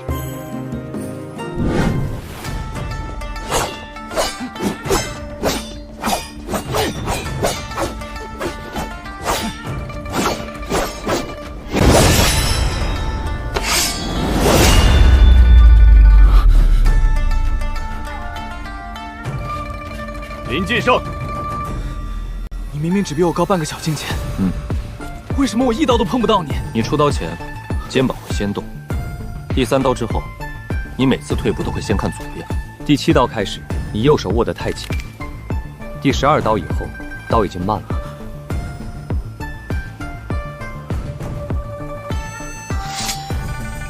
受教。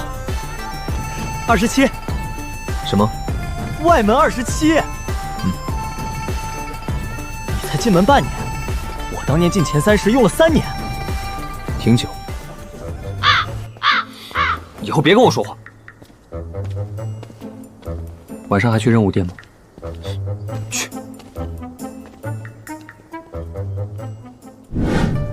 进入宗门第2年，原本只有豹子大小，如今站起来，肩背已经能到我腰间，头上的黑角也长了一截，性子却一点没变。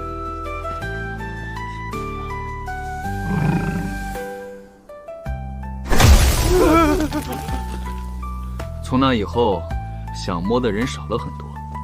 我带你吃了多少肉？少说也有几10斤了吧？来，你摸摸。至少没咬你。我谢谢他。应该的。那一年秋天，我们接到寻找失踪采药队的任务，奖励只有60贡献。他们不是迷路，而是撞见一处刚塌开的地下石洞，洞里长着一片100年份的月白参。为了守住消息，他们被黑牙狼困在洞中整整2天。要不要回去叫人？来得及吗？来不及。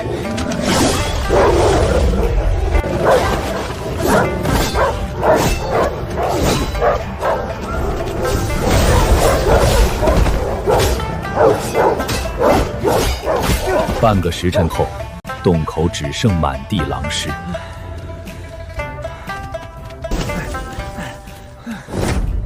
墨团，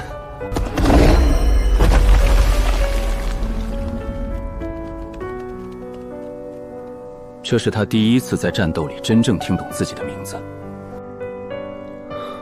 回来。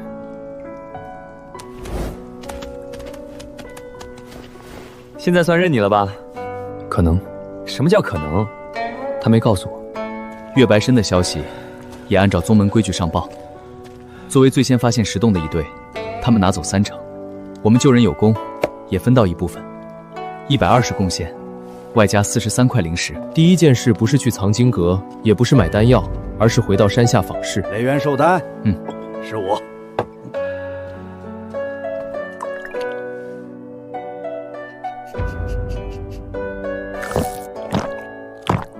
没了，真没了，15块，就5颗。第3年，青崖宗外门1年1次的大比，前3名自动晋升内门。他叫许清河，6阶灵级，境界比我高1层。擂台边上很多人都觉得我会输。师弟，你要输了，我这个月吃土。你为什么要压这么多？赔率高。我忽然觉得，他输掉也挺活该。风声之笔溅满了一瞬，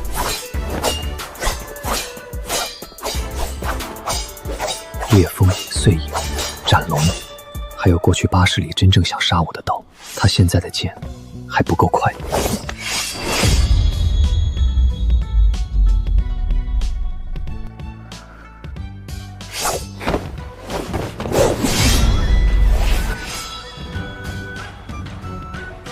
林剑圣，10块，翻了！分我一半。凭什么？压的是我，灵石是我的，没有我你赢不了。只能这么多。不是一半，师兄还要吃饭。身份牌从外门青牌换成了内门白牌，能够进入藏经阁第3层，每个月还能领取固定修炼资源。住处从4人小院换到了半山腰一间单独的小院。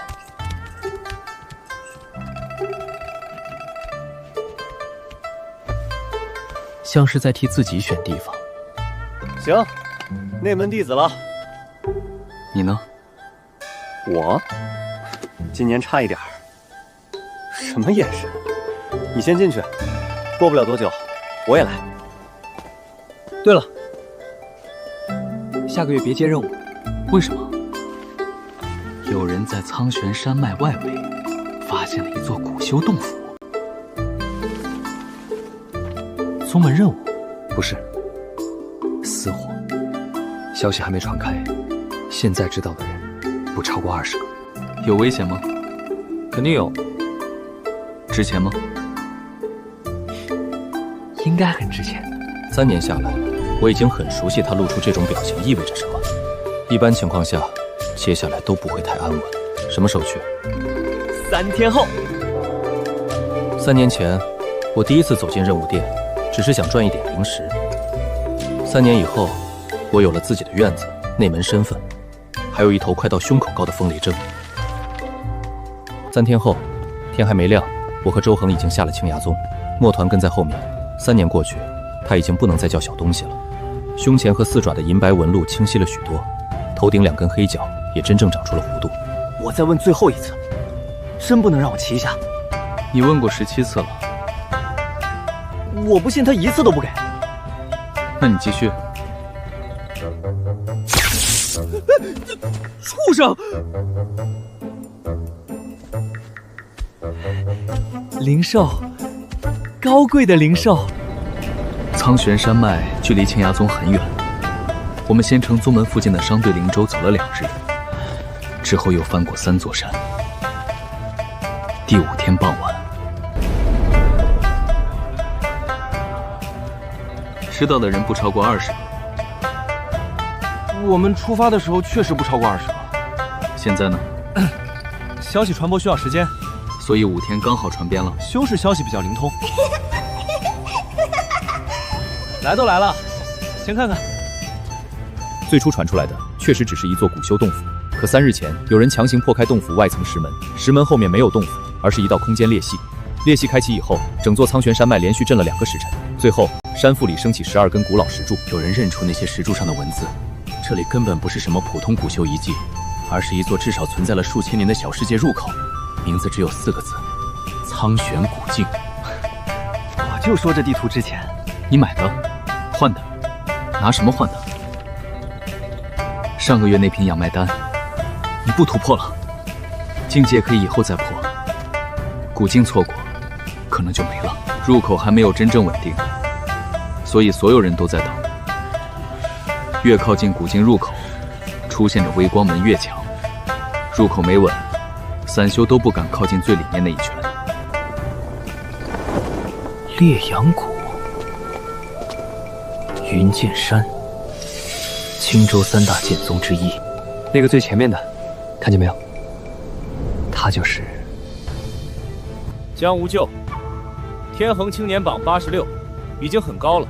整个天衡界有多少年轻修士？能上天衡青年榜的，一共只有100人。青崖宗这一代，一个都没有。你不是说许清河挺有名，在青崖宗有名，出了青崖宗谁认识他？很现实。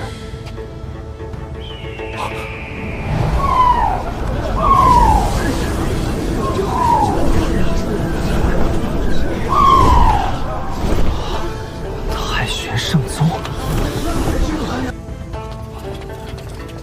没有人说什么，像是理所当然。天衡界真正的顶级宗门，青州这些所谓大宗门，跟他没法比。真正吸引周围目光的，却不是他。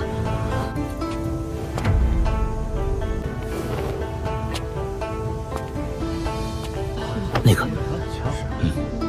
宁兆雪，很有名。你真不知道？我应该知道。天衡青年榜第9。怎么样？什么怎么样？天衡第9，看不出来。废话，你要能一眼看出来，你还能在这儿跟我一起背烛龙？第一次觉得差距确实挺明显。当天夜里，苍玄古境入口稳定了一次，可只有半炷香。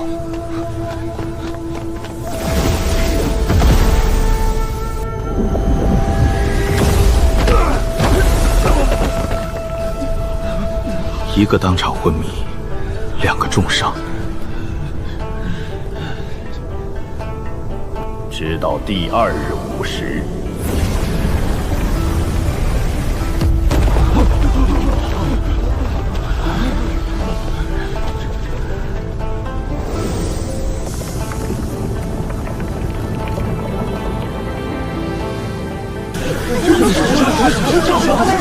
开了！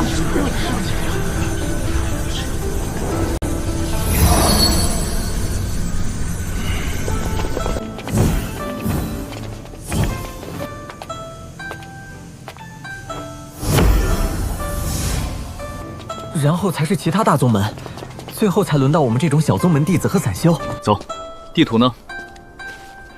这里。周师兄，这东西现在还有用吗？至少证明我没找错地方。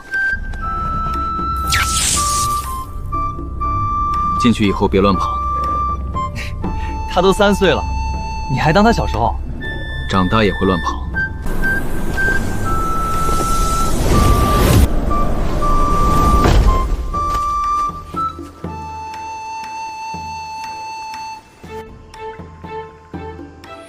空气里迎面扑来极其浓郁的灵气，快快快快！这地方值钱。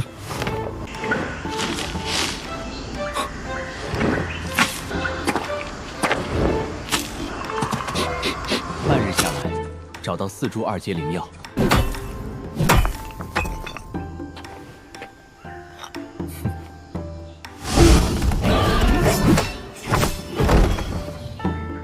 还顺手解决了一头异阶妖兽。傍晚，我们在一条干涸河床旁发现了一具妖兽尸体，3阶，刚死不久。跟？为什么？能杀3阶妖兽的人在前面，所以前面肯定有好东西。我觉得这个逻辑不一定成立，但最后还是跟了过去，因为风里确实有很浓的灵药气味。 2个时辰后，天彻底黑了。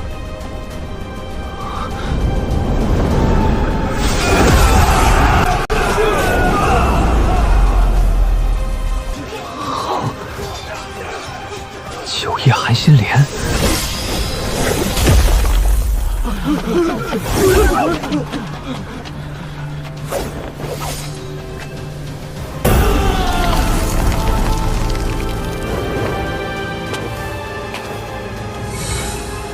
终于第一次真正明白，天恒青年榜第9和青崖宗所谓的年轻高手差在哪。师弟，这东西咱们好像挣不到，本来也不是我们的。有道理。不是战斗造成的，而是地下。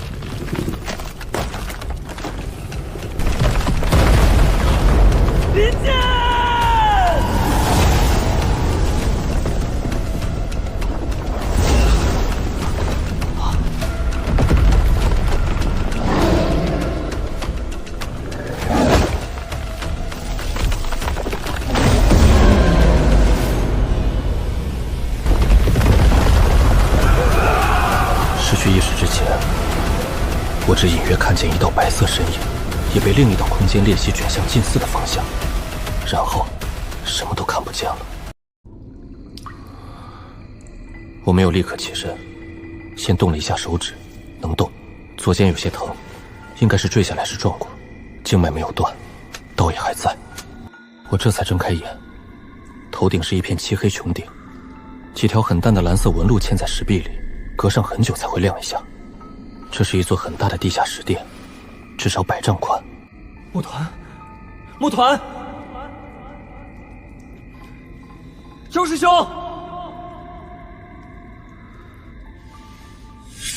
你终于醒了。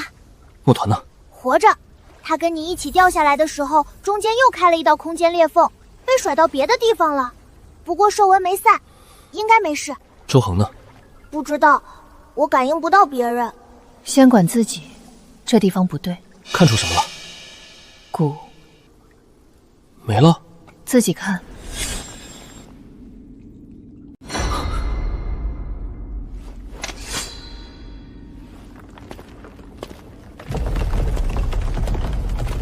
有人。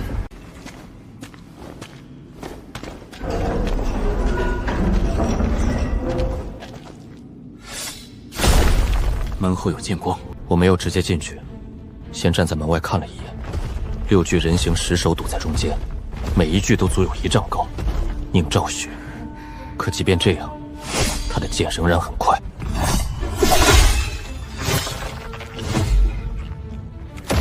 下一瞬，整具石魁从中间裂开。之前在峡谷上方离得太远，只看出他很强，现在距离不到30丈。如果是我对上那6具石魁，也能打。但不会这么快，更不会这么轻松。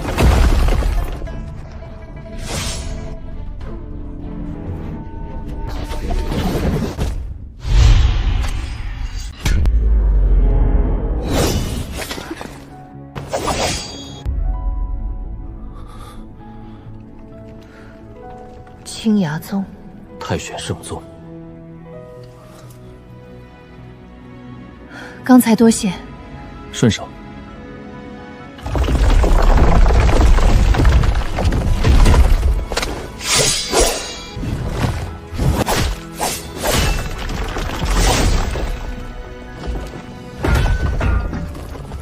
前后不过2息。你很会找破绽。大得多。青阳宗教的？不是。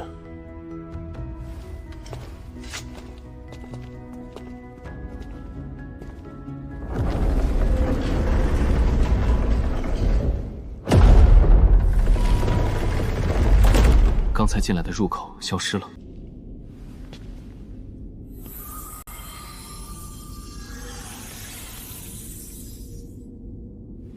封死了。还有别的路？你知道？不知道。那你怎么确定？没有出口，不会有风。这里明显不是普通修士留下的地方，很多已经磨损。2个人，一黑一白，分别坐在2座石台上，中间有水，头顶则是一轮被分成2半的圆月。我看了一会儿，认不全。上古两仪殿，应该是一处修炼地。有什么用？调和阴阳灵犀。能出去吗？不知道。走了不到半炷香，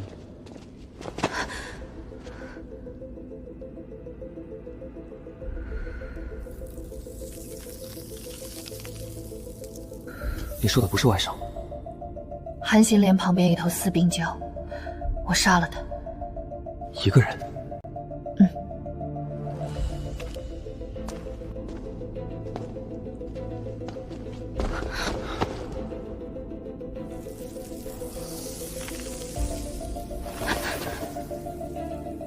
别碰！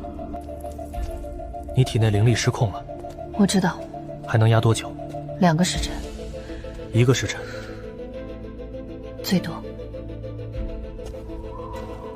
半个时辰以后，我们找到风的来源。池水一半呈淡蓝，一半呈暗红。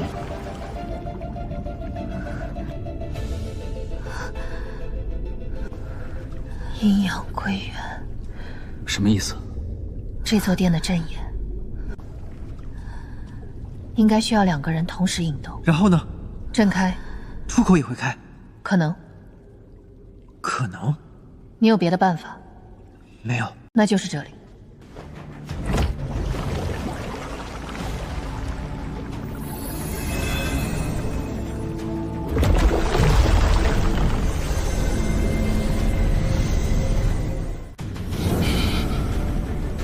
太快，我甚至来不及阻挡。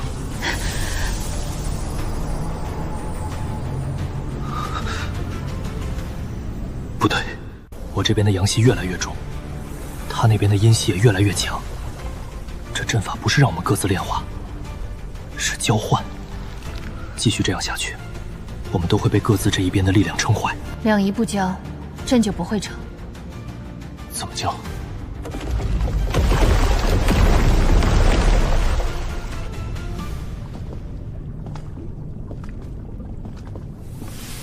刚靠近，体内2股完全相反的力量便像找到了出口。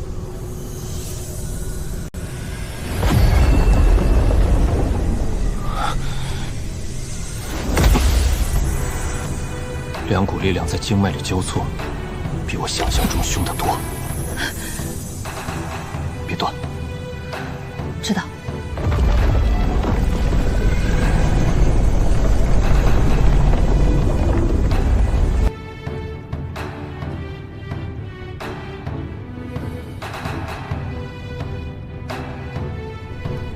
1炷香，半个时辰，1个时辰，我的经脉也一直被那股纯粹的阴寒之力反复冲刷。奇怪的是，百界刀身竟然在一点点吸收这股阴寒力量。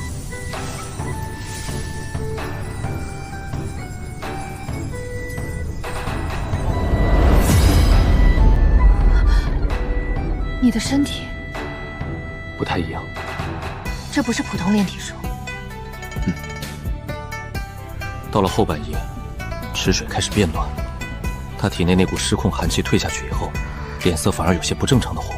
我也差不多，不是毒，也不是幻术，我们都很清醒。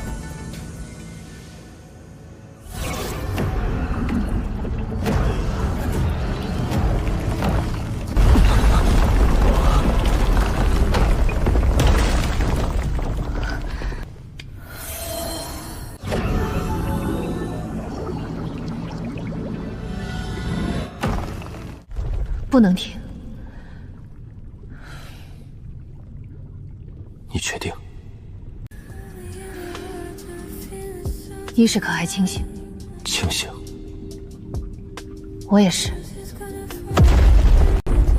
剩下的话没有必要再说。第二天，我醒得晚了一些，石室已经安静下来，那扇一直封着的门，不知道什么时候开了一条缝。宁兆雪坐在池子另一边整理衣服，神情跟平时没什么区别。石台上还散着几片被扯开的布料。我站起来活动了一下左肩，已经完全不疼了，经脉也比之前韧了不少。他体内那股失控寒气也已经彻底没了。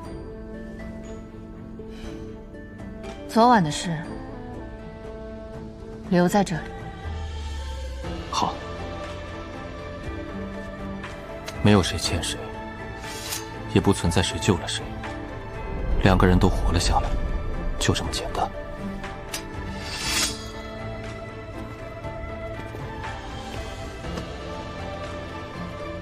你多大？19。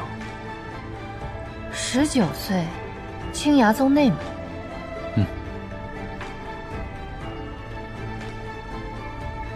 你那套刀，不像青崖经教得出来的。你已经问过一次了。这次也不说？不说。随你。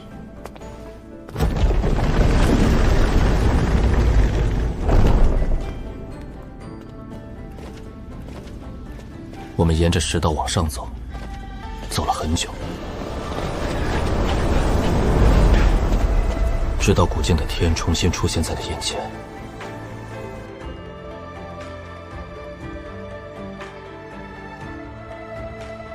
宁兆雪的传讯玉符很快亮了，太玄圣宗的人还在找他。我的身份牌没有反应，周恒还是不知道被甩去了什么地方。墨团倒是还能感应到，很远，但还活着。宁兆雪往北，我往南，都没有犹豫太久。林燕，我顺着兽纹一路往南走了将近2个时辰，最后在一片倒塌的石林里听见雷声，不是天雷，是墨团的雷。妈的，这畜生还会藏雷！把东西放下，那是我们的储物袋。墨团看到我的瞬间，他耳朵明显竖了起来，那速度比3年前快了不知道多少。他先围着我转了一圈，确定我没事，才把嘴里的布袋扔在我脚边。你们的？里面的东西是我们的。袋子不是？也是。里面有几瓶丹药，10几块灵石，还有2株已经被挖出来的淡紫灵草，我不认识。他怎么还学会抢劫啦？我们先发现的紫元参，刚挖出来，这头妖兽突然窜出来，把储物袋叼走了。真的？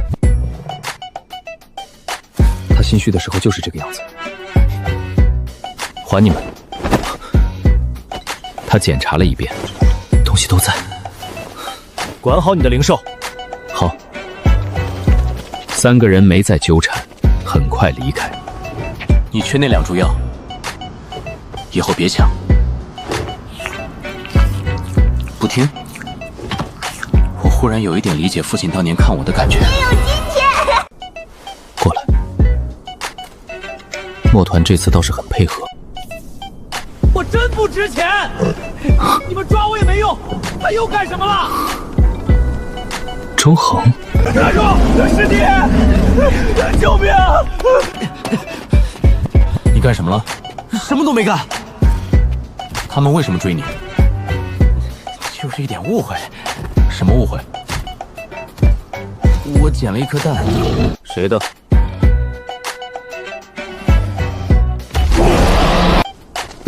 青崖宗，这位是你同门？是，他偷了我们的火蜥卵，我先找到的。我们已经追了火蜥3天，你们又没写名字。苍玄古境空间崩裂以后，周恒被甩到了另外一处火山谷，结果运气非常好，一落地就看见一颗赤甲火蜥的蛋，运气又非常不好，这颗蛋早就被烈阳谷的人盯上，他刚抱走，双方就撞上了。蛋呢？吃了？没有。他从怀里掏出一个比脑袋还大的赤色手段，我终于知道为什么刚才走路那么奇怪。师弟，本来就是他们的，可我先拿到手，你打得过吗？现在打不过，那就还，至少值800灵石。别看了，800啊！墨团，我差点死了，你一点都不想我，我以前还给你买过肉。他记得你，我谢谢他。接下来的7天，我们没有再往古境深处走。这7天只在外围活动。空间塌陷以后，整座苍玄古境已经越来越不稳定，各大宗门也开始陆续撤离。我们索性就在外围转了几处地方。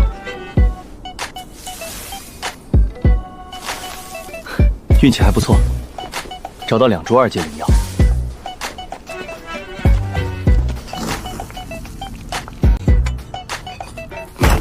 一块玄青铁。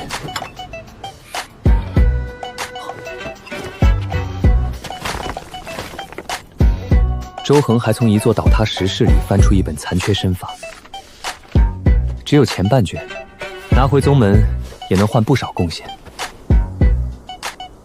至于我，最大的收获不是东西，而是阴阳池。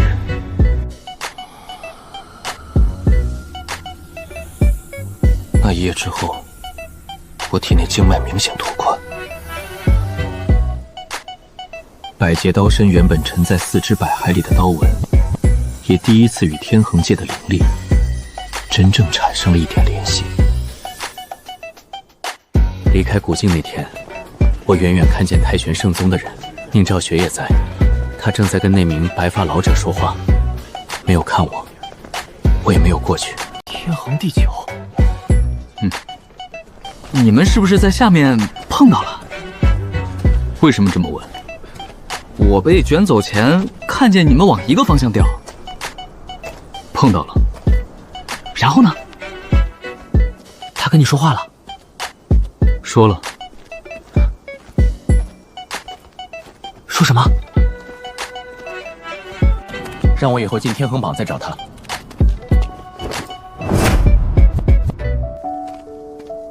宁兆雪，天衡第9，让你进天衡榜以后找他，差不多。师弟，怎么？师兄以前可能低估你了。我没听懂，也懒得问。苍玄古境之后，日子重新慢了下来。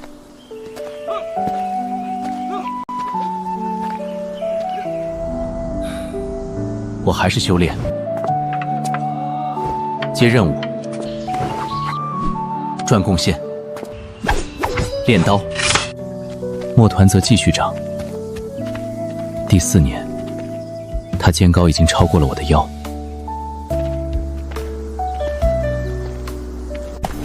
第5年，他第一次在山路上追上青崖宗一头专门用来送信的青羽驹。那一天以后，灵兽峰的人开始主动找我。3000灵石，不卖。第一次出价3000，我拒绝。第2次5000灵石，不卖。我还是拒绝。第3次，对方拿出一个可以进入灵兽峰内门的名额，我还没说话。从那以后，没人再来问。第6年，那时候墨团已经比我高出大半个身子，从头到尾接近4丈，胸前和4爪的银纹也真正化成了风雷纹。那年春天，我和周恒接了一趟护送任务，从青崖宗护送一批灵药去600里外的云水城。路上遇到一伙专门劫修士商队的散修，人不多，12个，最强的一个已经踏入神脉境。我和周恒被拖在山道上，商队后方又突然出现3人。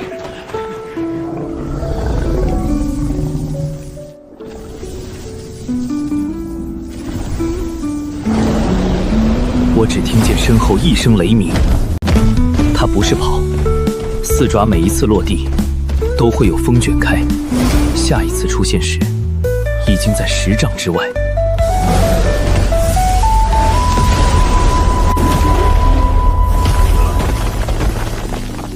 那名神脉境散修被直接撞下山道，他会飞了。不算，更像塔风，短距离借缝缓步。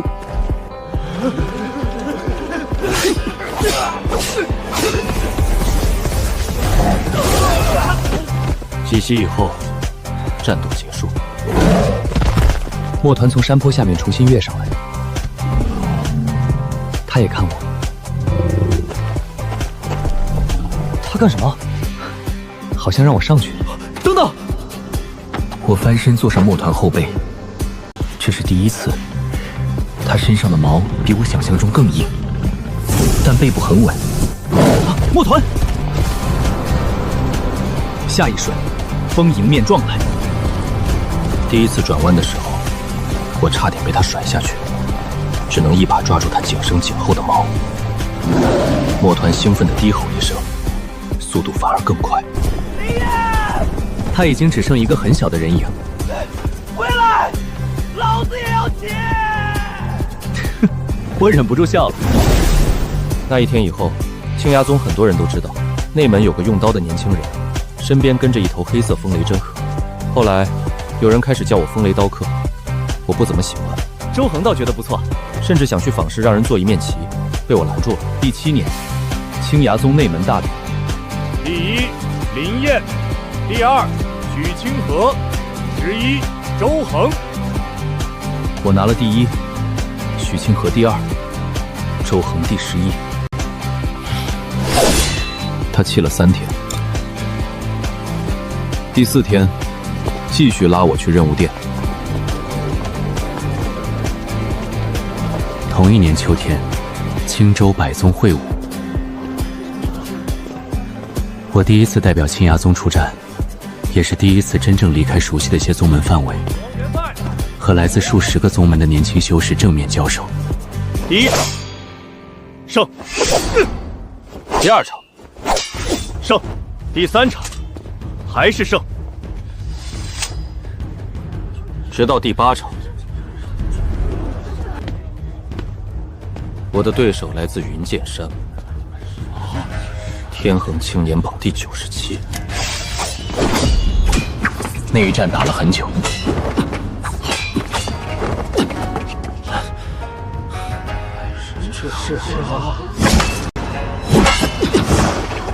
整整123招。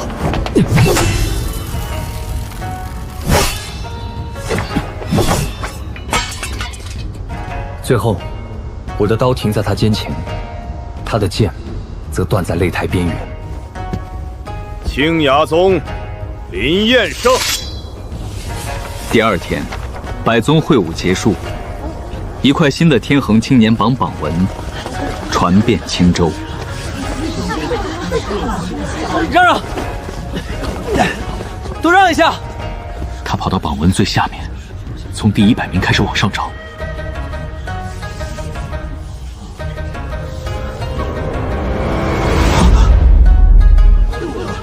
林燕，94！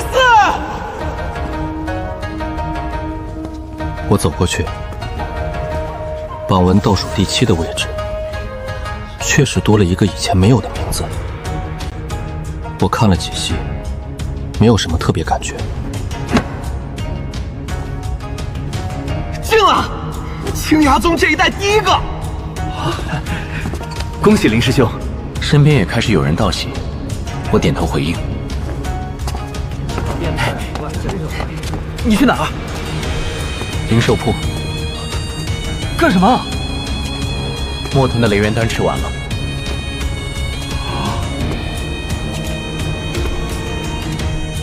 你刚上天衡榜，所以今天不庆祝？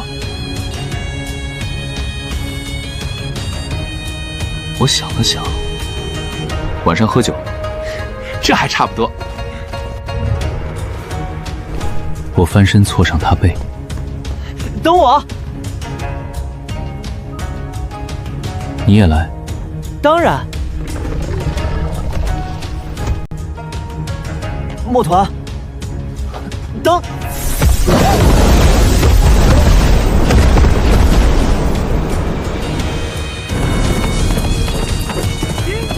周恒后面的话瞬间被甩远，我伏低身体，黑色巨兽沿着山道一路向下，青崖宗群峰在两旁迅速退去。94，很低。可至少从这一天开始，天衡界年轻一代的那张榜上，终于有了我的名字。上天衡榜以后，我的生活其实没有发生太大变化，至少最开始没有。中午去灵兽铺买墨团的雷元丹，下午到任务店看有没有合适的任务，晚上回院子修炼。就是他，云剑，天衡榜94。听说百宗会火，把云剑山的赵师兄都打败了。最开始听见的时候，我还会回头，后来就习惯了。找林剑，什么事儿？切磋？排后面。不知道的人还以为他是我的管事。想请林师兄一起进山寻一处遗迹。怎么分？有人想请我一起进山寻宝，他先问怎么分。你每天不修炼？修啊。什么时候？你睡觉的时候。我每天夜里都修炼。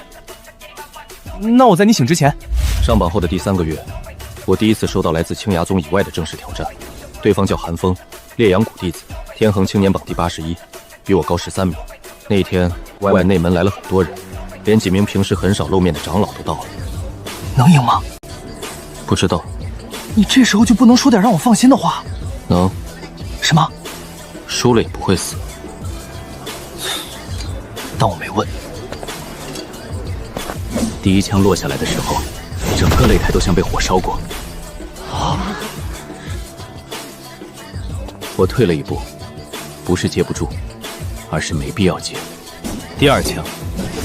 第3枪，连续9枪，每一枪都比上一枪更重。韩风似乎很喜欢这种打法，逼人退，一直退到擂台边缘，再一枪解决。第10枪来的时候，我没有退，横刀，枪锋擦着刀身划过去。这是我第一次真正碰他的枪。我已经顺着枪杆往前，他立即收枪。速度很快，可长兵器就是长兵器，近身以后，慢半分都是慢。韩风强行转枪，枪尾砸过来，我侧头避开，刀锋从下往上，停在他脖颈前，火焰熄灭，四周安静。我输了，承让。你为什么一直等到第10枪？前9枪都一样，第10枪不一样。你觉得我会继续退？难怪赵青也输给你。3日后，天衡榜重新调整，94变成了83。你赢的是81，为什么才83啊？不是按谁赢谁就换位置？当然不是。天衡杯会看战绩、境界、年龄、交手表现，榜又不是擂台排座位。83和81有区别？有。什么区别？81听起来比33厉害。那你努力。上榜后的第2年，那一年我24岁，青州4大宗门共同开启一处古战场，进入资格只有200个，青崖宗拿到了6个，我、许清河、周恒都在其中。第9，宁兆雪，准确来说也不是没有变化，他曾经升到第7，后来排名几次变动，没有再真正说过话，倒是远远见过2次，一次在百宗会晤，一次在云雪城拍卖场。第5，陆晨；第4，叶观海；第3，司空镜；第2，裴元。最后，最上方那个名字，比其余所有字都亮。顾长渊。他没有宗门？不知道，有人说无极道宗，也有人说不是。反正他在榜一待5年了，不是5年，6年。你怎么知道？我师兄2年前去过中州，见过他一次。怎么样？很强。这还用你说？不是，我师兄回来以后，3个月没提那次比试，输了。几招？3招。你师兄谁？江无惧。 25岁那年，这一次他不知道从哪里弄来了一张拍卖会入场令。你花了多少？没花钱。后来我才知道，他拿自己攒了2年的宗门贡献，跟一个内门师兄换的。你疯了？贡献还能赚？玄河城3年才开一次大拍，错过得等3年。你有钱买吗？他不说话，我明白了，没钱。那去干什么？看看。墨团成年后赶路快了不少，以前半个月的路7天就能跑完，就是吃的也多，1天的寿丹血肉顶普通外门洞子半个月花销。好在上榜以后，高阶任务多了，零食也没以前那么紧了。玄河城比我见过的任何一座城都大，城墙上有修士巡空，街边店铺里摆的最差也是1阶灵药。拍卖会第3天，真正出现了一样让我感兴趣的东西。上古遗迹出土，材质不明，没有开封，也没有完整定型，火炼不化，灵力难侵。唯一的问题，没人知道怎么用。起价3000灵石，到4200以后只剩2家。我一直没动，不是不想，是买不起。我那时候身上全部灵石加起来只有2800，我有200，加起来也不够，要不借？找谁？5100。最后，那块刀溪被2楼一间包厢以5100灵石买走。没觉得特别遗憾，买不起就是买不起，以后再说。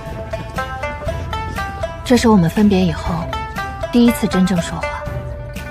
林燕，宁姑娘，长大了。墨团也认出了他，耳朵动了一下，没有靠近。刚才那块刀劈，你也想要？你看见了？看见你一直盯着。买不起。那块东西不一定值5000，没买也未必是坏事。我知道。67。现在61了。看来我记慢了。还差得远。慢慢来。周恒一直站在后面，直到人消失在楼梯拐角，才缓缓转头看我。他记得你排名，榜上有天下100个人，他为什么记你？可能记性好。林杰，你是有什么事情没告诉我？没有。你骗鬼呢？26岁，我第一次进入天衡榜前50，第48。那一年，青崖宗第一次因为我的名字，额外拿到了3个大型秘境名额。宗主亲自见了我一次，没有说什么大道理，只问了3个问题：缺功法吗？不缺。缺丹药吗？暂时不缺。缺什么？灵石。宗主沉默了很久。第2天，我的阅历翻了3倍。你早说啊！我怎么没想到直接跟宗主要钱？你觉得他会给吗？不一定。那你喊什么？替你高兴。我不信。也是那一年，天衡榜第一次发生巨大变化。青年榜第2的裴元败了，不是败给第3，也不是败给第4，而是挑战第1中州天衡台。据说来了10几个顶级宗门，甚至有至尊境强者观战。消息传到青州时，已经过去7天，有人拿到了流影石，虽然画面非常模糊，还是有上百名弟子围着看。我去的时候，正好看到最后，手里甚至没有兵器。对面，裴元已经跪在地上，一柄金色长枪断成2截。流影到这里结束，周围一片安静。多少招？5招。黑渊可是第2了。周恒这次没有说话，我也没说。小刀坐在议事湖边，难得没有开玩笑。他很强。天下大着呢。我看着已经熄灭的流影石，确实很大。我忽然笑了一下，而这反而让我觉得这一世开始有些意思了。27岁春，我的天衡排名第41。那天，我和周恒刚从外面完成任务回来，墨团驮着2大袋妖兽材料。林剑，宗主找你。什么事？没说，只让你立刻去主峰。去吧，我先拿去任务亭。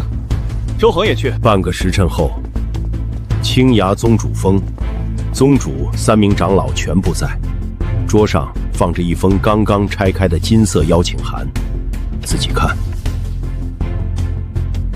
中州北境，天谷山，古晋松洞，百宗共探。天衡青年榜前50者，可携2名同行之人，直接获得入山资格。师弟，别说，我还没说。想发财？想。我看向趴在店门外的墨团，他似乎感觉到我的视线，抬起头。27岁，天衡榜41，一头成年风雷征，一个认识了10年的师兄，以及一座连天下顶级宗门都会派人进去的上古遗迹。那时候的我并不知道，天谷山里等着我的会是什么。我只觉得这一趟值得去。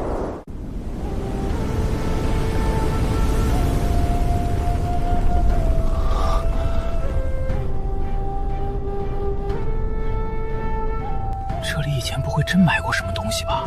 不知道。这么大，至尊境，你怎么不说仙人？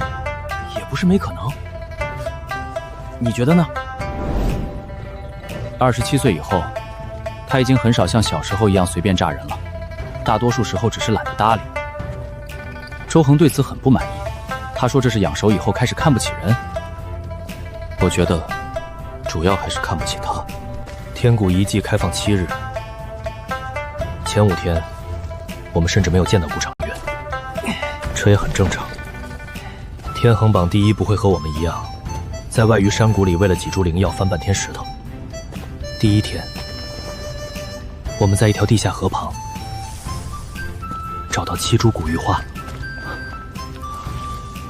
但事实证明，外围也不差。第2天，周恒从一具古尸旁边摸出一枚还能使用的储物剑，结果打开以后，里面只有3块已经失去灵气的石头。第3天，我们进了一座已经被人搜过的石殿，别人把丹药、兵器全部拿走了。周恒不信邪，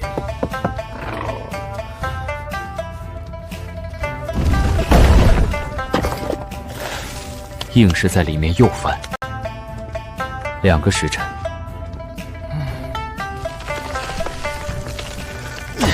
最后真让他从墙缝里挖出1巴掌的玄古金，值1000多灵石。从那以后，我再没催过他。第4日，我们遇见了一头3阶巅峰的地骨兽。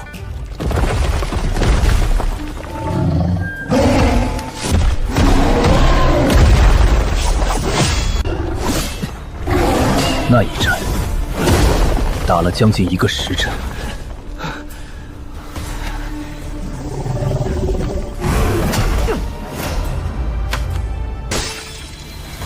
我断了一把备用刀。周恒左臂被咬了一口。墨团最惨，尾巴秃了一小块，他气得追着已经死掉的地骨兽尸体又拍了3爪。周恒坐在旁边包扎，笑了半天。墨团转过头，他立刻不笑了。第5天晚上，我们3个人坐在一处断崖下面生火。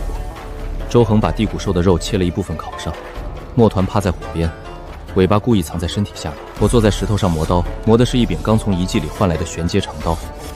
之前那柄已经跟不上现在的修为。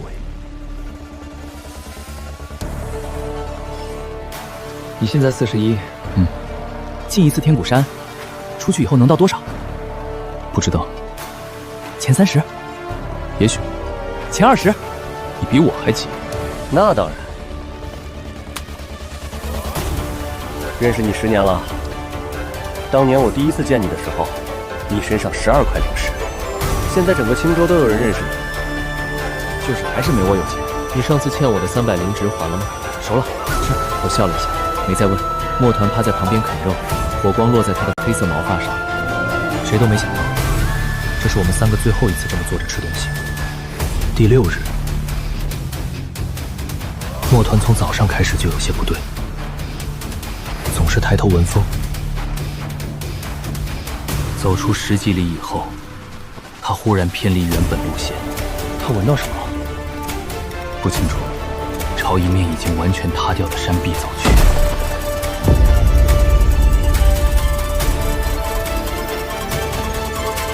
石壁后面是空的。我们挖了半个时辰，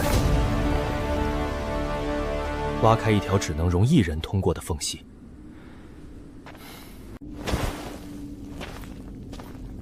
进去以后，后面竟然是一条完整古道，没有人走过，地上的灰尘很厚，两侧岩壁上插着已经腐朽的青铜灯。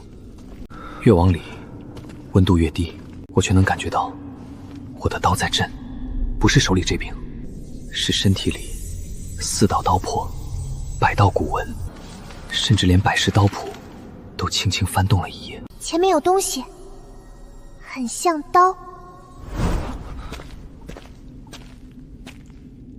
怎么了？前面应该有好东西。这话从你嘴里说出来，比我说可信。古道尽头是一座没有门的黑色石室，石室中央立着一座石台，什么都没有，空的。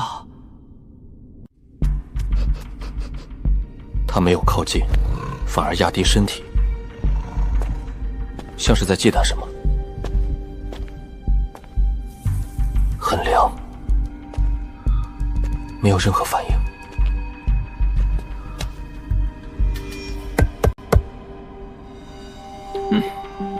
普通石头。4道刀魄中的燎原忽然动了一下，随后烈风、碎影，4道气息手心下方能短暂盘旋，微润，斩龙。1道裂纹出现，紧接着第2道、第3道。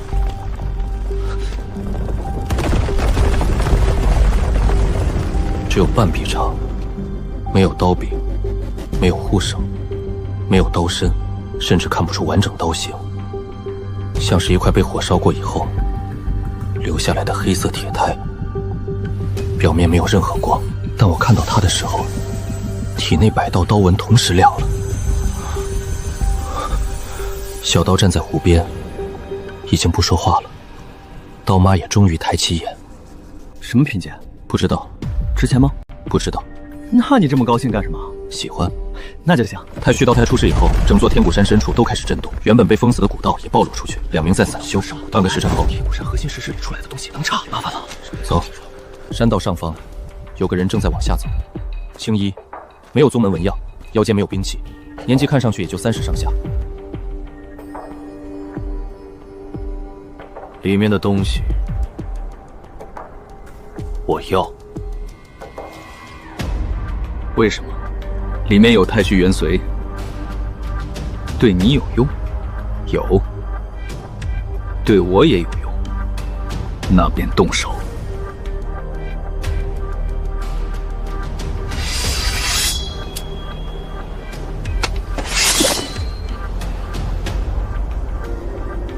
你不是我的对手。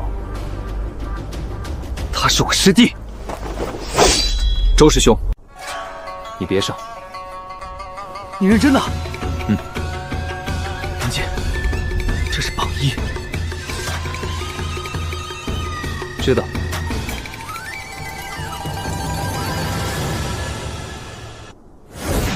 直到这一刻，我才知道，流影石里的东西还是慢了。脚下岩石一路碎开，如蛛网般层层崩裂，右臂发麻。我抬头，顾长渊还站在原地，仿佛刚才只是随手试了一下。他比你高2个大境界。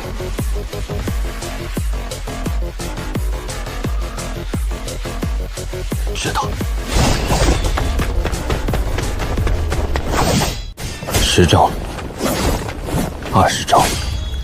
顾长江没有刀，可他的手比绝大多数兵器都重。50招，我一直在退，也一直在看。看他的肩、腰、脚，呼吸凌厉起伏，找习惯，习惯。找破绽。63招，我第一次如游鱼般斜穿过去，我第一次从他的拳上穿过去，在他左臂留下了一道浅痕。你的刀很老，不是年龄，是你见过太多。还打不打？打！下一瞬，他的气息变了。之前他一直只是在用剑压我，现在他认真了。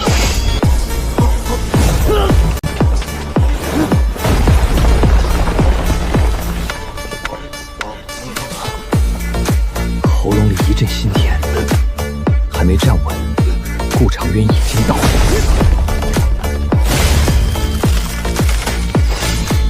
刀断，玄机长刀。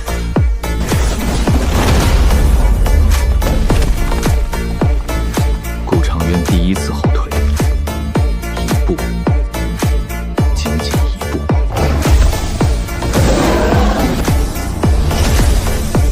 雷电沿着他整条手臂炸开，他的衣袖碎了，人却没动。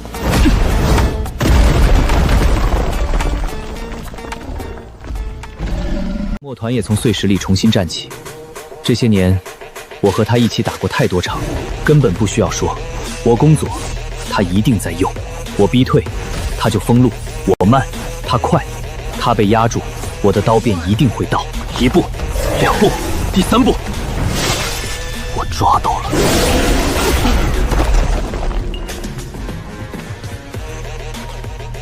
顾长渊整个人第一次真正退出数丈，他终于抬起了右手，食指与三指并拢，灵力从指尖凝成一条极细的白线，像剑，退，像刀。我也想退，来不及了，肩膀一凉，整条左臂瞬间失去知觉。墨团，墨团！心跳还在，但很弱。他睁开眼，但青色瞳孔已经开始散。我第一次觉得自己好像听见了当年赤霞岭那片山谷里的声音。那个时候他还只有一小团，受着伤，挡在2枚雷星果前面。我给他一颗，他跟了我10年。走，刀台给他，我们走。我忽然觉得周恒说的对，一块刀台而已，给了便给了。就在这时，整个天谷山猛神震动了一下，比之前任何一次都重，古道彻底坍塌，脚下山崖从中裂开。一定要塌了，出去！拿去。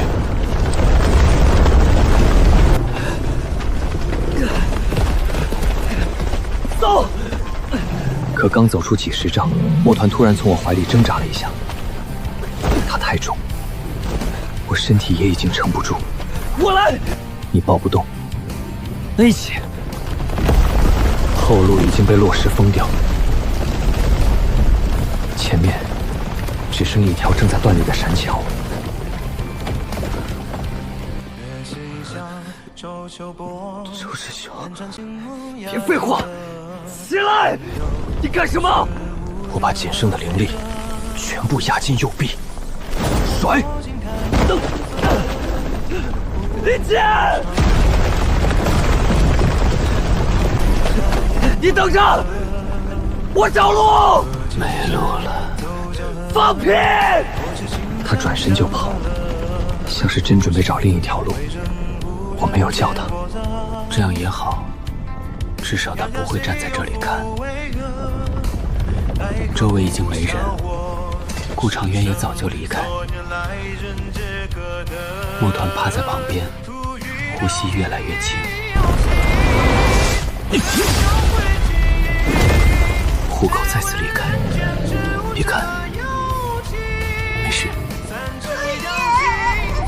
这一世其实过得不错，父亲、母亲、青崖宗、任务殿，第一次赚到的灵石，周恒，还有墨团，没什么好不甘心的。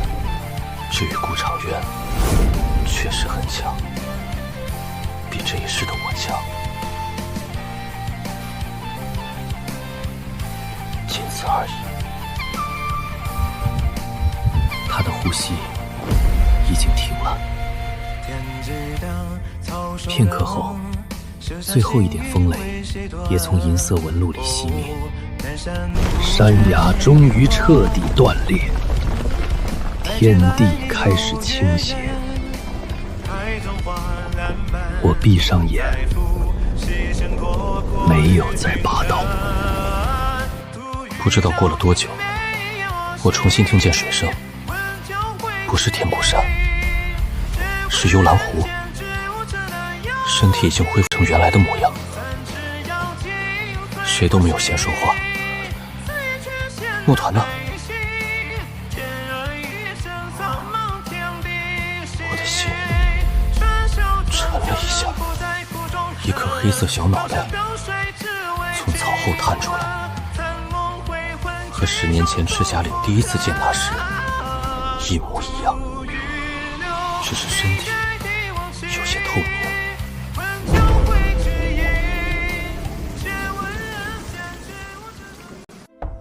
清晨，谢家演武场上的钟刚响第3声，仿佛只是一次寻常的苏醒，我便睁开了眼。我坐起来，没有立刻下床，意识沉入识海。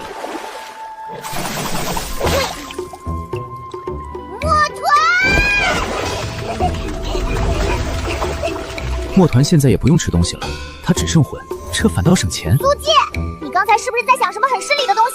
没有。我感觉到了。我没理他，穿好衣服，拿刀，出门。今天是谢家这一代年轻人正式测试天命的日子，也是太玄圣宗在临川城收徒的日子。这一幕我很熟悉，上一世16岁时我也站过，反血5节灵级，命宫平稳，中上之姿。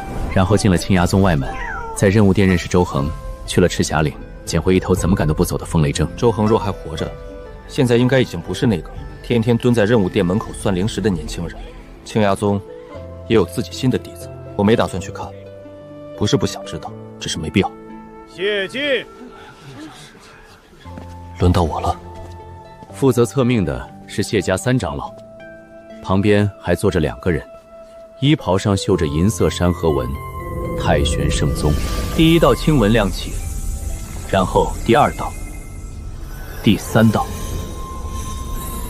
5道、6道、7道，第8道青光出现的时候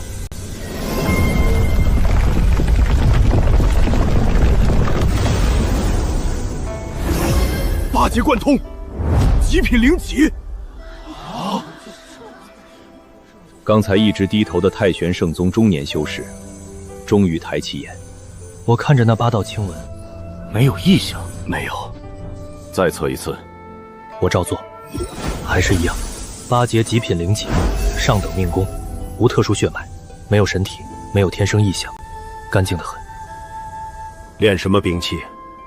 刀。多久？这个问题不好回答。从小。拔出来。没有刀气，也没有用灵力，只往前斩了一刀，很普通，至少看起来很普通。中年修士却没有立刻说话，旁边那个年轻弟子笔也停了。就这样？你这一刀跟谁学的？家里自己练来了。上一世也有人这么问，谢家的刀法什么样，他比我清楚。太玄世宗内门试选，7日后北城承云台，过时不候。明白。内门试选。走出没多远，身后又有人测出6阶灵级，场边重新热闹起来。我没有回头，这一世的起点确实比林倩高得多。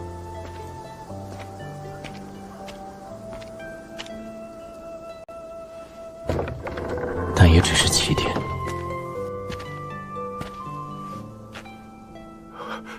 真是极品。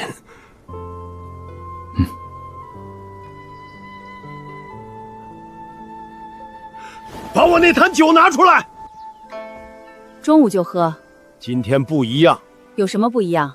我儿子极品灵己。极品灵己也是你儿子，喝多了照呛丢人。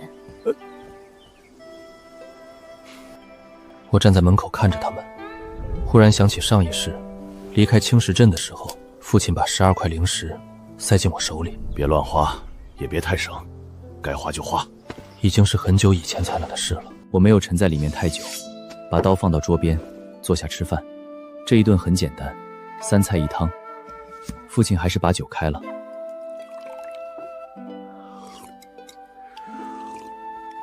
临近傍晚，他才从屋里拿出一个储物袋，里面200块下品灵石。这么多？你进的是太玄圣宗，不是家门口小宗门。宗门里什么都要钱，别刚进去就让人看笑话。也别太省。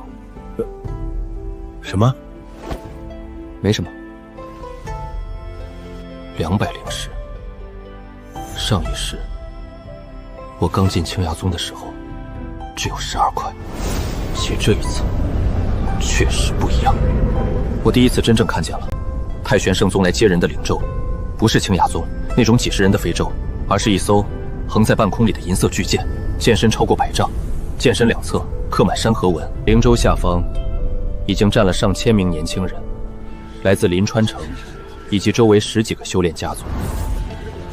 最后真正拿到登船资格的不到200，我就是其中之一。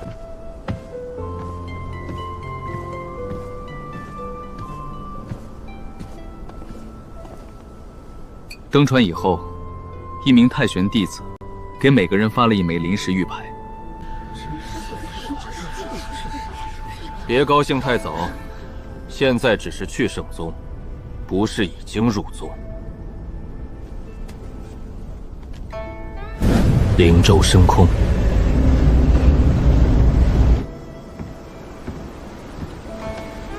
临川城越来越小，风从脸庞吹过，远处中州山河一眼望不到尽头。相比青州，这里的灵气更浓，城更多，修士也更多。好大！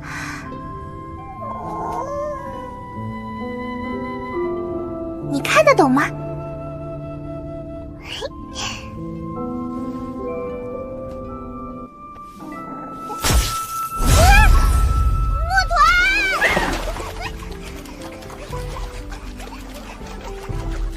银色巨唇穿过云海，酒风越来越近。我第一次真正进入这个天衡界最顶层的宗门。上一世，我从青崖宗走到天衡榜41，这一世，我从一开始便站到了当年只能远远看着的地方。至于能走多远，先留下来再说。太玄圣宗的9峰试选，比我想象中安静，没有擂鼓，没有长老高声宣布规则，甚至没有人在山门前说：“从今天起，你们就是太玄弟子。”第2日清晨，最后来到这里的1362人，9条云桥，分别通向9座山峰，每座峰前都立着一块颜色不同的古碑，那就是9封碑，据说每一封考的都不一样。那怎么选？不是你选封，是封选你。第一次来，我也是。罗山，南陵罗家，谢晋。没听过，正常。我也没听过罗家，两个人都很坦然。看见没？齐无涯，中州齐家嫡系，7岁开命宫，9岁入天命，13岁领海。可在这里，人群里虽然有人惊讶，却没有谁真正失态。白衣那个江明月，听说是天生玉骨，灰袍那个不知道，抱剑的是建州来的。你知道的挺多。进太玄之前当然得打听，你没打听？没有。那你来干什么？试试。石台前方终于有人出现，不是长老，只是一名青衣年轻男子，看起来最多27、8，脚下没有飞剑，也没有灵兽，整个石台很快安静。9封试选，总共3关。第1关，登阶，1个时辰，走过3000阶，留下；不到3000，回去。就爬山？应该没这么简单。刚踏上第1阶，肩膀猛地一沉，不是重量，是一股直接压在灵脊上的力量。第2阶更重，第3阶、第4阶，越往上压力越大。刚开始，所有人都走得很快。500阶以后，有人开始减速。1000阶，已经有人坐下。1500阶以后，后面传来第1声惨叫，却没有掉进云海。我没有急，只是保持一个稳定速度往上。8阶灵脊贯通以后，灵力在经脉里运行，几乎没有明显滞涩。10阶的压力每提升1层，身体都能很快适应。进入2000阶后，正式开始超过别人。2000脚以后，我开始超过前面的人。谢晋，你不累？有一点。你说话为什么一点都不喘？可能肺好。你这人说话真烦。又往上走300阶，他终于慢下来。我没有等，试选就是试选，各走各的。2700、2800、2900，走到这里，前面只剩20多人。齐无涯在最前，江明月第2，那个抱剑萧年第3，我大概在10级。最后100阶，压力突然翻了1倍，我脚步第一次停住。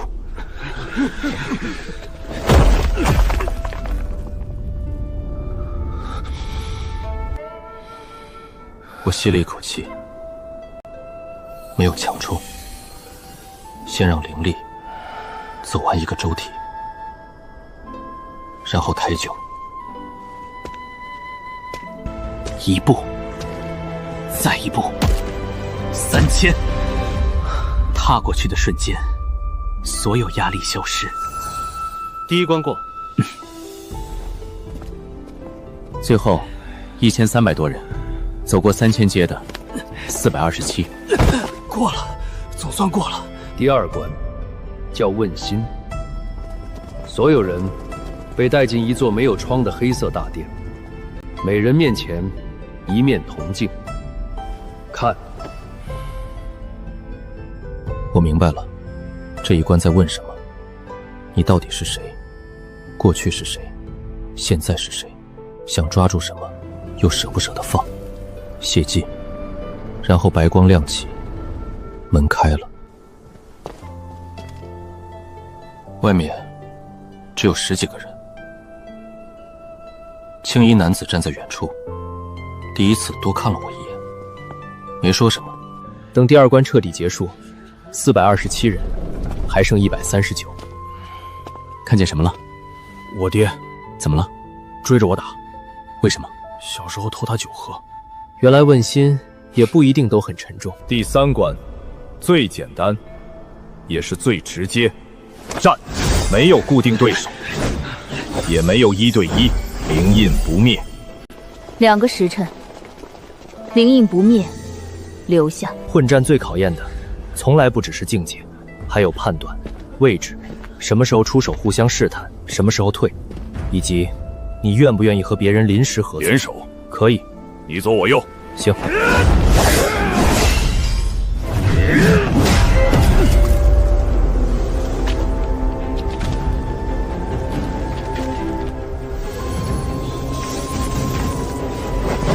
配合不错，场面很快，彻底乱了，100多人，剑、枪、刀、术法、灵兽，我也是第一次真正见到太玄圣宗这一代试选弟子的层级。青崖宗外门里足够惊艳的6阶灵气，在这里很常见。一拳砸下来，半座演武台都震了一下。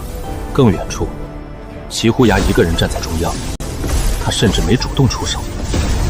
连败3人以后，我没有过去，没必要。这一关不是争第一，是留下。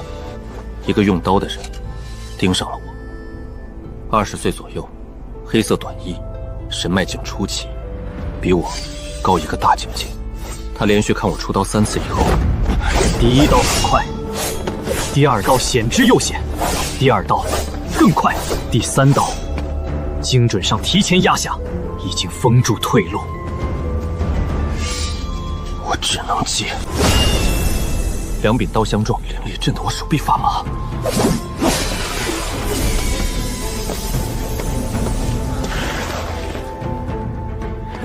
罗山想过来，被另外2个人拖住。极品灵起，境界低了。确实。